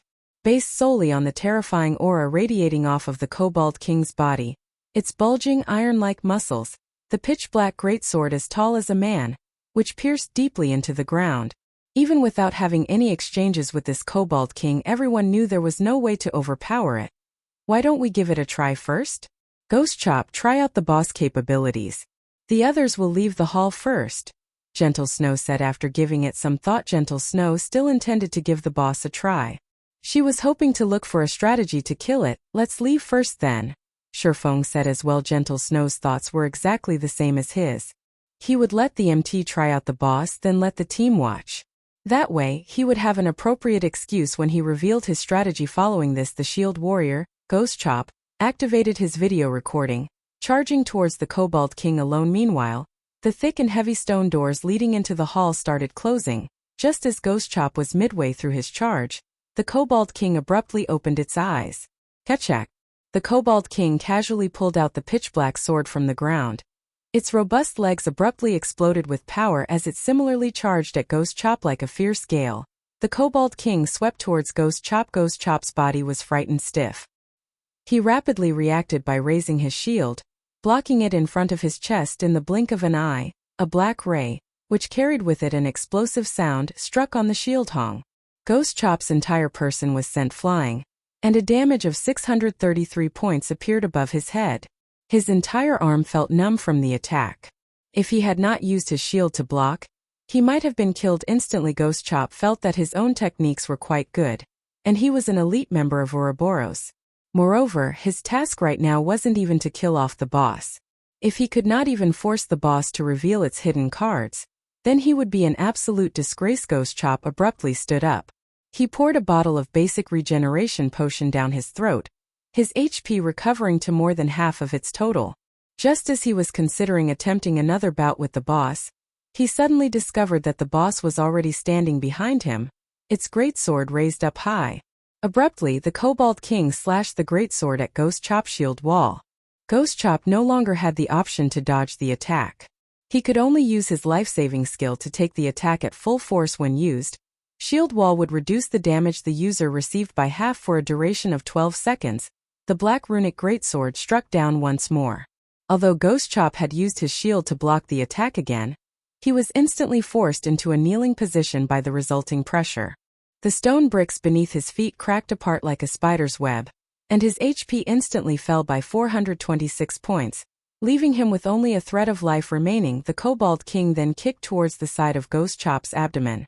Ghost Chop helplessly imprinted himself onto a wall, and his HP instantly dropped down to 0. Only 3 seconds had passed since the start of the battle. Just like that, an MT that was equipped with top-tier equipment was dead, so much so that, even before the stone doors had closed shut, they had opened once more. Everyone looked at Ghost Chop, who was planted into a wall, shocked. What was this situation? The door had just closed before opening again, and their MT was already dead. "Uera, revive Ghost Chop," Gentle Snow said with a gloomy expression. Ghost Chop being killed so quickly was a clear indicator of how strong this boss was. After Ghost Chop was revived, a somber expression hung on his face. He unwillingly shared with everyone the recording he made, allowing them all to analyze the boss' strength. Strong. Zhao Yueru could not help but say in shock. This general speed and reaction speed, this strength, and also the constantly varying attack patterns. Is this really an NPC? Are we sure this isn't a martial arts expert in disguise? Before even witnessing the boss in battle, everyone could already feel how powerful it was. Now that they witnessed this for themselves, aside from feeling shocked, they were also astounded. With Ghost Chop's skills, he was actually unable to even damage the boss. This was just too horrifying. Even if it was the strongest chieftain rank monster Gentle Snow met before, in comparison to this Kobold King, it would only be a little rabbit. As for Shurfeng's party, whom had battled with a Lord rank boss before, after looking at the recording, even they were feeling apprehensive as expected of a Lord rank boss in a team dungeon. Compared to the Lord rank boss of a party dungeon, it was at least several times stronger. Not only was its speed and strength a problem, but its attack patterns were even more so. There were just too many variations. It was as if they were fighting in a close-quartered combat against an expert. Moreover, the physical attributes of this expert were better than theirs by several fold. Just how were they supposed to continue battling against this boss? Even if their brother Feng was very powerful, he might not be able to last long against this boss. After all, this boss had a HP of 120,000 and their HP did not even reach 1000. Let's withdraw. After considering for a good while and thinking up of all sorts of simulations, Gentle Snow still came to the conclusion that they would be team-wiped. She was not prepared to waste time here, and rather prepared to raid the normal mode of the Dark Moon Graveyard. The boss in the normal mode should be a chieftain rank boss, which should be much weaker. According to their current equipment, they would at least have a 20 to 30% chance of killing the boss. Everyone else could only give up after hearing Gentle Snow say this, so all of them took out return scrolls. At this moment, Shurfeng suddenly said in the team chat, after looking at the Kobold King's attack patterns, if Miss Snow, the two MTs, and myself were to implement a rotation battle, we should have somewhat of a chance at succeeding. I wonder if Miss Snow still wishes to raid this boss? Although Shurfeng's voice was soft, it was as if a light in the darkness appeared, brightening everyone's spirits. Brother Feng, are we really going to fight it? Blackie looked at the Kobold King, swallowing down a mouthful of saliva. Even at such a distance away from it, Blackie could still feel his legs trembling. If he were to close in on it a little more, he might already be on the ground, kneeling. In fact, it wasn't just Blackie who was impacted by the Kobold King's imposing aura. The other team members did not fare any better than Blackie. They instinctively acknowledged that they could not beat it, wanting to run away from it. You have a plan? Shock flashed past Zhao Yueru's eyes as she looked at Shifeng, asking. This was a lord inside a team dungeon. Its HP was several times higher than the lords in the wild. Its attack power and attack patterns as well were despairingly powerful. Zhao Yueru did not think that Shifeng would have a method to raid it. Shifeng shrugged his shoulders, looking at the Kobold King as he said, "My confidence at succeeding isn't high. However, we can still give it a try. Isn't it just a 10% experience loss? Killing all the way here, the experience we obtained has far exceeded just 10%. Even if we died, we have already obtained a lot of equipment. Don't tell me that you guys are so willing to just give up?" Gentle Snow was slightly shocked. She did not think that Shifeng could bring her so many surprises. Even if they could not raid the boss this time, she would definitely pull Shifeng into Ouroboros. What are the chances for success? Gentle Snow asked, her iceberg-like expression finally revealing a warm smile. 20%. Shifeng had already made the most conservative estimation. In reality, he had estimated their success rate to be at 50%. However, he was worried that if he were to say it out loud it would be bad. He might attract suspicion. What? You said 20%. Zhao Yueru rolled her eyes at Shifeng. With such a low success rate, who would dare take the challenge? Alright, let's hear your plan then. We will be supporting you fully. Gentle Snow interrupted Zhao Yueru, saying softly. Gentle Snow herself had estimated their chances at getting rid of the Lord rank boss at 0%. As for a Chieftain rank boss, she had estimated the success rate to be at 20 to 30% chance. Judging from Shifeng's previous behavior, he did not seem like a person that exaggerated things. Since Shifeng had a similar certainty for success, wouldn't killing the Lord rank boss be much better? Moreover, she was extremely interested in the 4-man rotation battle Shifeng had mentioned. She did not know what kind of method of battle this was to actually let them have such a high chance of success against the Lord rank Kobold King. Chapter 105. Ashblade 1. Although the members of Ouroboros admired Shifeng, they still felt that it was impossible for them to raid this boss. What would happen if they were wiped out? However, Gentle Snow had already nodded her head in agreement. That meant she was also willing to take on this risk. Even if everyone were to lose 10% of their experience and some skill proficiency, losing to the other guilds in terms of levels by a little, she would shoulder all the responsibility. Although 10% of experience seemed like a small amount when a player had reached level 6, raising their experience by 10% would require at least 2 to 3 hours worth of effort. If the team was wiped out as a result of Gentle Snow's decision, the losses the team suffered would not be small. It was obvious just how much trust she placed in Shifeng. The members of Ouroboros looked at each other, feeling that they were all too timid after playing virtual reality games for so long. They had all turned towards stability. They thought that, in order to raise their standings in the guild, the less deaths they had, the better. Yet, unknowingly, they had forgotten one of the most important points when playing a virtual reality game: the thrill of adventure. That was the reason why most people played virtual reality games. They had already gained a bountiful harvest from the dungeon. Just like what Shifeng had said, it wouldn't really matter, even if they died. Leader will do as you say then. Whatever you want me to do, I guarantee that I'll do it. The shield warrior, Ghost Chop, looked towards Shifeng, clapping his chest as he said, so leader, say it. Right, say it. The members of Ouroboros all looked towards Shifeng. They had thought it through already. If they were going to make a loss, so be it. However, on the off chance that they did succeed, endless glory would await them. Since everyone has agreed, I'll tell you my strategy. After we start the raid, only me, Miss Snow, and the 2 MTs will battle with the Kobold King. The other melee jobs are to all stay at a distance. Berserkers, listen to my command to use charge. Assassins, after giving the boss a bleeding effect, immediately distance yourselves and use bows to attack. The other ranged jobs should just dish out as much damage as you can. However, pay attention to maintain a distance of 25 yards or above from the boss. The 2 clerics and druids should focus on healing the MTs, while the oracles will heal Miss Snow and I. Shifeng started explaining his strategy, giving Gentle Snow and the others detailed explanation on the method of rotation battle. The rotation battle method was a technique that allowed the weak to win against the strong. It was a technique specifically meant for dealing with bosses in Shifeng's previous life. This method of battle was gradually discovered by some experts a month after God's Domain's opening. These experts then carried out the technique in an actual battle against the boss of a dungeon. Unexpectedly, the technique yielded remarkable results. Bosses, which they were previously helpless against, were easily gotten rid of with this technique. Following which, this technique slowly spread out, and within 2 months' time, almost every guild's elite team members had learned the technique. Right now, if they wished to raid this Lord-rank Kobold King, then they would need to utilize this method of battle. Otherwise, for as many battles as they carried out, they would die an equal amount of deaths. There would be no exceptions after Shifeng's explanation ended. Everyone entered into the large hall of the mausoleum. The Kobold King, equipped with blue-colored armor, still stood silently in the middle of the hall. Kola, start the raid. Pay attention to your positioning and set aside the Kobold King for the ranged players. After which, you and I will cooperate to hold off the boss. When we are both unable to hold it off any longer, Ghostchop will be responsible for relaying the boss over and cooperate with Miss Snow to hold it off.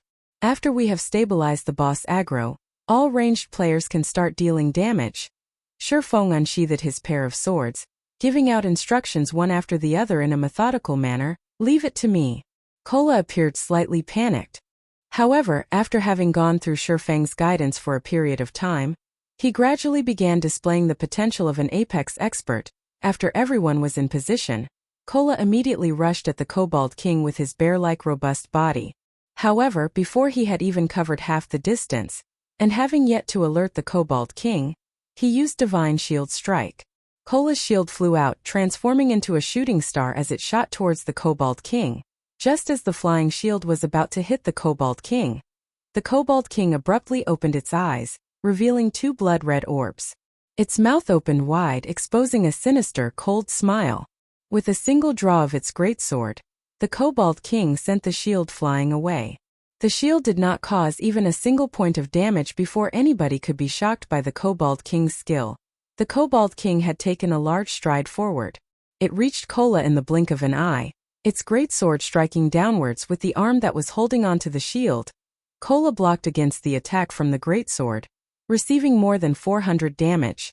Meanwhile, Kola's other hand abruptly tightened its grip around the dagger, and with a yell, he slashed out the dagger, striking at the side of the pitch-black greatsword.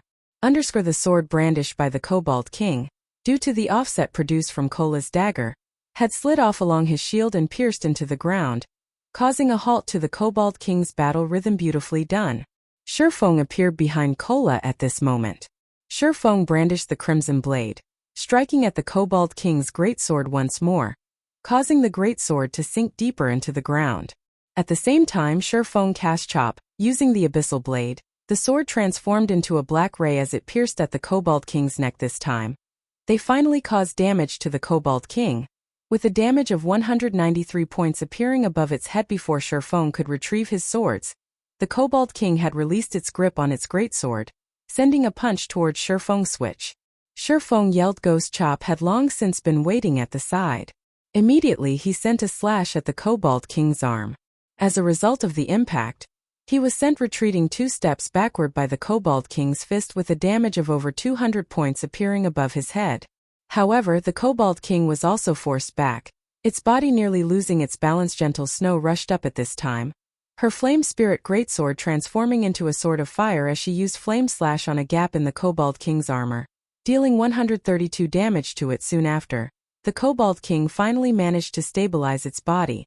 It brandished its greatsword in a fit of rage, casting a horizontal slash. However, Kola was a step ahead of it as he forcefully received this horizontal slash.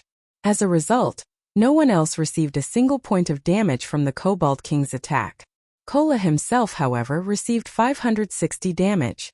Fortunately, there were 3 healers healing him at the same time, bringing his HP from a critical state back up to more than half. Subsequently, Shifeng and Gentle Snow continuously overlapped their attacks with each other, while Kola and Ghost Chop kept on receiving the damage, and the healers healed them without stopping. In such a way, the team slowly reduced the Kobold King's HP after coordinating their attacks for several rounds. Gentle Snow was extremely astonished. She did not think there was such a way to fight against a boss. She really did not know just how Shifeng had managed to think up such a technique. However, what shocked everyone even more was the damage caused by Shifeng. The damage he caused left everyone practically dumbstruck. A single thundering flash was able to cause almost 700 total damage. Earth Splitter caused over 400 damage, while his normal attacks each caused over 100 damage. Compared to that, Gentle Snow, who was equipped with a suit of mysterious iron set equipment and a secret silver greatsword, had only managed to deal around 240 damage, even after using her most powerful skill. Seeing such a scene, everyone began to wonder between Shifeng and Gentle Snow, just who was actually the berserker here. However, no one knew that Shifeng wielded a magic weapon in his hands. In addition to the Silver Moon set equipment and his damaging skills, which were at level 4 to level 5, the damage he could cause would naturally be exaggerated. Ranged players can start attacking now, Shifeng shouted in the team's chat after feeling that the boss hatred had been completely stabilized at this time. The others were woken up with a start. The mages started reading out incantations, sending out fireballs and dark arrows. Meanwhile, the rangers continuously fired off arrows from their bows, causing a series of damage to the Kobold King. Amongst all these attacks, Zhao Yueru was the person who dealt the highest damage in a single attack, which was over 100 damage. Following her, Blackie could also deal over 80 damage with each of his dark arrows, while the others only dealt 40 to 50 damage under Shifeng's instructions and the constant combination attacks. The Kobold King became helpless. The Kobold King was forced to retreat, step after step, until its HP continuously decreased without pausing. From start to finish, it was constantly forced into a passive state, unable to display its true potential after being continuously attacked for over 10 minutes. The Kobold King's HP had been reduced down to 30%. Reaching the boundary of entering a berserk state, the Kobold King's body started increasing its size, and its muscles inflated. After it goes berserk, we won't be able to hold on for long. Ranged players, stop all your attacks, and MTs prepare to activate your life-saving skills to escape. Remember to pull the boss aggro before running. Everyone else should distance yourselves from the boss. The other warriors, wait for my command to use charge. Mages who have restriction skills should all get ready. Seeing that the Kobold King was starting to go berserk, Shifeng loudly reminded. Immediately, he too distanced himself from the Kobold King. A Lord rank boss berserk was no small matter. If it was not properly dealt with, then the result would be a team wipe now. Their chances of successfully killing the Kobold King depended on whether the two MTs were able to survive. Chapter 106, Ashblade 2. Ayo! Ayo! Ayo! The Kobold King let out an angry roar. Multiple shockwaves rolled out and struck the team, causing 60 to 70 damage to everyone with each consecutive wave. Moreover, the mages in the team were constantly forced to retreat backward by each shockwave, having no choice but to lean against a wall. Lowly ants, you dare taint this sacred ground with your presence? Receive the punishment of death. The Kobold King's enlarged foot abruptly stomped down, causing the stone ground in a 5-yard radius to crack, and sending debris flying into the air. After seeing this destructive power, the two MTs could not help but have a cold sweat seep down their backs. Fortunately, they had retreated a step earlier. Otherwise, the consequences of receiving that stomp would have been unimaginable. Just as the both of them were still celebrating, the Kobold King tightly gripped onto its greatsword with both its hands.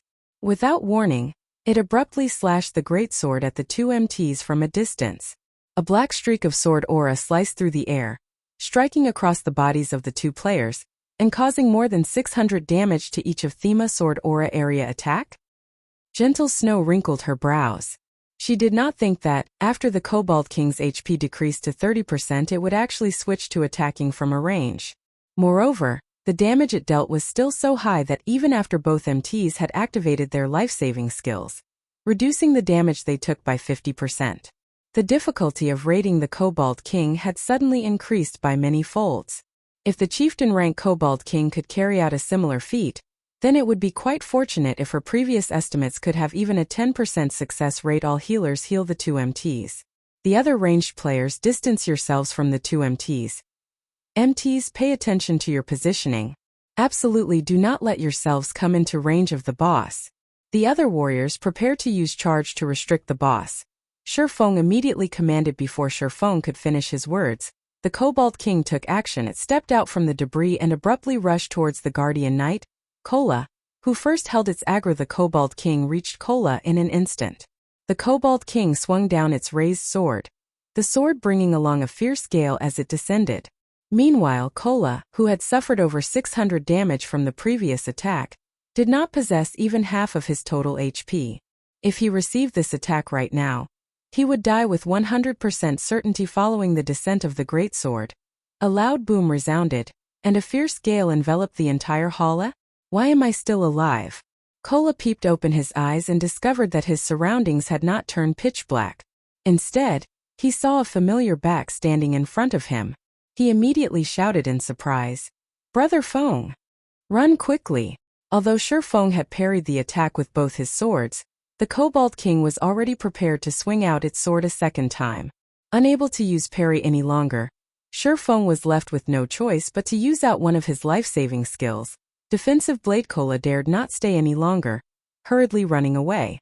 Meanwhile, the healing spells from the 4 healers only now landed upon Kola's body, recovering him back to his full HP after running away for about 2 yards.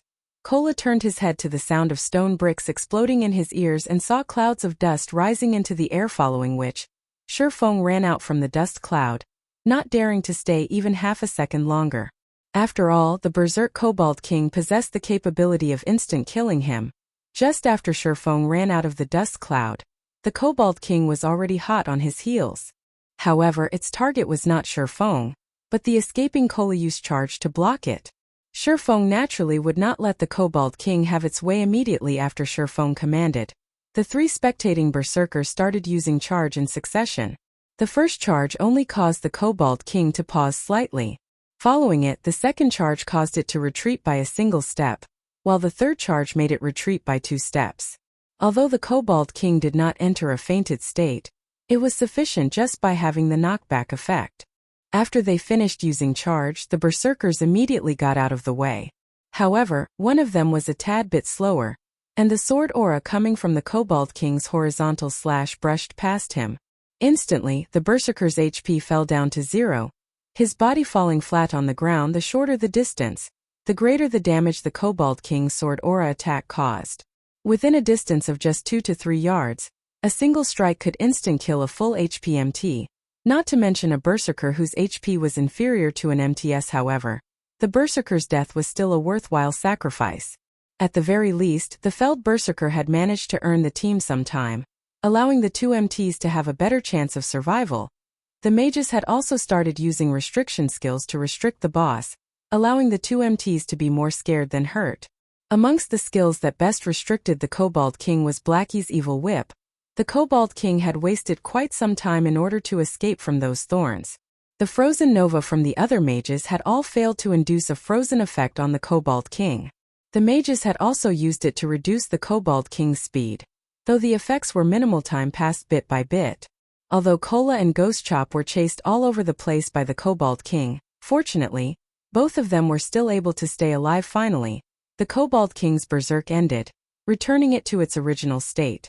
However, its HP recovery speed had increased considerably when it went berserk. Its current HP was restored by more than 50%, which was over 60,000 HP. Attack it in rotation. After the Kobold King's berserk had ended, Shi Feng naturally would not give the boss any leeway, immediately starting their retaliation with the 4 of them attacking in rotation. The Kobold King was once more placed in a disadvantageous position. Furthermore, the 4 of them were becoming more practiced with carrying out joint attacks. After a few minutes, the Kobold King's HP had fallen to 20% this time. The Kobold King did not go berserk.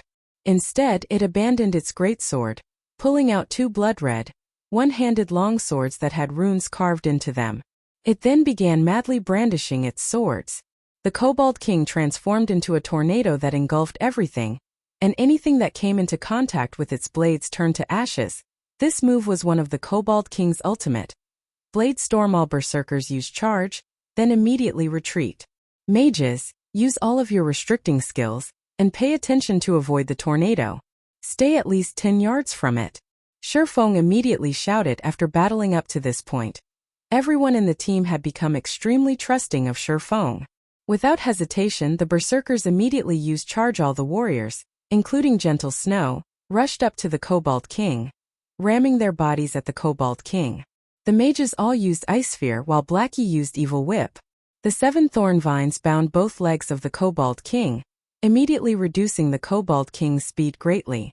The power of its rotation was also significantly weakened, although the speed of the Kobold King's Bladestorm had slowed down a lot, and its might reduced slightly. There were still a few players engulfed by it, turning into meat paste in less than 2 seconds within the Bladestorm's duration of 15 seconds. Out of the 20 players within the team, 6 had already died.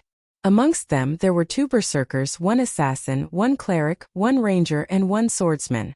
Meanwhile, the Kobold King still had 10% of its total HP. Seeing that the 2 MTs had their HP hanging by a thread, the Kobold King followed up by slashing its 2 swords at both their necks. Just as the 2 MTs were about to meet their makers, Shurfeng appeared behind the Kobold King. Abyssal Bind, Thundering Flash, Double Chop. 9 pitch-black chains bound the Kobold King, preventing it from moving even a single step. After saving the 2 MTs, Shurfeng followed up with a series of slashes on the Kobold King's weak point. The speed at which he drew his swords was frighteningly fast. Gentle Snow could not help but be shocked at Shurfeng's sword-drawing speed and accuracy. However, she did not halt her actions as she continued slashing at the Kobold King with her greatsword. Within a short 3 seconds, everyone had taken away close to 4,000 HP from the Kobold King, plunging its HP down to a critical point. AO. The Kobold King was truly enraged now. Following its roar, the entire hall started trembling. This was the Kobold King's final ultimate, Death's Intimidation. The skill causes all enemies in a radius of 50 yards to fall into fear, unable to attack for a duration of 10 seconds. Suddenly, everyone had fallen into fear, blankly standing still and unable to move at this sight. The Kobold King revealed a sneer that resembled a human's. It brandished its twin swords as it began a massacre. Within an instant, it had taken the lives of a berserker and assassin. Striking out, sword after sword, the 2 MTs were killed off as well. Meanwhile, not even 4 seconds had passed since the Kobold King had used Death's Intimidation.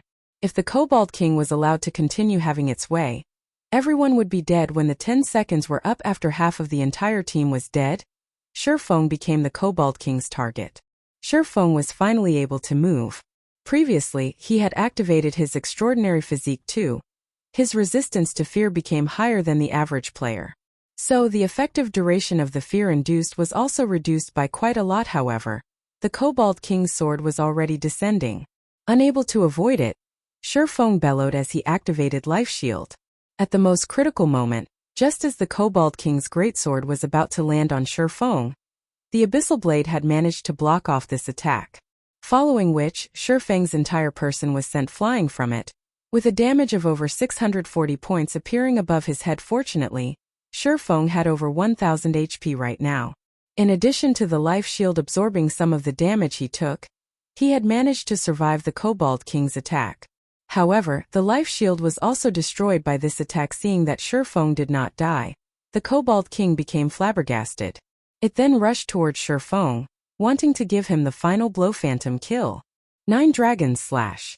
Shurfeng's doppelganger used parry to block against the Kobold King's attack. Simultaneously, the doppelganger activated Defensive Blade and was able to delay the Kobold King for quite some time. Meanwhile, the Kobold King was receiving continuous attacks from the 9 Abyssal Blades. Its HP steadily fell, leaving it with only 1% remaining. Seeing that the cooldown for his own Defensive Blade was finished, Shurfeng as well activated the skill. From a distance of 10 yards, Shurfeng started attacking the Kobold King with sword auras. Damages of over 100 points kept on appearing above the Kobold King's head, taking its HP away bit by bit. After the Kobold King had managed to get rid of the doppelganger, its remaining HP did not even reach 300 points. Suddenly, it threw out both of its swords, sending them piercing towards Shurfeng. Unfortunately, both swords were blocked off by Shurfeng's Defensive Blade. However, the Kobold King had yet to give up.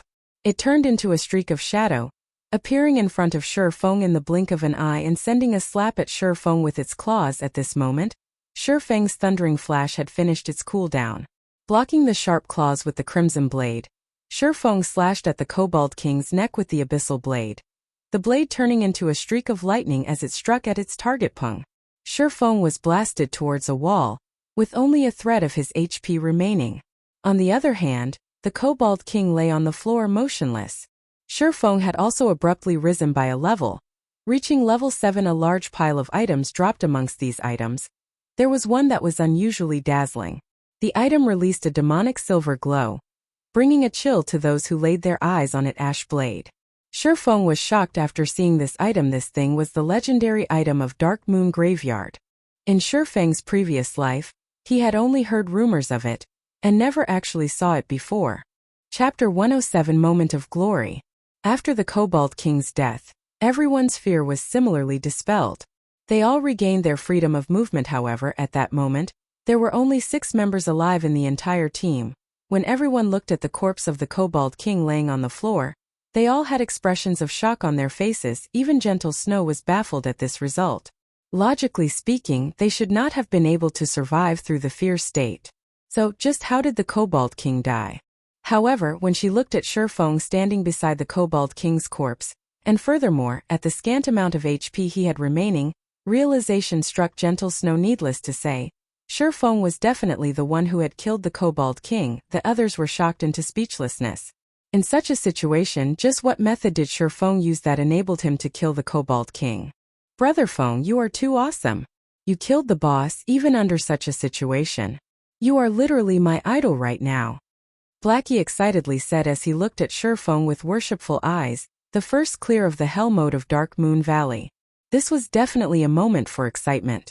This signified that they would be leaving their names on the glory list for all eternity.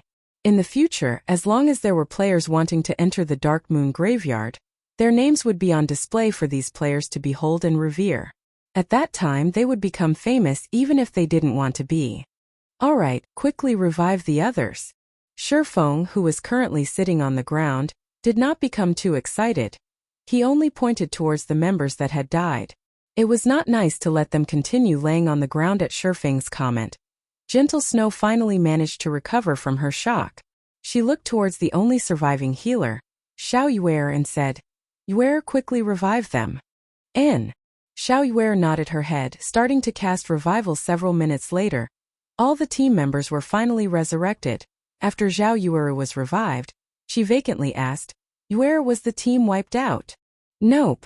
We cleared it. Xiao Yuer faintly smiled. As expected, it was still a team wipe.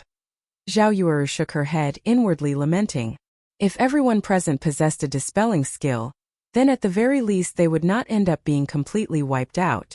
To bear witness to a low HP Kobold King obtaining victory in the end, Xiao Yuer could not help but let out a laugh. If she did not personally witness the Kobold King dying, she too would not have believed it. Hence she loudly proclaimed, Sister Yueru, the boss is already dead. Impossible. None of us has a skill to dispel fear, Xiao Yueru said with confidence. Even if we wait for the fear to end, the remaining members would not be able to get rid of the boss. If you don't believe it, look over there. The Kobold King was killed off by Big Brother Yifeng in the end. You don't know just how dangerous of a situation Big Brother Yifeng was in at the time. He went all out in the last strike, intending to die together with the Kobold King.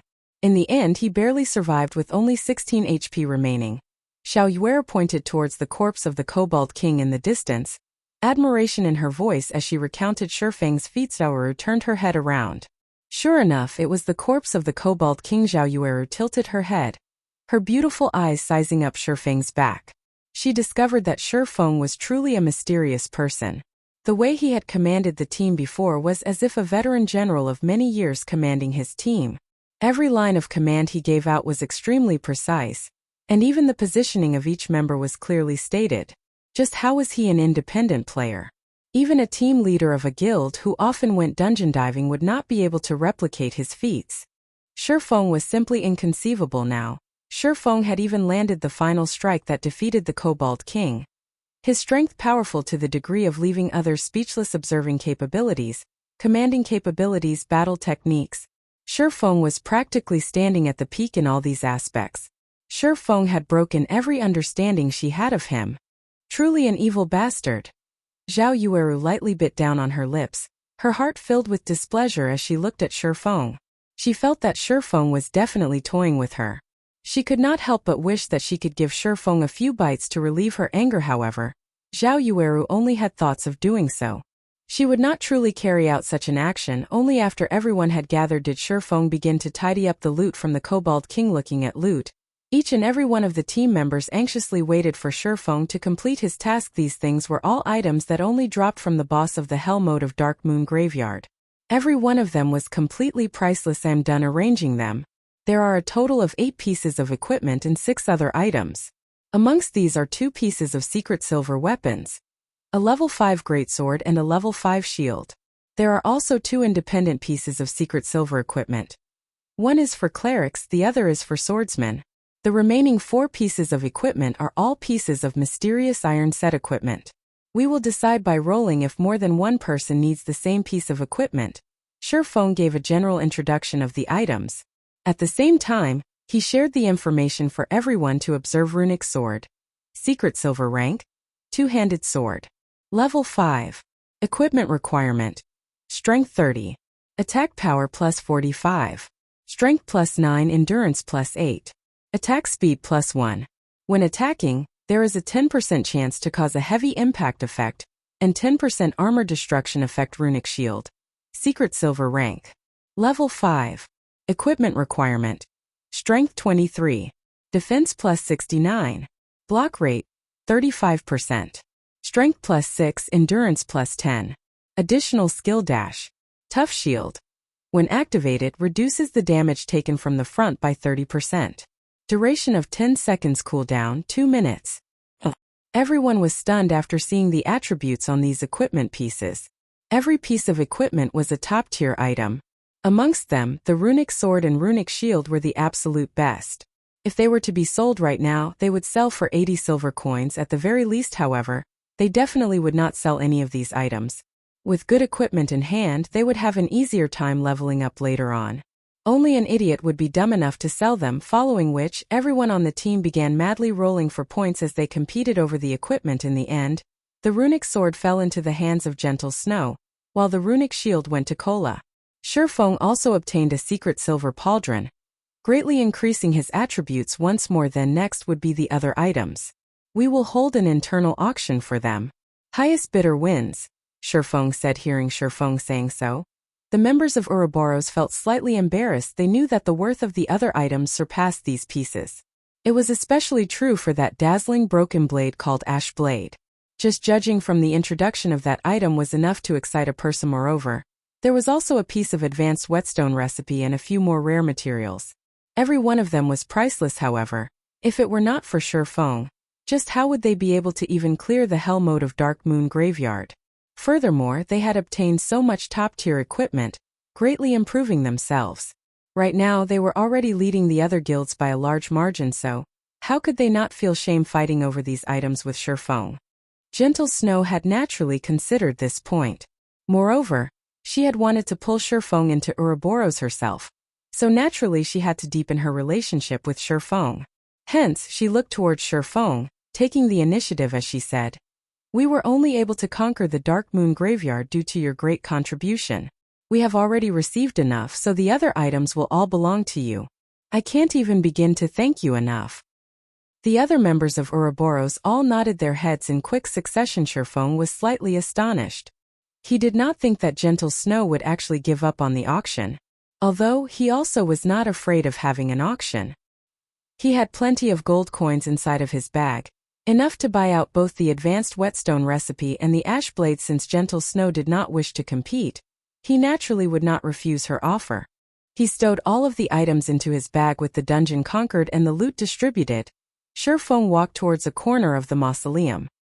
He then activated the mechanism to trigger the teleportation gate. Everyone walked into the teleportation gate, disappearing from the large hall of the mausoleum one after another just after everyone had left from the Dark Moon Graveyard. White River City Region System Announcement. Congratulations to Ouroboros for becoming the first team to conquer the Hell Mode of Dark Moon Graveyard.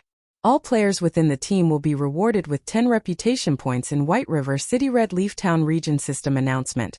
Congratulations to Ouroboros for becoming the first team to conquer the Hell Mode of Dark Moon Graveyard.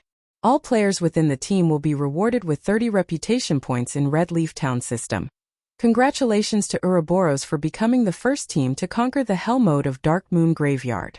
All players within the team will be rewarded with 1 mysterious treasure chest, 50,000 EXP, and 10 glory points. Chapter 108 Shaking the Four Corners. Outside the Dark Moon Graveyard. This dungeon is just impossible. Without an average level of 10, who would be able to clear it? Flaming Tiger, who had just revived out of the dungeon cursed in all 3 times, he had entered the Dark Moon Graveyard. Not once had he even found the location of the dungeon's boss before his entire team dropped dead. This dungeon was just toying with them. Everywhere inside the dungeon was filled with elite monsters. Even if they killed some, there was still an endless stream of monsters to slowly grind them to death. It was absolutely frustrating. Zhang Luowei raised his thick brows. His complexion gloomy as he looked back toward the teleportation gate of the Dark Moon Graveyard in the distance. With such lack of progress, it had long since passed the point of just making a loss. If this situation continued, it would be detrimental to the team's future development. Everyone rest up for a while.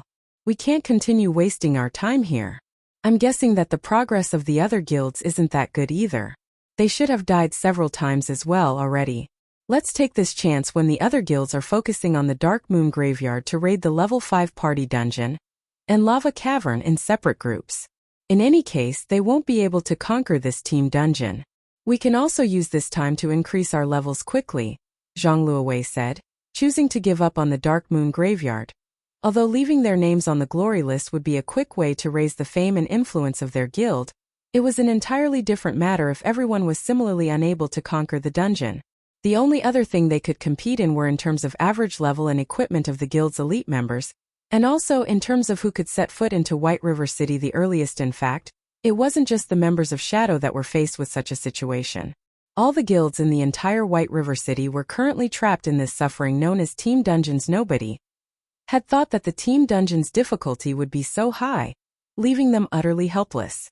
The virtual reality games in the past usually had less monsters than players inside of dungeons. In God's Domain, however, the number of monsters inside the dungeons greatly outnumbered that of the players. It was a number that was simply impossible to cope with. Even if they increased the number of MTs and healers they brought with, it would still be a useless endeavor. After some time had passed, the second-rate guild, Assassin's Alliance, had also died out from the dungeon with dejection covering their faces. What's gotten into all of you? Just a few deaths.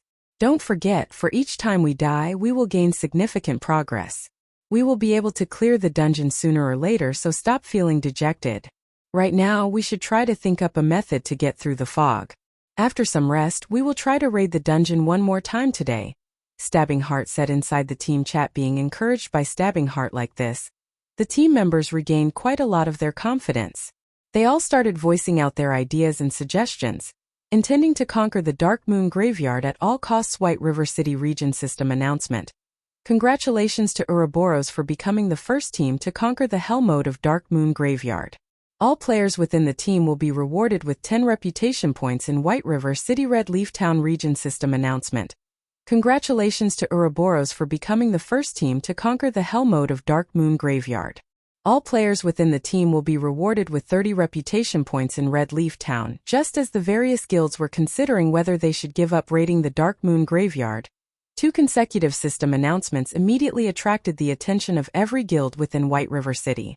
Meanwhile, when the players of Red Leaf Town heard of this system announcement, they were first filled with shock, but they were soon cheering and shouting in worship. Ouroboros is just too awesome. They're practically inhuman. I heard that the Snow Goddess was the one who led the dungeon raiding team. My goddess is just too powerful. The other guilds haven't even cleared the normal mode, but the goddess has already cleared Hell mode. This won't do. I want to join Ouroboros. I would be satisfied even if I could become the goddess servant. The players in Red Leaf Town had all started conversing about Ouroboros and the Snow Goddess. Aside from worship, they were also filled with awe simultaneously. The entire region of White River City was sent into a cacophony of noise. What kind of joke is this? We can't even manage to find the boss of the normal mode, so just how did Ouroboros manage to even clear the Hell mode? The guild leader of Emerald Dragon Gate slammed on the desk as he cursed. Could the team dungeon in Red Leaf Town possibly be easier? Then Stabbing Heart should have, at the very least, cleared the normal mode already. The guild leader of the Assassin's Alliance entered deep thought after looking at the system announcement. While all the large guilds were still having headaches over obtaining a town region announcement for themselves, As if trying to take their lives, a city region announcement had appeared. The upper echelons of the various guilds suddenly felt an immense pressure weighing on them, pushing them to accelerate their raiding progress quickly.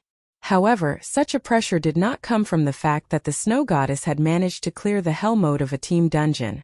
Instead, it came from the fact that the influence of the system announcement was simply too huge.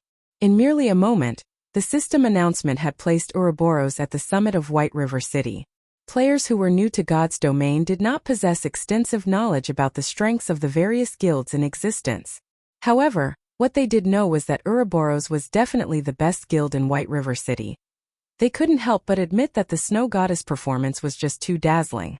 Compared to the guild leader of Ouroboros himself, who had a large number of experts under him in Starmoon City, the Snow Goddess was much more formidable. A short moment after the appearance of this system announcement, all the upper echelons of the guilds within Starmoon Kingdom discovered that they had underestimated the Snow Goddess' ability. Fortunately, the Snow Goddess was not tasked around the area of Starmoon City. Otherwise, the consequences for them would be unimaginable. Meanwhile, Gentle Snow herself remained unaware of what was currently happening in the various regions of God's domain. She was still busy looking at the glory list together with Shurfeng and the others. The glory list, which was made up of obsidian stone, was 3 meters in height and 2 meters in width. On it, the names of Gentle Snow and the other team members were already carved. Moreover, their names were carved at an extraordinarily eye-catching location, at the very top of the glory list. On the first line of the glory list, the word Ouroboros was carved in big scarlet characters. Meanwhile, below Ouroboros, the names of every team member were recorded in smaller-sized, silvery white characters. Brother Feng, look, we're on the list. We're on the list. Blackie was close to shedding tears of excitement after seeing his own name up on the glory list. After playing games for so many years, not once had he ever enjoyed such an honor. However, it wasn't just Blackie who behaved in such a way. The other members of Shurfeng's party were similarly excited. They all rejoiced at being able to follow after Shurfeng, becoming official members of Zero Wing Workshop. Meanwhile, the various guilds standing in the distance all looked towards the glory list with eyes full of envy, for as long as future players arrived at the Dark Moon Graveyard, they would inevitably see these names, giving their admiration and worship. On the other hand, the upper echelons of the various guilds present had instead looked towards the icy cold, Gentle Snow, expressions of respect and helplessness appearing on their faces. Everyone was clear about the difficulty of the Dark Moon Graveyard. Absolutely none of them would think that the Hell mode of Dark Moon Graveyard was easier than the normal mode. At the very least, the difficulty in Hell mode would be several times higher. However, despite all odds, the team led by Gentle Snow had succeeded in raiding it. Moreover, she had even brought along a few independent players instead of bringing along the strongest team in her guild. The Snow Goddess had clearly surpassed them in terms of leadership and personal strength by leaps and bounds. They were on two completely different levels up to this point. These upper echelons had all begun to think that their luck was just too poor. Being tasked in the same town as the Snow Goddess had sealed their fates at becoming merely the grass that sets off the color of her flower. We will need to wait 3 more days before being able to enter the Dark Moon Graveyard again. During this time, would you be interested in joining us in raiding the Goblin Factory? Gentle Snow earnestly invited Shurfeng. Although Gentle Snow's voice was not loud, the outside of the Dark Moon Graveyard was extremely quiet. Even from a distance, her voice could very clearly be heard. The upper echelons of the various guilds were all dumbfounded. Just who was this Shurfeng exactly? The Snow Goddess was actually inviting him from one dungeon raid to another. Could the Snow Goddess have possibly fallen for him? However, why would the highly haughty Snow Goddess fall for such an unattractive brat?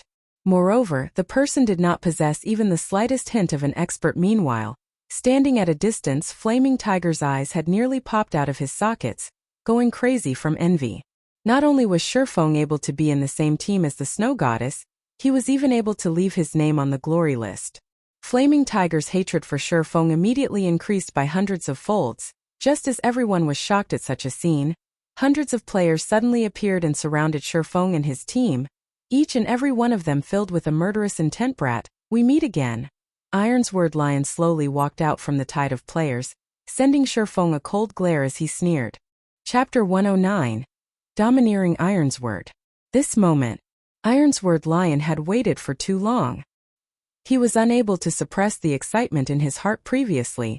After failing the dungeon raid, he chose to give up on the endeavor.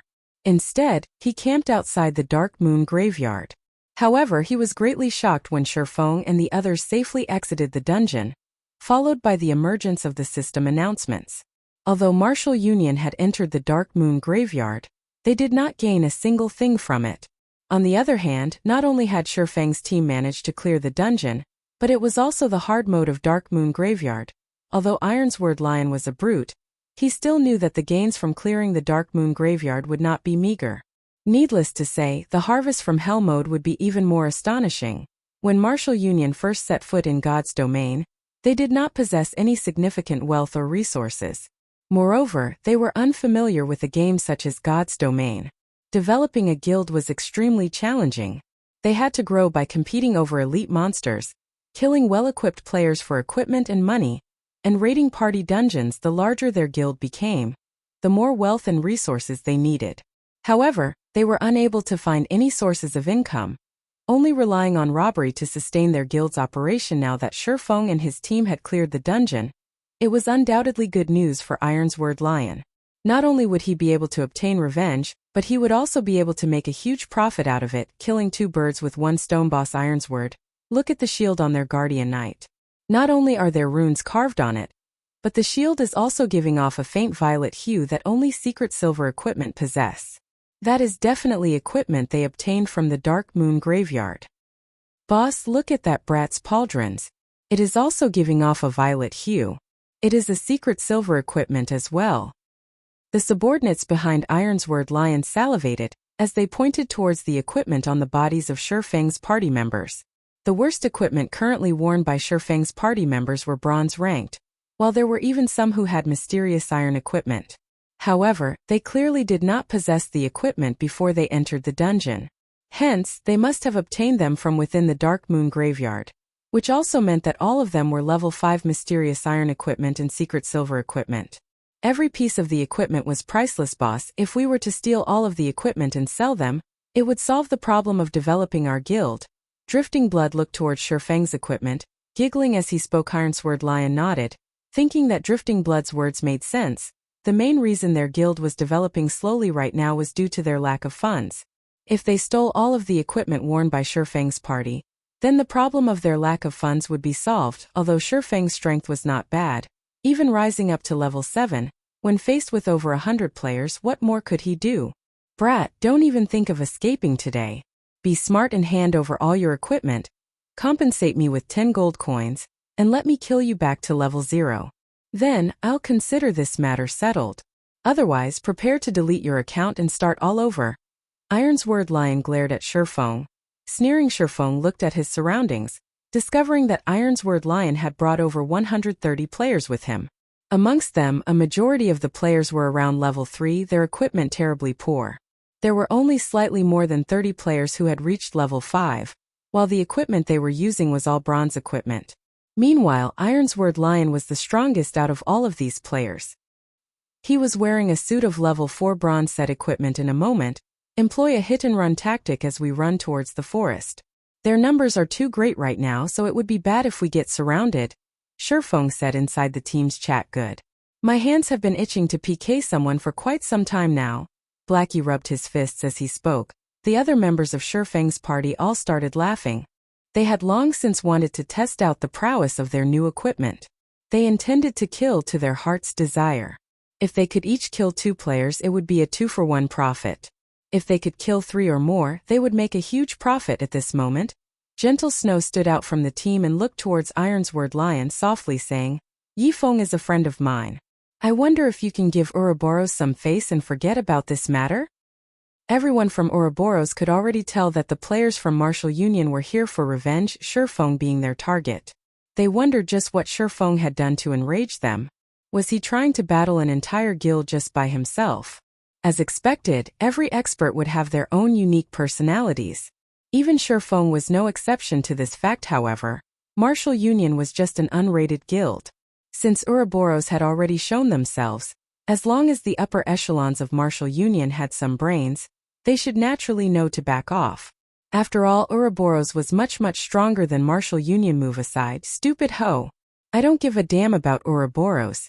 If you wish to help this brat, I'll take care of you all the same. Ironsword Lion cursed in a bad mood. Although Gentle Snow was indeed a world-shaking beauty, the equipment she wore was even more dazzling. It was especially true for the black runic greatsword in her hands.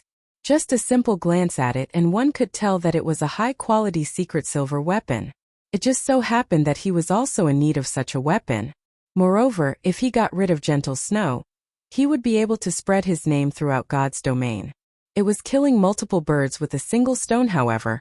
What Ironsword Lion did not know was that, because of his casual remark, the entire Dark Moon graveyard had entered a solemn state.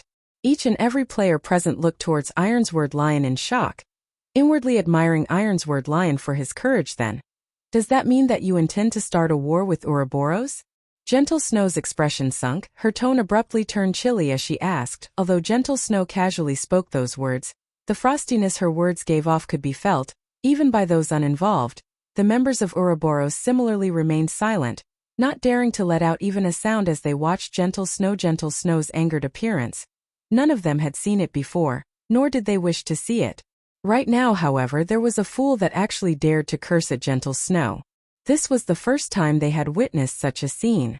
They no longer dared imagine what would happen. Bitch, the others may fear your Ouroboros, but not me. Ironsword Lion licked his lips. His eyes filled with greed as he looked at the attractive equipment on Gentle Snow's body. However, he remembered that he wanted to kill Shifeng the most. He then turned his sights towards Shifeng, loudly saying, "Brat, don't think that, with a bitch protecting you, you'll be able to survive through today. Rest assured, I won't let either of you get away. Brothers, go. Kill them and we'll share all of their equipment." Suddenly, over 100 players rushed at Shifeng and his team. Murder in their eyes. Ironsword Lion even took the lead as he charged towards Shifeng, no longer able to hold back his treasured sword. Only by drenching it with Shifeng's blood would it be able to achieve satisfaction. Hit and run as we head towards the forest. Don't overextend yourselves. Shifeng unsheathed his pair of swords, once more commanding through the team chat. Just after Blackie and the others had taken a few steps, they suddenly discovered that Gentle Snow and the members of Ouroboros remained unmoving, intending to face the players from Martial Union head-on. They truly did not know what was going through Gentle Snow's head, however. Since Gentle Snow was sticking up for Shifeng, naturally, Shifeng could not escape into the forest to carry out guerrilla warfare. Blackie and the others also looked towards Shifeng with questioning gazes. Shifeng sighed helplessly, saying, "Kola, you hold the front, and remember not to extend yourself too far out. Drowsy Sloth, pay attention to healing the others. Blackie, use Hellflame in the areas with more people. Gluttonous Mouse, stay behind and kill the ones with low HP. Lonely Snow, you're with me." Before both sides collided with each other, the enemy's magic had already struck at Shifeng and the others' fireballs and frost arrows struck at the team, one after another. Ghost Chop stood in the front as he held off against the attacks. Kola as well rushed up in time. He raised the runic shield and activated Tough Shield. At the same time as the enemy magic landed on both Ghost Chop and Kola's shields, the heals coming from behind them similarly landed. Each of the magical attacks caused -20 to -30 damage to Ghost Chop, whereas Kola only received damages of over -10 points. The highest damage Kola received was only over -30 points. Moreover, the attack was from a level 5 elementalist who was fully geared in bronze equipment. As the heals landed on the two MTs, both their HPs were instantly recovered to full. The members of Martial Union were immediately dumbstruck after seeing this sight. It was especially true for the level 5 elementalist. Normally, a single flame explosion from him could deal over -100 damage to an MT. However, when used on Kola, the skill only caused around -30 damage. Kola's defense was just too high. Chapter 110 Drenching Dark Moon in Blood. Kola and Ghost Chop's defenses were just too high. In addition, the 4 healers behind them were similarly strong. The attacks from the mages of Martial Union had absolutely no effect on the two MTs. As for attacking the other members with the two MTs blocking up front, Martial Union had no way of attacking them at all. Don't panic. Just keep killing. We outnumber them by 6 to 1. We'll kill them even if we have to throw bodies at them. Assassins, circle around and kill the healers. Ironsword Lion was similarly having a headache towards the two MTs. However, his many years of battle experience allowed him to quickly think of a solution at that moment. The team announcement for Ouroboros rang out system. Team Martial Union has initiated an attack against your team. For the next 2 hours, all members within the team are be able to freely retaliate without receiving any punishment, without the need to worry about becoming a red player. Everyone became much more motivated. You dare initiate a war against us, Ouroboros? None of you know the immensity of heaven and earth. All of you die. The flame witch Zhao Yueru could finally display her frightening might. After her hand traced out the final incantation in the air, one of her ultimate skill, Frost Flame Explosions, activated. Magic struck Martial Union's MT, causing a series of damages over -200 points and instantly reduced his HP to a critical level. However, shortly after, the healers of Martial Union quickly pulled their MT's HP back up. Fire Dragon's Roar. Zhao Yueru revealed a smile as she finished chanting her incantation. She lightly pointed a finger at that MT, causing the fire mana in her surroundings to gather at the tip of her finger. In the blink of an eye, a gigantic fire dragon appeared and rushed at that MT, devouring him whole. Even with over half of his HP remaining, the MT of Martial Union instantly died. The melee players of Martial Union all sucked in a cold breath. The MT that had just fallen was Martial Union's core MT. He was equipped with a complete set of level 4 bronze set equipment, and he was also using a level 5 bronze shield. The top mages within the guild could only cause -80 to -90 damage to him. Now, even though there were healers healing him, he was still killed in 2 moves. Just how high was that female elementalist's damage? During Martial Union's momentary pause, Blackie had finished chanting the incantation of Hell Flame. Immediately, pillars of green-colored flame appeared amongst the areas with a high density of players. The pillars of flame that shot towards the sky caused over -300 damage each second to every player, and within an instant over 10 players lost their lives. The players from Martial Union were all dumbfounded at this sight. A single spell killed over 10 players. Just how were they supposed to contend against this? Don't be afraid. Spread out a bit. They'll be finished as long as we can get close to them. Ironsword Lion shouted confidently. The members of Martial Union felt what Ironsword Lion said was logical. They then continued charging towards the group from Ouroboros, starting a melee battle. The players from Martial Union were many, and very quickly they surrounded everyone from Ouroboros. Gentle Snow raised her sword, immediately using charge to send 3 players flying. With a wave of the runic sword, Gentle Snow used Cleave, dealing over -450 damage to the 6 level 3 players that rushed at her. As a result, all 6 of those players directly fell. The players from Martial Union did not know just how frightening a berserker with 50 strength was. With just 20 strength, a berserker could snap a common weapon in half with only their bare hands. If a berserker had 50 strength, one could just imagine how frightening they were. After killing the first wave of players, Gentle Snow rushed headlong into the crowd. Like a flood dragon entering the ocean, Gentle Snow wreaked havoc amidst Martial Union. A fierce gale unfolded as Gentle Snow used Whirlwind Slash. The players within a 5-yard radius around her were all sent flying upwards, and damages of over -500 points appeared above their heads. The players crashed heavily into the ground, becoming deader than dead.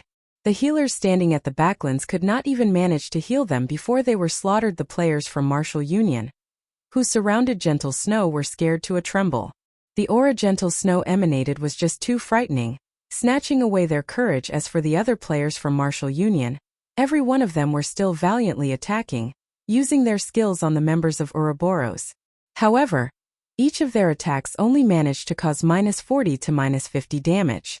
On the other hand, a single hit from the players of Ouroboros took away over half of their HP. Just 2 hits left them dead, and not even the healers could manage to save them in time. The players from Martial Union quickly discovered a problem, that, although they had the advantage of numbers on their side, the majority of them were all new players to God's domain. In other words, they were noobs. Not only was the difference in their levels huge, the gap in their equipment was even more ridiculous.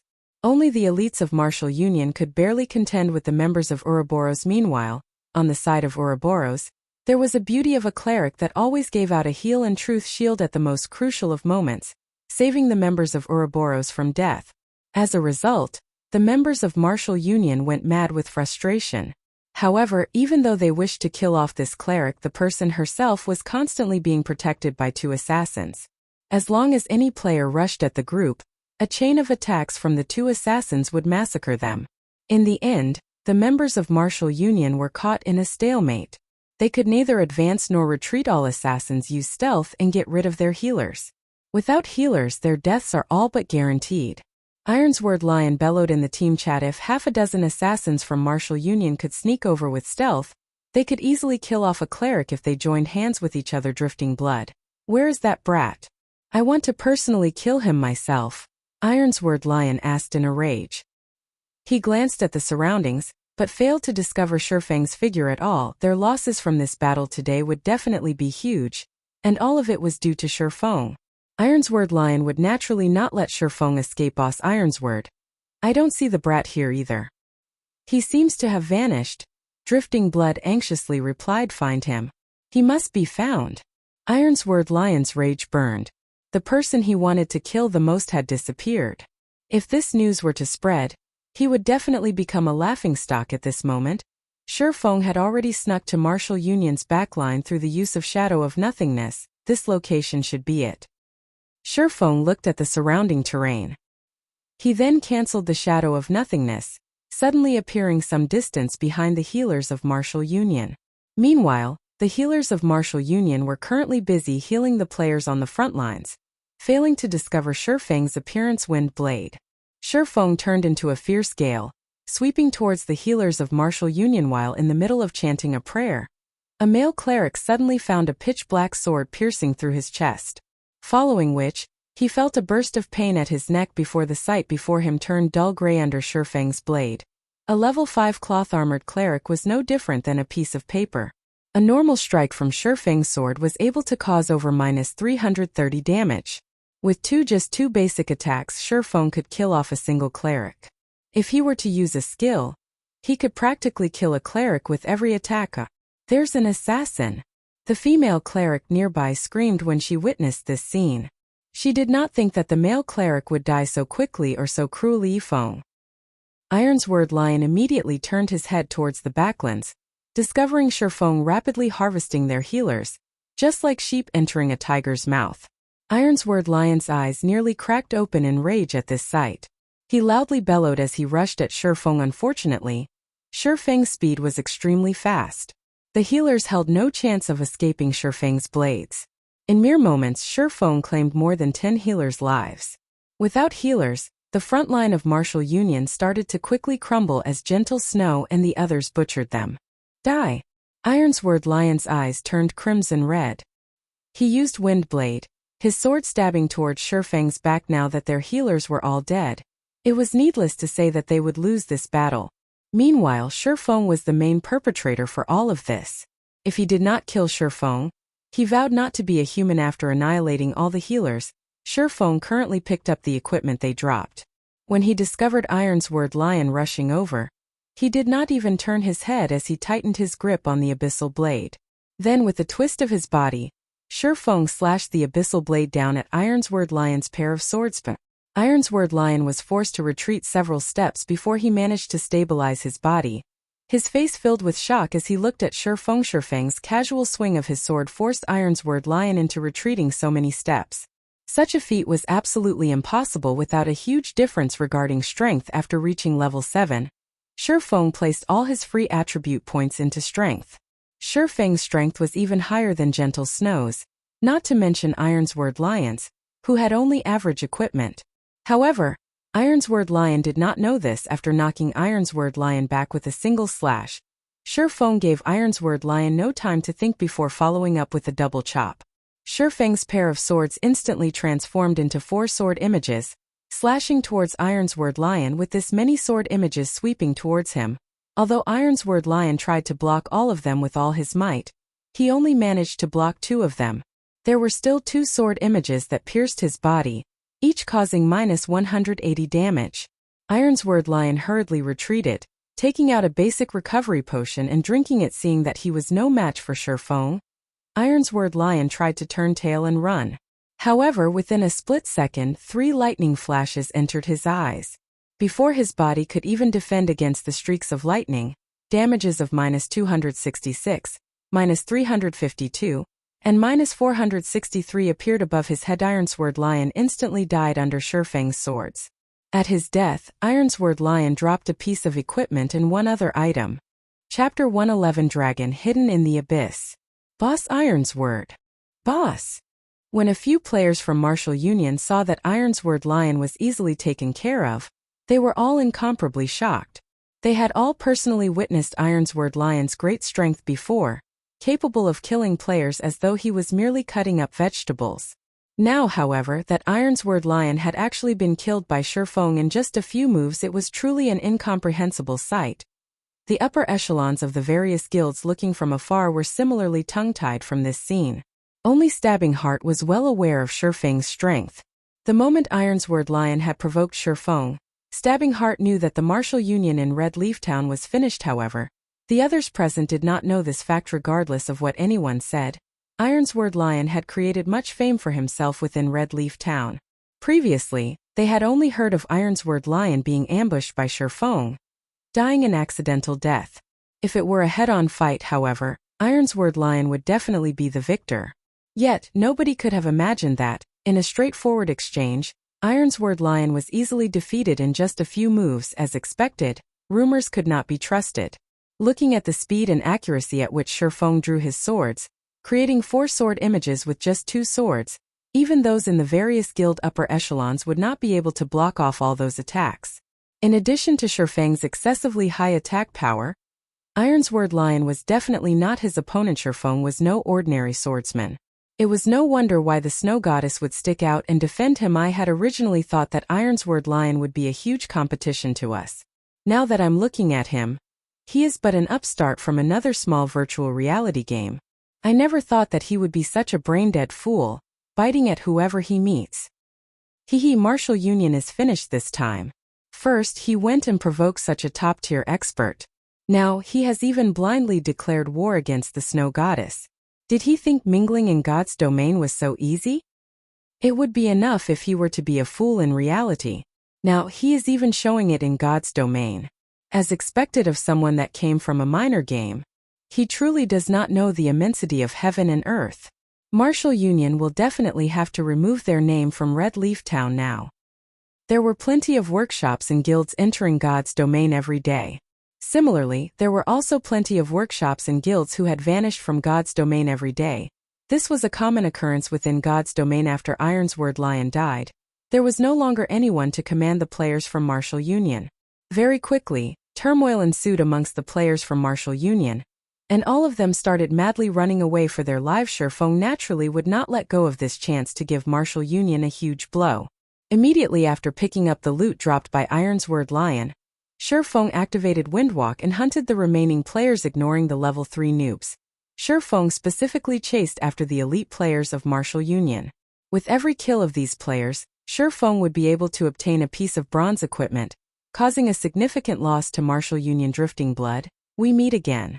Shurfeng blocked off the escape path of several Martial Union elites, discovering a person he was familiar with amongst them. It was Drifting Blood, the person who had harassed Violet Cloud, and had then gone on to seek trouble with Shurfeng. Drifting Blood was shocked into a jump. He trembled as he pointed a finger at Shurfeng, timidly saying, "Yi Feng, you shameless bastard! What kind of expert are you to bully 4 people with one?" Without speaking any further, Shurfeng stepped forward, slashing both of his blades. 8 sword images appeared, immediately aiming for the lives of the 4 players. A shield warrior amongst the 4 immediately activated shield wall, prepared to receive Shurfeng's attack. Meanwhile, Drifting Blood had used Chop at Shurfeng, while another Berserker used Charge, and a Cursemancer used Dark Arrow. Shurfeng noticed that the cooperation between the 4 was very good. It would not be beneficial for him if he were to receive their attacks forcefully. Deciding so, Shurfeng used Phantom Kill, his doppelganger blocking the attacks in front of him. Shurfeng then hurriedly turned his body, his feet carrying out an illusory footwork as they left behind afterimages. Meanwhile, Shurfeng's doppelganger had continuously fended off the attacks of the 4 players, receiving some damage in the process as well. However, after Shurfeng himself moved to a side, he abruptly waved the Abyssal Blade. The 3 streaks of lightning from Thundering Flash had struck at the 3 melee players that were battling against his doppelganger, instantly killing Drifting Blood and the other berserker. As the shield warrior had shield wall activated, he was able to barely survive the attack. However, Shifeng's doppelganger had taken the chance to use a chop on the shield warrior. Now, only the Cursemancer, who was in the midst of chanting, remained. Shifeng used Wind Blade, dashing up to the Cursemancer like a fierce gale. Seeing this scene, the Cursemancer was frightened into a run. However, Shifeng had used Chop, his sword slashing down on the Cursemancer's back, causing a critical hit of -1156 damage and instantly killing the Cursemancer. With the difference, in terms of equipment and battle techniques, Shifeng was able to bring an end to the battle quickly. After looting the equipment dropped by the 4 players, Shifeng continued hunting for the other elite players from Martial Union. 10 minutes later, all the elite players from Martial Union were dead. The damage caused to Martial Union this time was absolutely devastating. It was practically impossible for them to contend with the other guilds for dominance over Red Leaf Town. Now, Miss Snow, thank you for help today. Otherwise, our losses would be immeasurable. Shifeng expressed his gratitude towards Gentle Snow. Even if he could kill off many players in a battle against Martial Union, and even escaping in the end, his other party members would definitely have died. It's nothing. Just a minor effort. Although Martial Union's losses are devastating in Red Leaf Town, there are still members of Martial Union in other towns. When everyone is gathered at White River City at level 10, that version of Martial Union will not be as easy to deal with as this small group, Gentle Snow softly said. I see that you're just an independent player without any guilds to rely on. If you do not have any large guilds protecting you, you would easily become a target for Martial Union. Why don't you join Ouroboros? Right, Big Brother Yifeng. With Ouroboros' strength, by the time we reach White River City, even the people from first-rate guilds would not dare to provoke us. Moreover, our guild gives out extremely good benefits. Xiao Yuer commented. Many thanks for Miss Snow's worries. However, I'm too used to freedom, so I never had any intentions to join a guild before. Shifeng straightforwardly rejected the invitation. Although Ouroboros was a good guild, they similarly had a lot of problems. Take Gentle Snow for example. She was clearly the first vice leader of the guild, yet she had still left Ouroboros in the end, just like how Shifeng himself was casually chased away from Shadow. At the end of the day, it was still best to hold his decision rights in his own hands. Since that is your way of thinking, I won't try to insist that you join us. However, if you ever change your mind in the future, Ouroboros would welcome you anytime. Gentle Snow could naturally see through Shifeng's thoughts. However, everyone had their own ambitions, and it would not do well for her to force the situation. Right now, it was enough for them to maintain an amicable relationship, following which, Shifeng led Blackie and the others away from the Dark Moon Graveyard, returning to town to sort out everyone's bags. He then planned to take them to level up. Previously, he had always been tight for time. Now that he had finished dealing with his matters, the time was just right for everyone to rise up to level 10 quickly. Meanwhile, Xiao Yueru looked at Shifeng's departing back, faintly feeling a sense of familiarity. She did not know why she was feeling an indescribable sense of loss in her heart. Snow, why didn't you try harder? If you told him about the matters of the God-slaying army, he might have even agreed to join, Xiao Yueru asked. Gentle Snow smiled, saying, Didn't you hate the thought of him joining us before? But now you want him to join us instead. A blush appeared on Xiao Yueru's delicate face as she said in an upright tone, Aren't I doing this for you? Regardless of what anyone said, he is also a top-tier expert. If you were to lure him into Ouroboros, he would become a person on our side. In the future, if he gets along well in the God-slaying army, he would be able to bring you a lot of influence and authority. If he didn't perform so outstandingly well just now, I would definitely try my best at pulling him over. However, he was just too remarkable, just like a true dragon. Right now, he is but a dragon hidden in the abyss. Sooner or later, he will be able to soar into the skies, and we will be able to do nothing to hold him back. Who knows, in the future, he might even become a headache of an opponent to Ouroboros. Gentle Snow lightly laughed. An opponent, is it? Xiao Yueru entered a deep thought. Chapter 112 7 Luminaries Gemstone. After Martial Union was exterminated, the news of its demise was quickly spread around Red Leaf Town. Some people had even recorded the battle and posted it onto the official forums, The incident quickly becoming popular. Ouroboros had first conquered the hell mode of Dark Moon Graveyard. They had then gotten rid of martial unions over 100 members. The valiant appearance of the Snow Goddess had captured the hearts of all the male players, and instantly, Ouroboros' position and influence around the region of White River City had skyrocketed. As a result, countless players wished to join Ouroboros due to the recording of this battle. There were plenty of upper echelons of guilds that had noticed Shurfeng's existence. The origin of this battle was, after all, due to martial union's enmity towards Shurfeng. However, not only had Shurfeng himself received the aid of the Snow Goddess, he had even personally killed off Ironsword Lion in a head-on confrontation. This was enough proof of Shurfeng's exceptional strength, and also his good relations with the Snow Goddess. Taking these points into mind, these upper echelons needed to let their subordinates pay more attention towards Shurfeng when Shurfeng and the others returned to Red Leaf Town. Many players on the streets had shifted their gazes towards the group. Crap. Isn't that Yifeng, the person that went dungeon raiding together with the Snow Goddess? A male warrior said, if I go and beg Big Brother Yifeng, I wonder if Big Brother Yifeng will bring me to level 10? Another female elementalist bashfully said to her companion Shurfeng had completely become a celebrity now. Wherever he went, there would definitely be someone paying attention to and talking about him. Brother Feng, you're already a famous person. Now you only need to wiggle your finger, and there would be a crowd of beauties running over to you. In the future, you mustn't forget to introduce a few to me. Blackie laughingly said, stop talking nonsense. Our priority right now is to level up. The sooner we get to level 10, the sooner we can compete for more advantages after we enter White River City. Shurfeng smiled as he said, since everyone is tired now, let's rest for an hour. We'll gather again after you all get your equipment repaired and replenish your necessities. After hearing Shurfeng's arrangements, Blackie and the others immediately went to the smithy to repair their equipment. They did not know why, but normally when they were grinding on the level 5 forest wolves, even if they had been grinding for over 10 hours, the durability of their equipment did not fall by much. However, right now, just after raiding a dungeon once, the durability of their equipment had all fallen by almost half.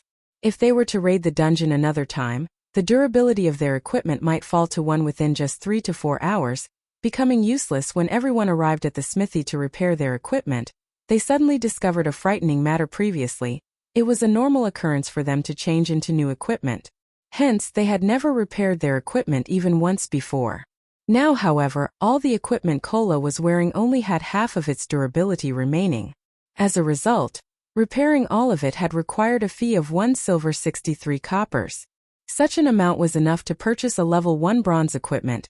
The higher the durability loss of an equipment, the higher the repair fees would be. If every piece of equipment on Kola's character had dropped down to 1, it would take, at the very least, 4 silver coins to get it all repaired. Such an amount was the equivalent to 2 days of Kola's earnings. However, because Kola had become a follower of Shurfeng, the speed at which he earned money was much faster when compared to many other elite players. If those elite players were to repair their equipment, the total fees would be equivalent to several days of their earnings. Boss, are you trying to rob us here? Kola complained, unwilling to fork out such an expensive repair fee. Previously, he had obtained a mysterious treasure chest from clearing the hell mode of Dark Moon Graveyard.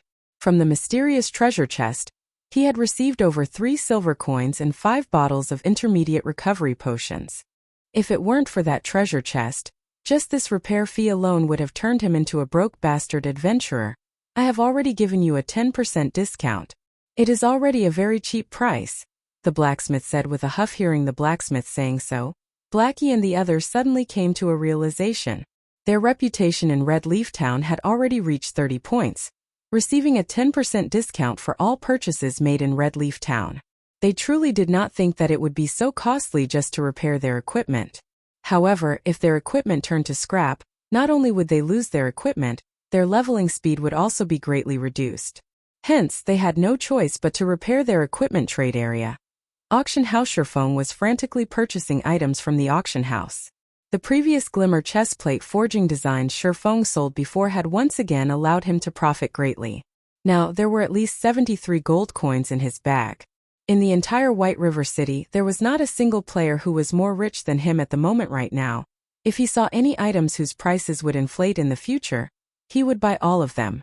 This was because once players reached higher levels it became much easier for them to earn game currency, and as a result the value of game currency fell.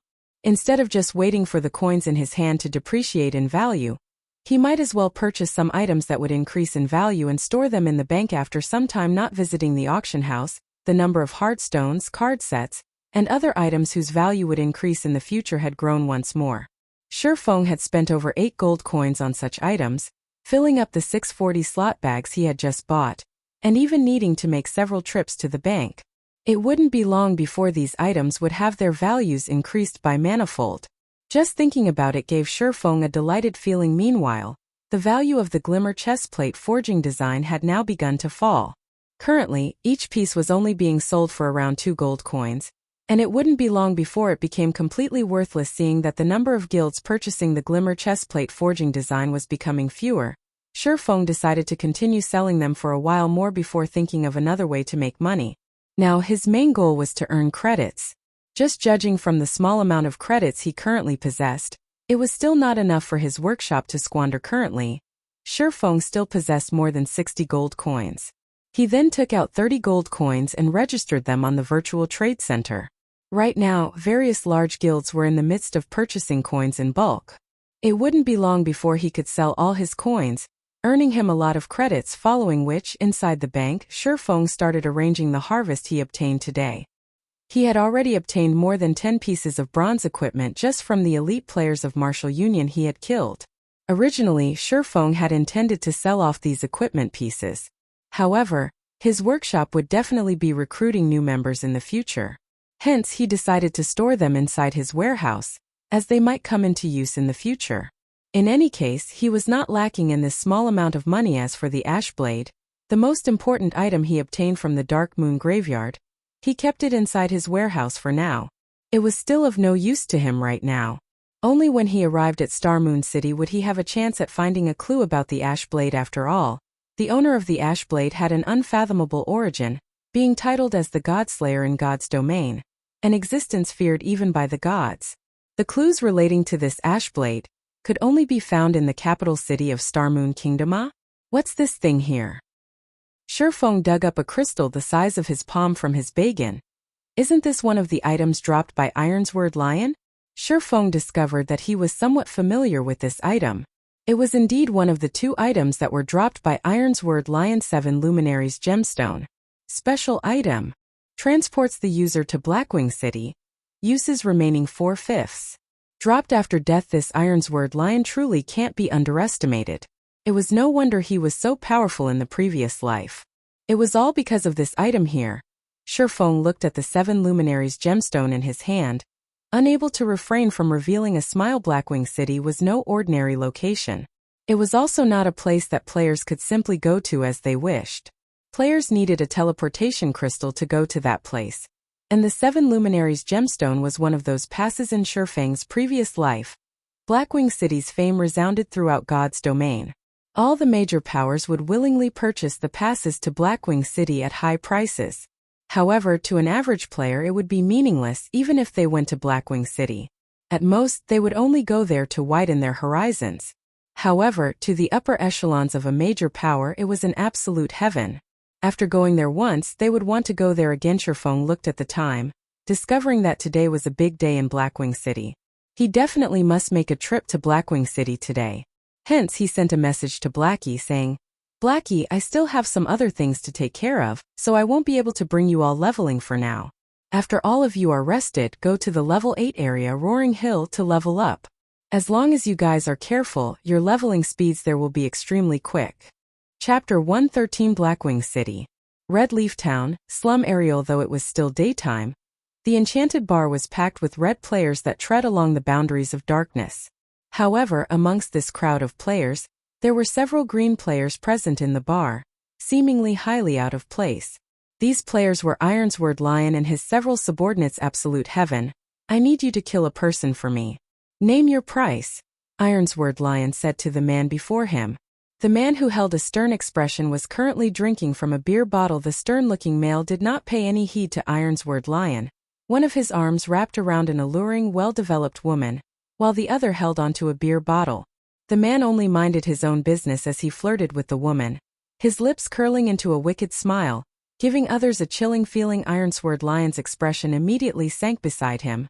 Drifting Blood immediately slammed his hands on the table, cursing, "Hey, can't you hear that our boss is speaking to you? Stop trying to act deaf." Just after Drifting Blood finished speaking, a snow-bright dagger had slashed across his neck. The dagger then stabbed into his heart, finally being abruptly pulled downwards and slashed apart a deep wound. A stab, a pull, and a slash, all three moves were executed in a very natural manner. Before Drifting Blood could even cry out in pain, his body had already fallen to the ground. Absolute Heaven, what are you trying to do? I'm here to talk business. What is the meaning of you killing my subordinate? Watching Drifting Blood be instantly dealt with, Ironsword Lion bellowed. However, he did not dare attack the man before him, because he knew that if he were to take action, his end would only be similar to that of Drifting Blood. Because I like it. What?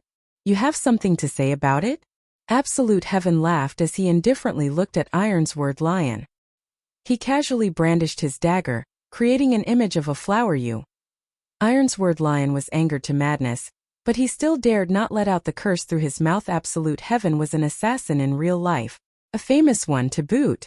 He was also a top-tier expert within virtual reality games. However, there were very few people who knew of him. For those who did know him, they were usually ones who had been assassinated by him before. When Ironsword Lion used to play some other wuxia game before, he had been assassinated by Absolute Heaven several times previously, which was how he got to know Absolute Heaven. However, Absolute Heaven's temper was extremely odd. Regarding the things he was uninterested in, no matter how much money he was offered, he would refuse to carry them out. He was only willing to carry out tasks that managed to pique his interests. Until today, he had yet to fail a single task that he had taken on. If Absolute Heaven was threatened or compelled into doing something, then oftentimes the customer that did so did not have a happy ending. Ironsword Lion had once seen a customer wanting Absolute Heaven to kill a player back to level 0 no matter what. However, Absolute Heaven refused to do so. That customer was similarly an ill-tempered person, declaring to take action against Absolute Heaven as well. As a result, that customer was personally killed by Absolute Heaven all the way back to level 0. Forced to delete his account in the end. Seeing Ironsword Lion remaining silent, Absolute Heaven smiled. He then resumed hugging onto the beauty by his side and drinking his beer without a care in the world, acting as if everything before had never happened. Drifting Blood being killed off in the bar similarly did not attract the attention of any other players.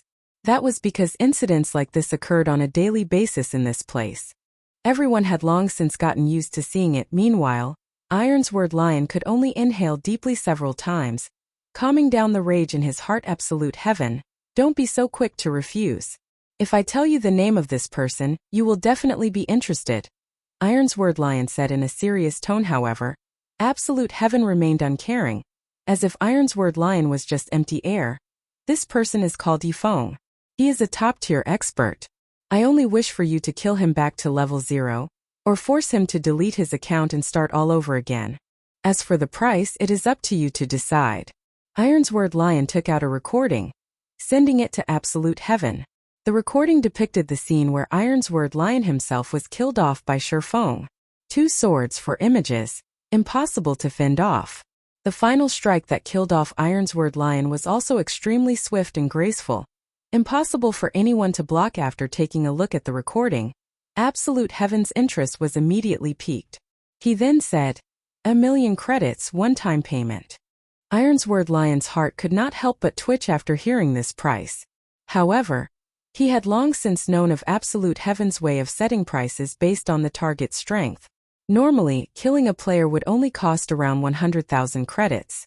Ironsword Lion did not imagine that Shifeng would be worth so much, actually requiring 1,000,000 credits. Fine.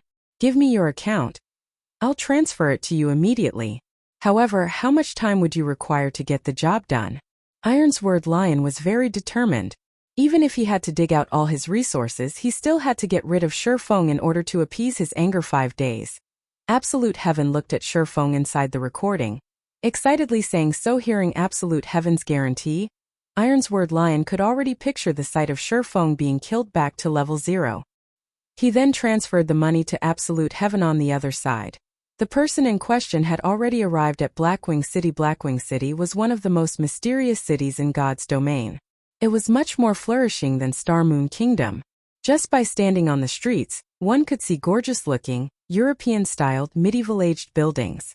Even if it was nighttime, the city was still illuminated with glorious lights. Moreover, the NPCs that walked the streets were all over level 100. There were even quite a few NPCs who possessed Tier 2 and even Tier 3 jobs. Rumor had it when the king of Star Moon Kingdom met up with the city lord of the Blackwing city, even the king was required to act respectfully in fear of offending the city lord within Blackwing city. There were plenty of interesting things to be found. If one were to tour around the city, it would take at least a few weeks to do so. Blackwing City also had plenty of masters of various lifestyle jobs living here. The items made by these masters would usually end up being sold in shops in the city. Moreover, players were also able to purchase the specialties of other countries in Blackwing City. This was definitely a treatment not found in other, ordinary cities. With all these attractions, the most famous amongst them was the auction house of Blackwing City. The auction house here held an auction once every week. Moreover, the items auctioned were all rare ones sold by NPCs. Epic rank items would even be sold in this weekly auction. Such an item was definitely impossible to purchase outside of Blackwing City. Hence, this was the reason why the upper echelons of all the major powers wished to come to Blackwing City. On the other hand, even if the average player were to come here at most, they would only be here to sightsee. It was because they were completely unable to afford the items sold by the NPCs here. Moreover, there were no wild monsters here in Blackwing City. There were also no quests to be found here. It was a city purely meant for players to conduct trade within. Blackwing City was a heaven, loved by the tycoons of the game. There are still 2 hours before the auction starts. I'll go buy some local specialties first, then. Shifeng looked at the time, discovering that he was still early. He hailed for a horse carriage, bringing him to the business district of Blackwing City. Blackwing City was just too huge. If Shifeng were to walk on foot, he would need, at the very least, 2 to 3 hours to arrive at the business district. Normally, players would spend money to hire horse carriages as a means of transportation. However, hiring a horse carriage did not come cheap. At the minimum, a horse carriage would cost 1 silver coin. And depending on the distance traveled, the price would similarly change. If an average player were to come to Blackwing City at this period of the game, they most likely would not even be able to afford a horse carriage. After more than 10 minutes had passed, Shifeng alighted from the carriage, arriving at an engineering shop. This engineering shop was not large. It was only a small building with 2 floors. There was an old-looking wooden signboard hung at the entrance with the words, "Cruz's Workshop," carved into the wood. Although the shop seemed shabby at first sight, Shifeng knew that this shop was opened by the engineering grandmaster Cruz Gaia. He was also the one and only engineering grandmaster in Blackwing City. As for the other engineering shops, those were all operated by engineering masters or engineers. Although those shops appeared to be flourishing, the items sold by them were all very expensive, yet of poor quality. Back in the early days, Shifeng had often been scammed by those shops. Shifeng pushed open the door, entering Cruz's workshop. The caretaker of the shop was called Luciola, a shy-looking girl who had her hair tied into 2 ponytails. If one used observing eyes, they would quickly discover that this frail-looking girl was in actuality a professional mage, a job that advanced 2 tiers from an elementalist. Furthermore, she was even at level 100. A level 100 tier 2 mage could easily extinguish a single red leaf town. If a player dared to cause a scene in this shop, they would quickly turn into a pile of ash. Chapter 114 Blackwing Auction House. Very rarely did Cruz's workshop have customers, and Shifeng's entry into the shop immediately roused Luciola's attention. "Lord Demon Hunter, I wonder what items my lord requires? Our shop has a variety of items and we guarantee their quality."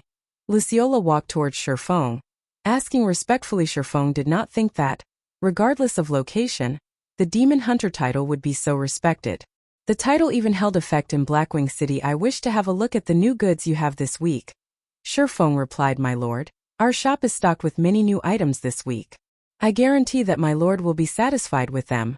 Luciola said, "Guide me to them then." Shifeng nodded his head. In Shifeng's previous life, he had never once before gone to the 2nd floor of the shop. He did not think there were even items being sold on the 2nd floor. "My lord, this way, please." Saying so, Luciola brought Shifeng to the 2nd floor. The 2nd floor was filled with display cabinets, all of them showcasing many rare engineering tools that dazzled a person's eyes. Amongst the display cabinets, there was an item that greatly attracted Shurfeng's attention: rocket boots. One of the godly escaping tools in God's domain. With it, one could easily escape when met with dangers in the wild or when being hunted by other players. Moreover, this was epic equipment that was made by an engineering grandmaster. Regardless if it was the attributes or effects, both were not something with which the common ranked rocket boots could compare. However, the price tag hanging on the epic ranked rocket boots was a frightening 1,200 gold. Even if Shurfeng considered himself as rich, he could not even afford a fraction of such an amount. After making a round through the display cabinets, a majority of the items sold were all to Shurfeng's liking. Moreover, they would be of huge aid to himself, and he could not help but wish that he could just take all of them away. However, his pockets were not sufficiently deep, and he could only lament over his fate. Lord Demon Hunter, are these items not to your liking? Seeing that her long-awaited customer was shaking his head, Luciola hurriedly asked. However, how would Shurfeng have the cheek to tell Luciola that he did not have that much money? Any of the items showcased here would, at the bare minimum, cost around tens to hundreds of gold coins. Just based on the 30 over gold coins in his bag, he would at most be able to purchase a single item here. Do you have frost grenades here?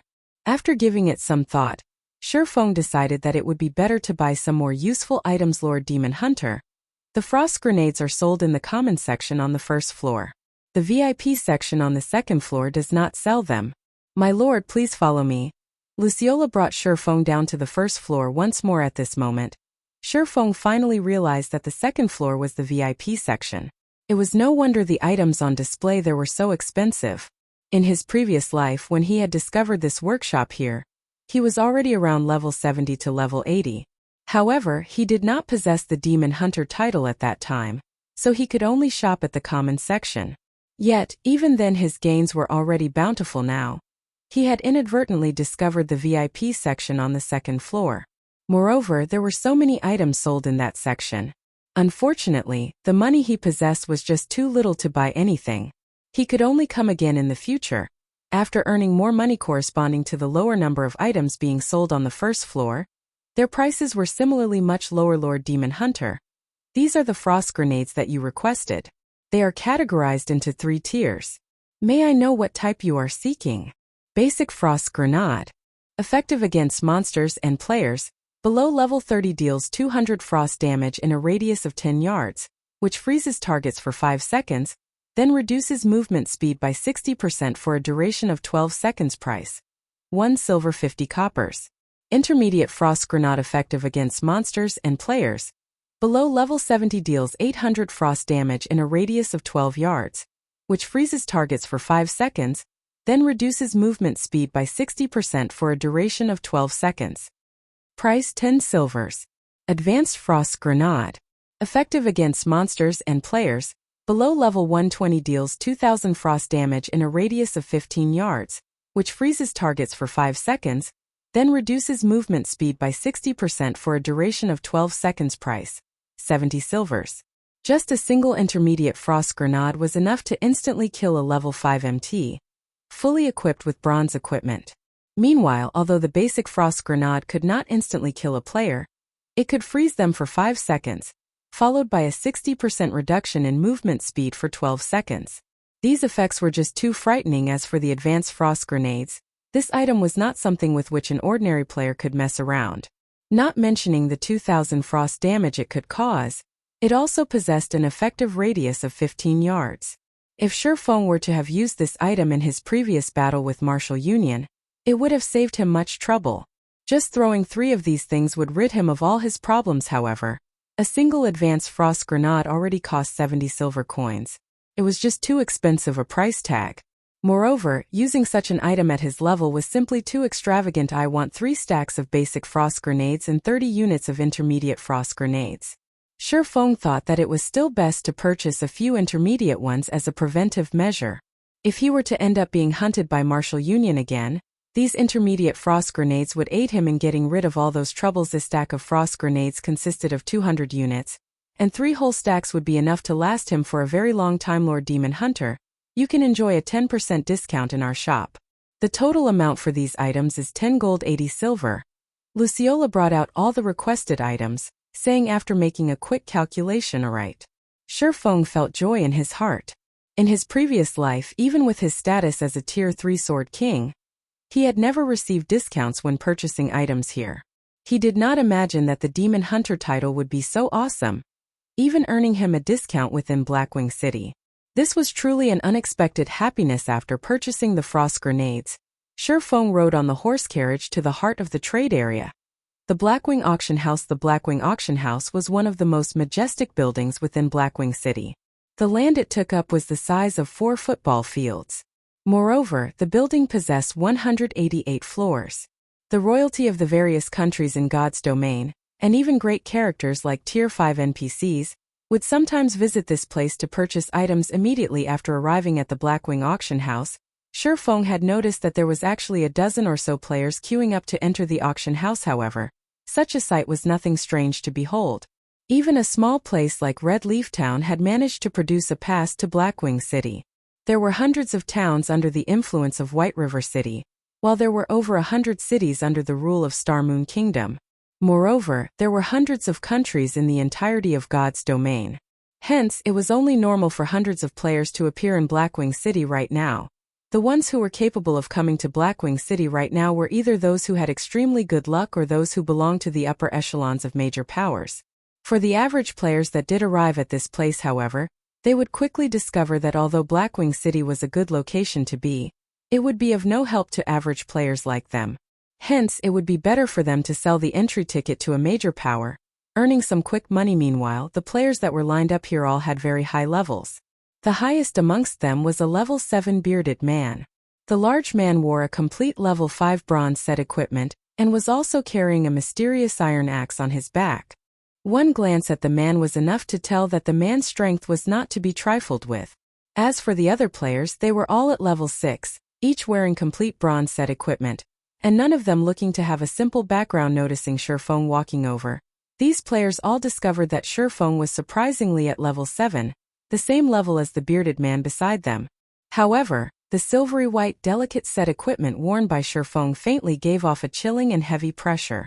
Although it was a bronze set equipment, a single look at it and anyone could tell that it was not just any ordinary set equipment. Moreover, there were even individual pieces of secret silver ranked equipment. Although they could not tell what rank the black sword hanging around Shifeng's waist was at, the other sword gave off the glow of a secret silver equipment. Compared to the bearded man, Shifeng was obviously much more powerful, and the players present immediately started having notions of befriending him. This one is Lonely Goose of the Moon Temple. Fellow friend, I have never seen you around before. Is this your first time visiting Blackwing City? A gentle scholarly-looking, level 6 swordsman walked up and asked Shifeng after arriving at Blackwing City. Shifeng did not disguise his equipment, leaving them in their original appearance. He had only altered his own facial appearance, turning it into the appearance of the middle-aged man, Black Flame. That way, nobody would be able to recognize him as Yifeng. Hearing this scholarly person introduce himself, Shifeng could not help but size up this man called Lonely Goose. Chapter 115, Egoistic Blade. The Moon Temple was a very well-known guild in God's domain. However, their area of influence was not situated in Star Moon Kingdom, but instead the Tulip Empire. The competition between guilds there was much more intense compared to Star Moon Kingdom. Meanwhile, the Moon Temple was one of the top few guilds in Tulip Empire. Compared to Ouroboros, they were much stronger. The scholarly Lonely Goose in front of Shifeng right now was also a famous top-tier swordsman. It would be advantageous to Shifeng if he befriended such a person. Hello. Shifeng nodded his head, giving others a taciturn feeling. Aside from Lonely Goose, several more players came up and introduced themselves to Shifeng. They all wished to befriend him. After all, an additional friend meant an additional path they could have in the future. It was especially true for the top-tier experts that could arrive at Blackwing City.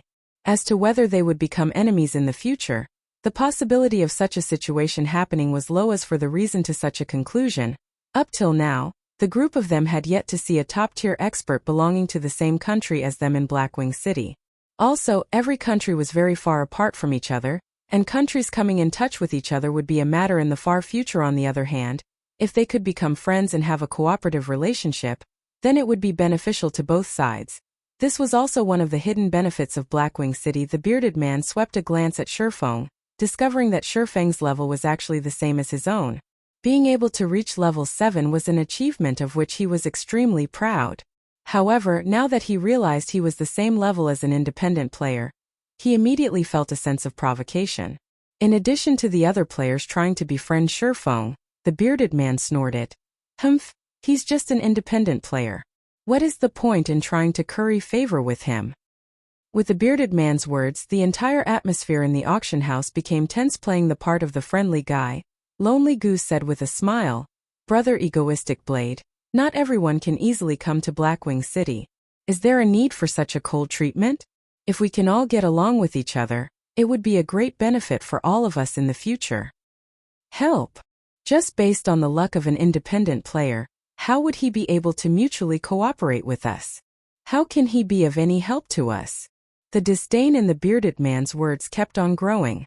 The man then flaunted the guild emblem on his chest, the words "Bloodthirsty War God" written on the emblem. The emblem was silver in color, signifying that the bearded man was at the rank of an elder within the guild. Bloodthirsty War God was one of the top 3 first-rate guilds in Black Dragon Empire. Bloodthirsty War God was a long-established guild, its lengthy history tracing back at least 60 years ago. At that time, not even Shifeng's parents had been born yet. Looking at Egoistic Blade behaving so, even Lonely Goose felt helpless about it. He then looked at Shifeng apologizing, "Truly sorry.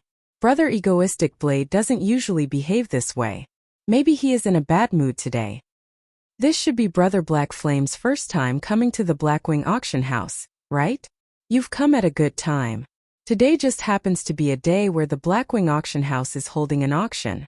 However, if you wish to participate in the auction, you need to purchase a Blackwing insignia that costs 2 gold coins.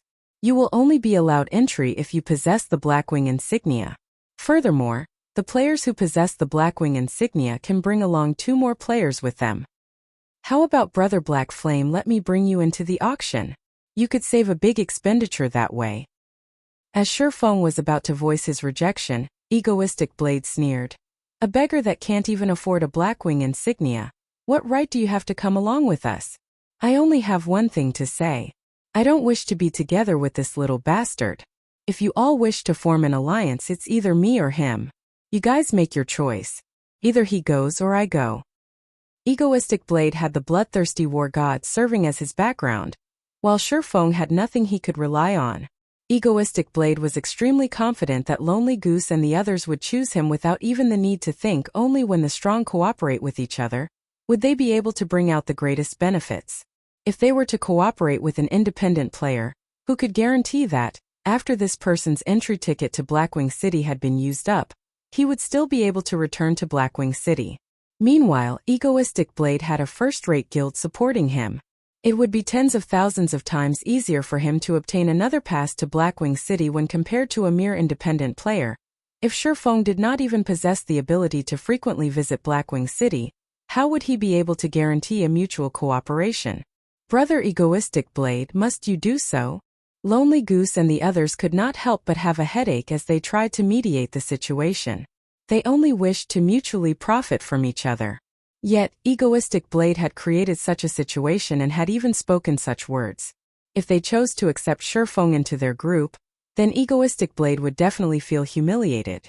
However, if they accepted Egoistic Blade, then Shifeng would naturally leave feeling angry, and as though he had been crossed on one side, it was a first-rate guild. On the other, it was an independent player. The situation left everyone in a state of distress. What are you all hesitating about? Is it such a hard decision to make? I have the Bloodthirsty War God backing me. The information and resources I have at my disposal far exceed what any of you can imagine. If you all do not wish to cooperate, then I can simply look for some other guilds to cooperate with. No matter what, I don't wish to see an independent player within our alliance group. Egoistic Blade looked at Lonely Goose and the others, saying in an extremely displeased manner. Shifeng watched Egoistic Blade's extremely stubborn behavior as if the world revolved solely around him alone. The man was even using the influence of his background in order to chase Shifeng out of the group. Although Lonely Goose and the others had clearly come up to Shifeng on their own accord, they now showed signs of hesitation. Seeing this situation, Shifeng sneered. "Since I'm just an independent player, I won't trouble you any longer, Brother Lonely Goose. People who walk different paths cannot make plans together. Let us go our separate ways from now on." Finished saying so, Sherfong walked towards the entrance of the auction house. Looking at Sherfong walking away in a huff, Lonely Snow and the others could do nothing but drop the subject. After all, Sherfong was but an independent player. Although he was an expert, he would not be able to bring them much benefit. Humph. A mere independent player wishes to have the same standing as us? Don't even dream about it.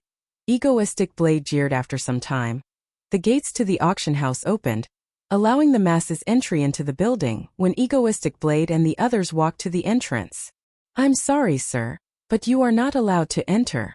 A knight blocked Egoistic Blade and the others. "Lord Knight, all of us possesses the Blackwing insignia." Lonely Goose pointed towards the insignia on his chest, saying, "The auction held today is the VIP auction.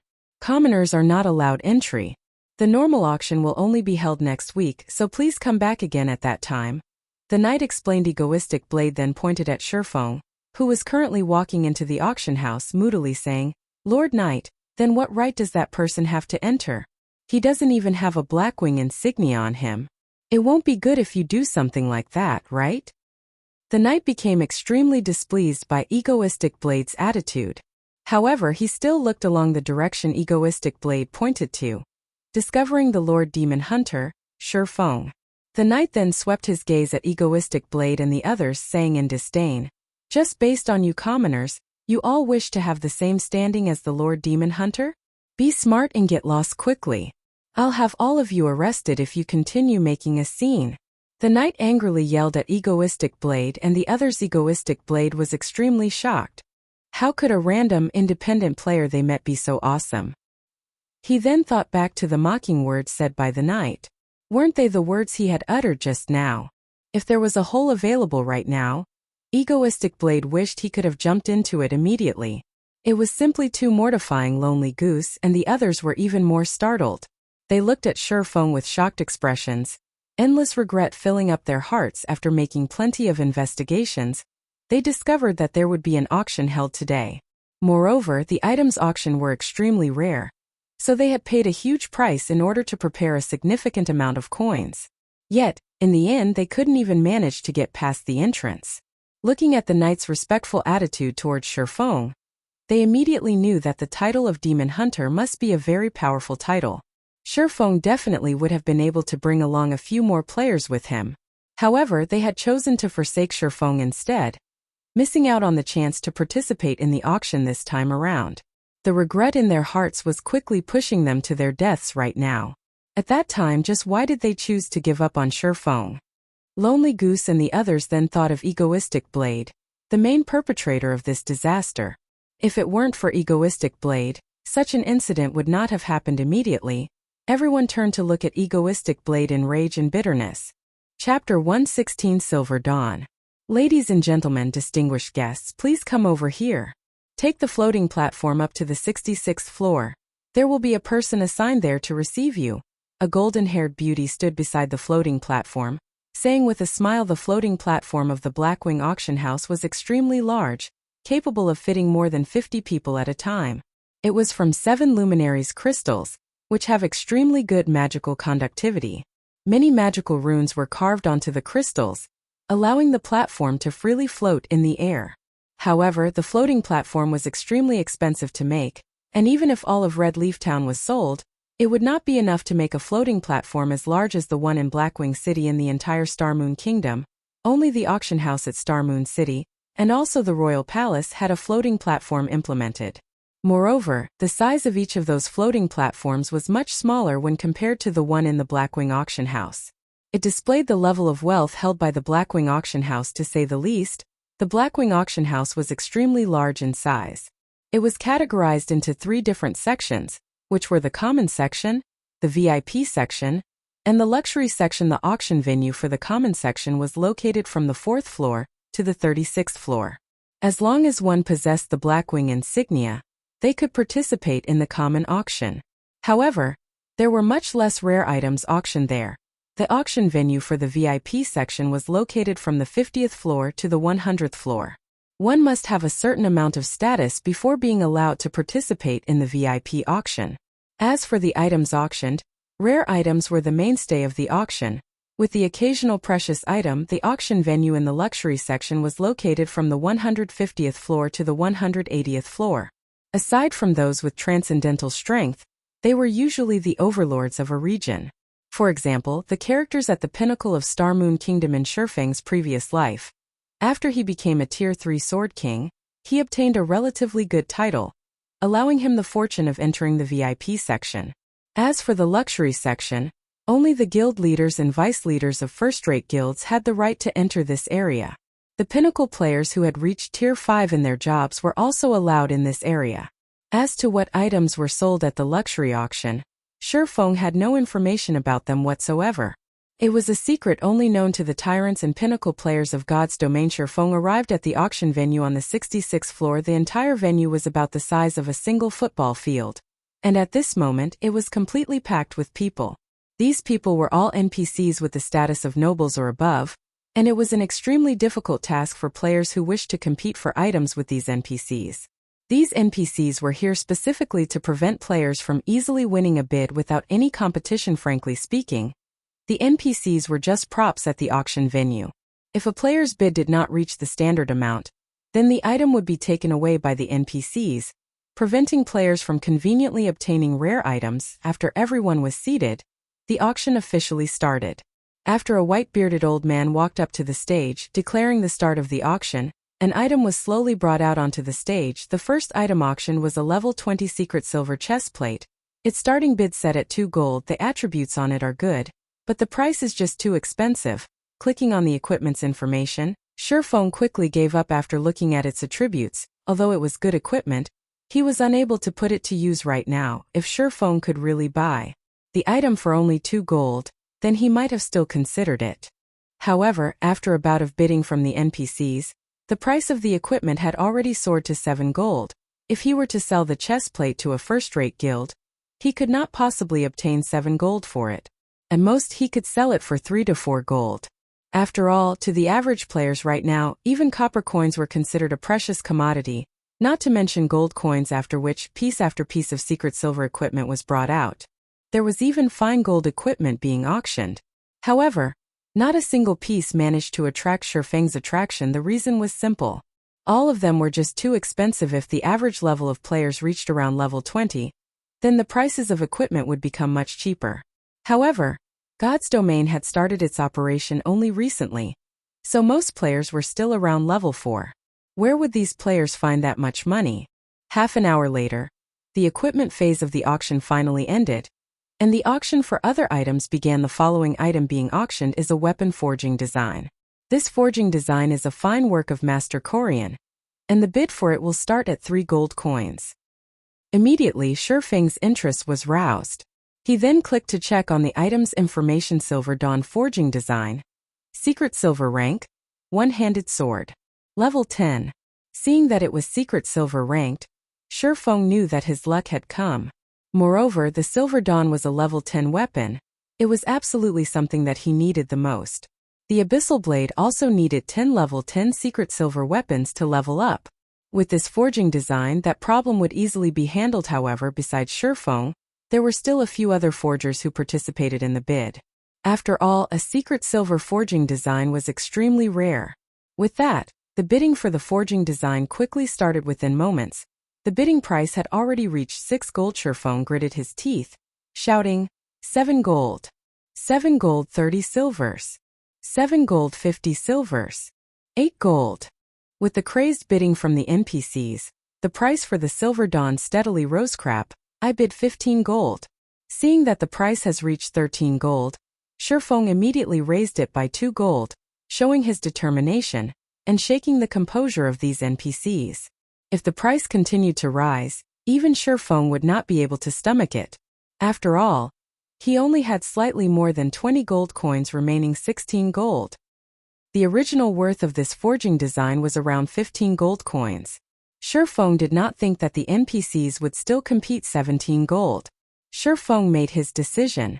If the NPC forgers were to bid once more, he would immediately bid 20 gold for it. At that point, if it was still no good, then he could only consider himself as unlucky. Finally, the NPC forgers shook their heads at this price, No longer competing in the bid. Congratulations to Mr. Black Flame for winning Master Corian's Silver Dawn forging design. The white-bearded old man clapped his hands, congratulating Shifeng after receiving the forging design. Shifeng let loose a sigh of relief. At the very least, he did not waste a trip to the auction house this time. As for the 17 gold he had spent, sooner or later, he would be able to get it all back through the Silver Dawn after auctioning off the forging design. The white-bearded old man continued. The next item is a super rare skill for melee jobs. The bid starts at 5 gold coins. Thunder Flame Explosion. Action type. Requires melee weapon. Causes 200 base damage, and additional flame and thunder damage to enemies within a 5-yard radius. Enemies struck will be placed in a fainted state for 4 seconds cooldown. 45 seconds. Shifeng's eyes shone after seeing this item. Thunder Flame Explosion was definitely a super skill for melee jobs, and was one of the most precious items in this auction. What to do? I don't have enough money right now. Shifeng greatly desired this skill book. However, the starting bid for it was already at 5 gold. At the very least, the final price for it would be 20 gold or above. While Shifeng was in silent contemplation, the price for the skill book had already risen to 10 gold. Compared to the Silver Dawn, the bidding for the skill book was even more fiery. Shifeng had no choice but to call out the interface for the virtual trade center, canceling the remaining gold coins he had registered. Thank God. Shifeng let loose a breath as he discovered that there was still 23 gold remaining out of the 30 gold he had registered. In addition to the coins he had on hand right now, it just barely totaled over 30 gold. Such an amount should be sufficient to purchase this Thunder Flame Explosion. 20 gold. Shifeng shouted. 20 gold. Mr. Black Flame has bid 20 gold. Is there anyone else interested in bidding? This is the only precious item in the auction this time around. Everyone should not miss this chance to obtain it. Shifeng could not help but send a disdainful glare at this old man. 21 gold. Since it is a precious item, then it definitely won't be anything simple. I bid 24 gold. A Tier 2 swordsman pleasingly said he bid 26 gold. A Tier 3 shadower yelled. The majority of the NPCs present in this auction consisted of melee jobs. Hence, the competition for the skill book was extraordinarily intense. Moreover, the higher-tiered NPCs were all filthy rich. Just by doing a simple quest, they would be able to obtain compensation of several gold coins, so their rate of income was extremely quick. If Shifeng did not earn a lot previously, he stood absolutely no chance at competing with these high-tiered NPCs. Looking at these high-tiered NPCs, he found each one of them was more powerful than the other. There was even a Tier 4 NPC placing a bid for the skill book, seeing as the price was about to reach Shifeng's bottom line. 30 gold. Shifeng placed his final bid. He would either succeed or die trying.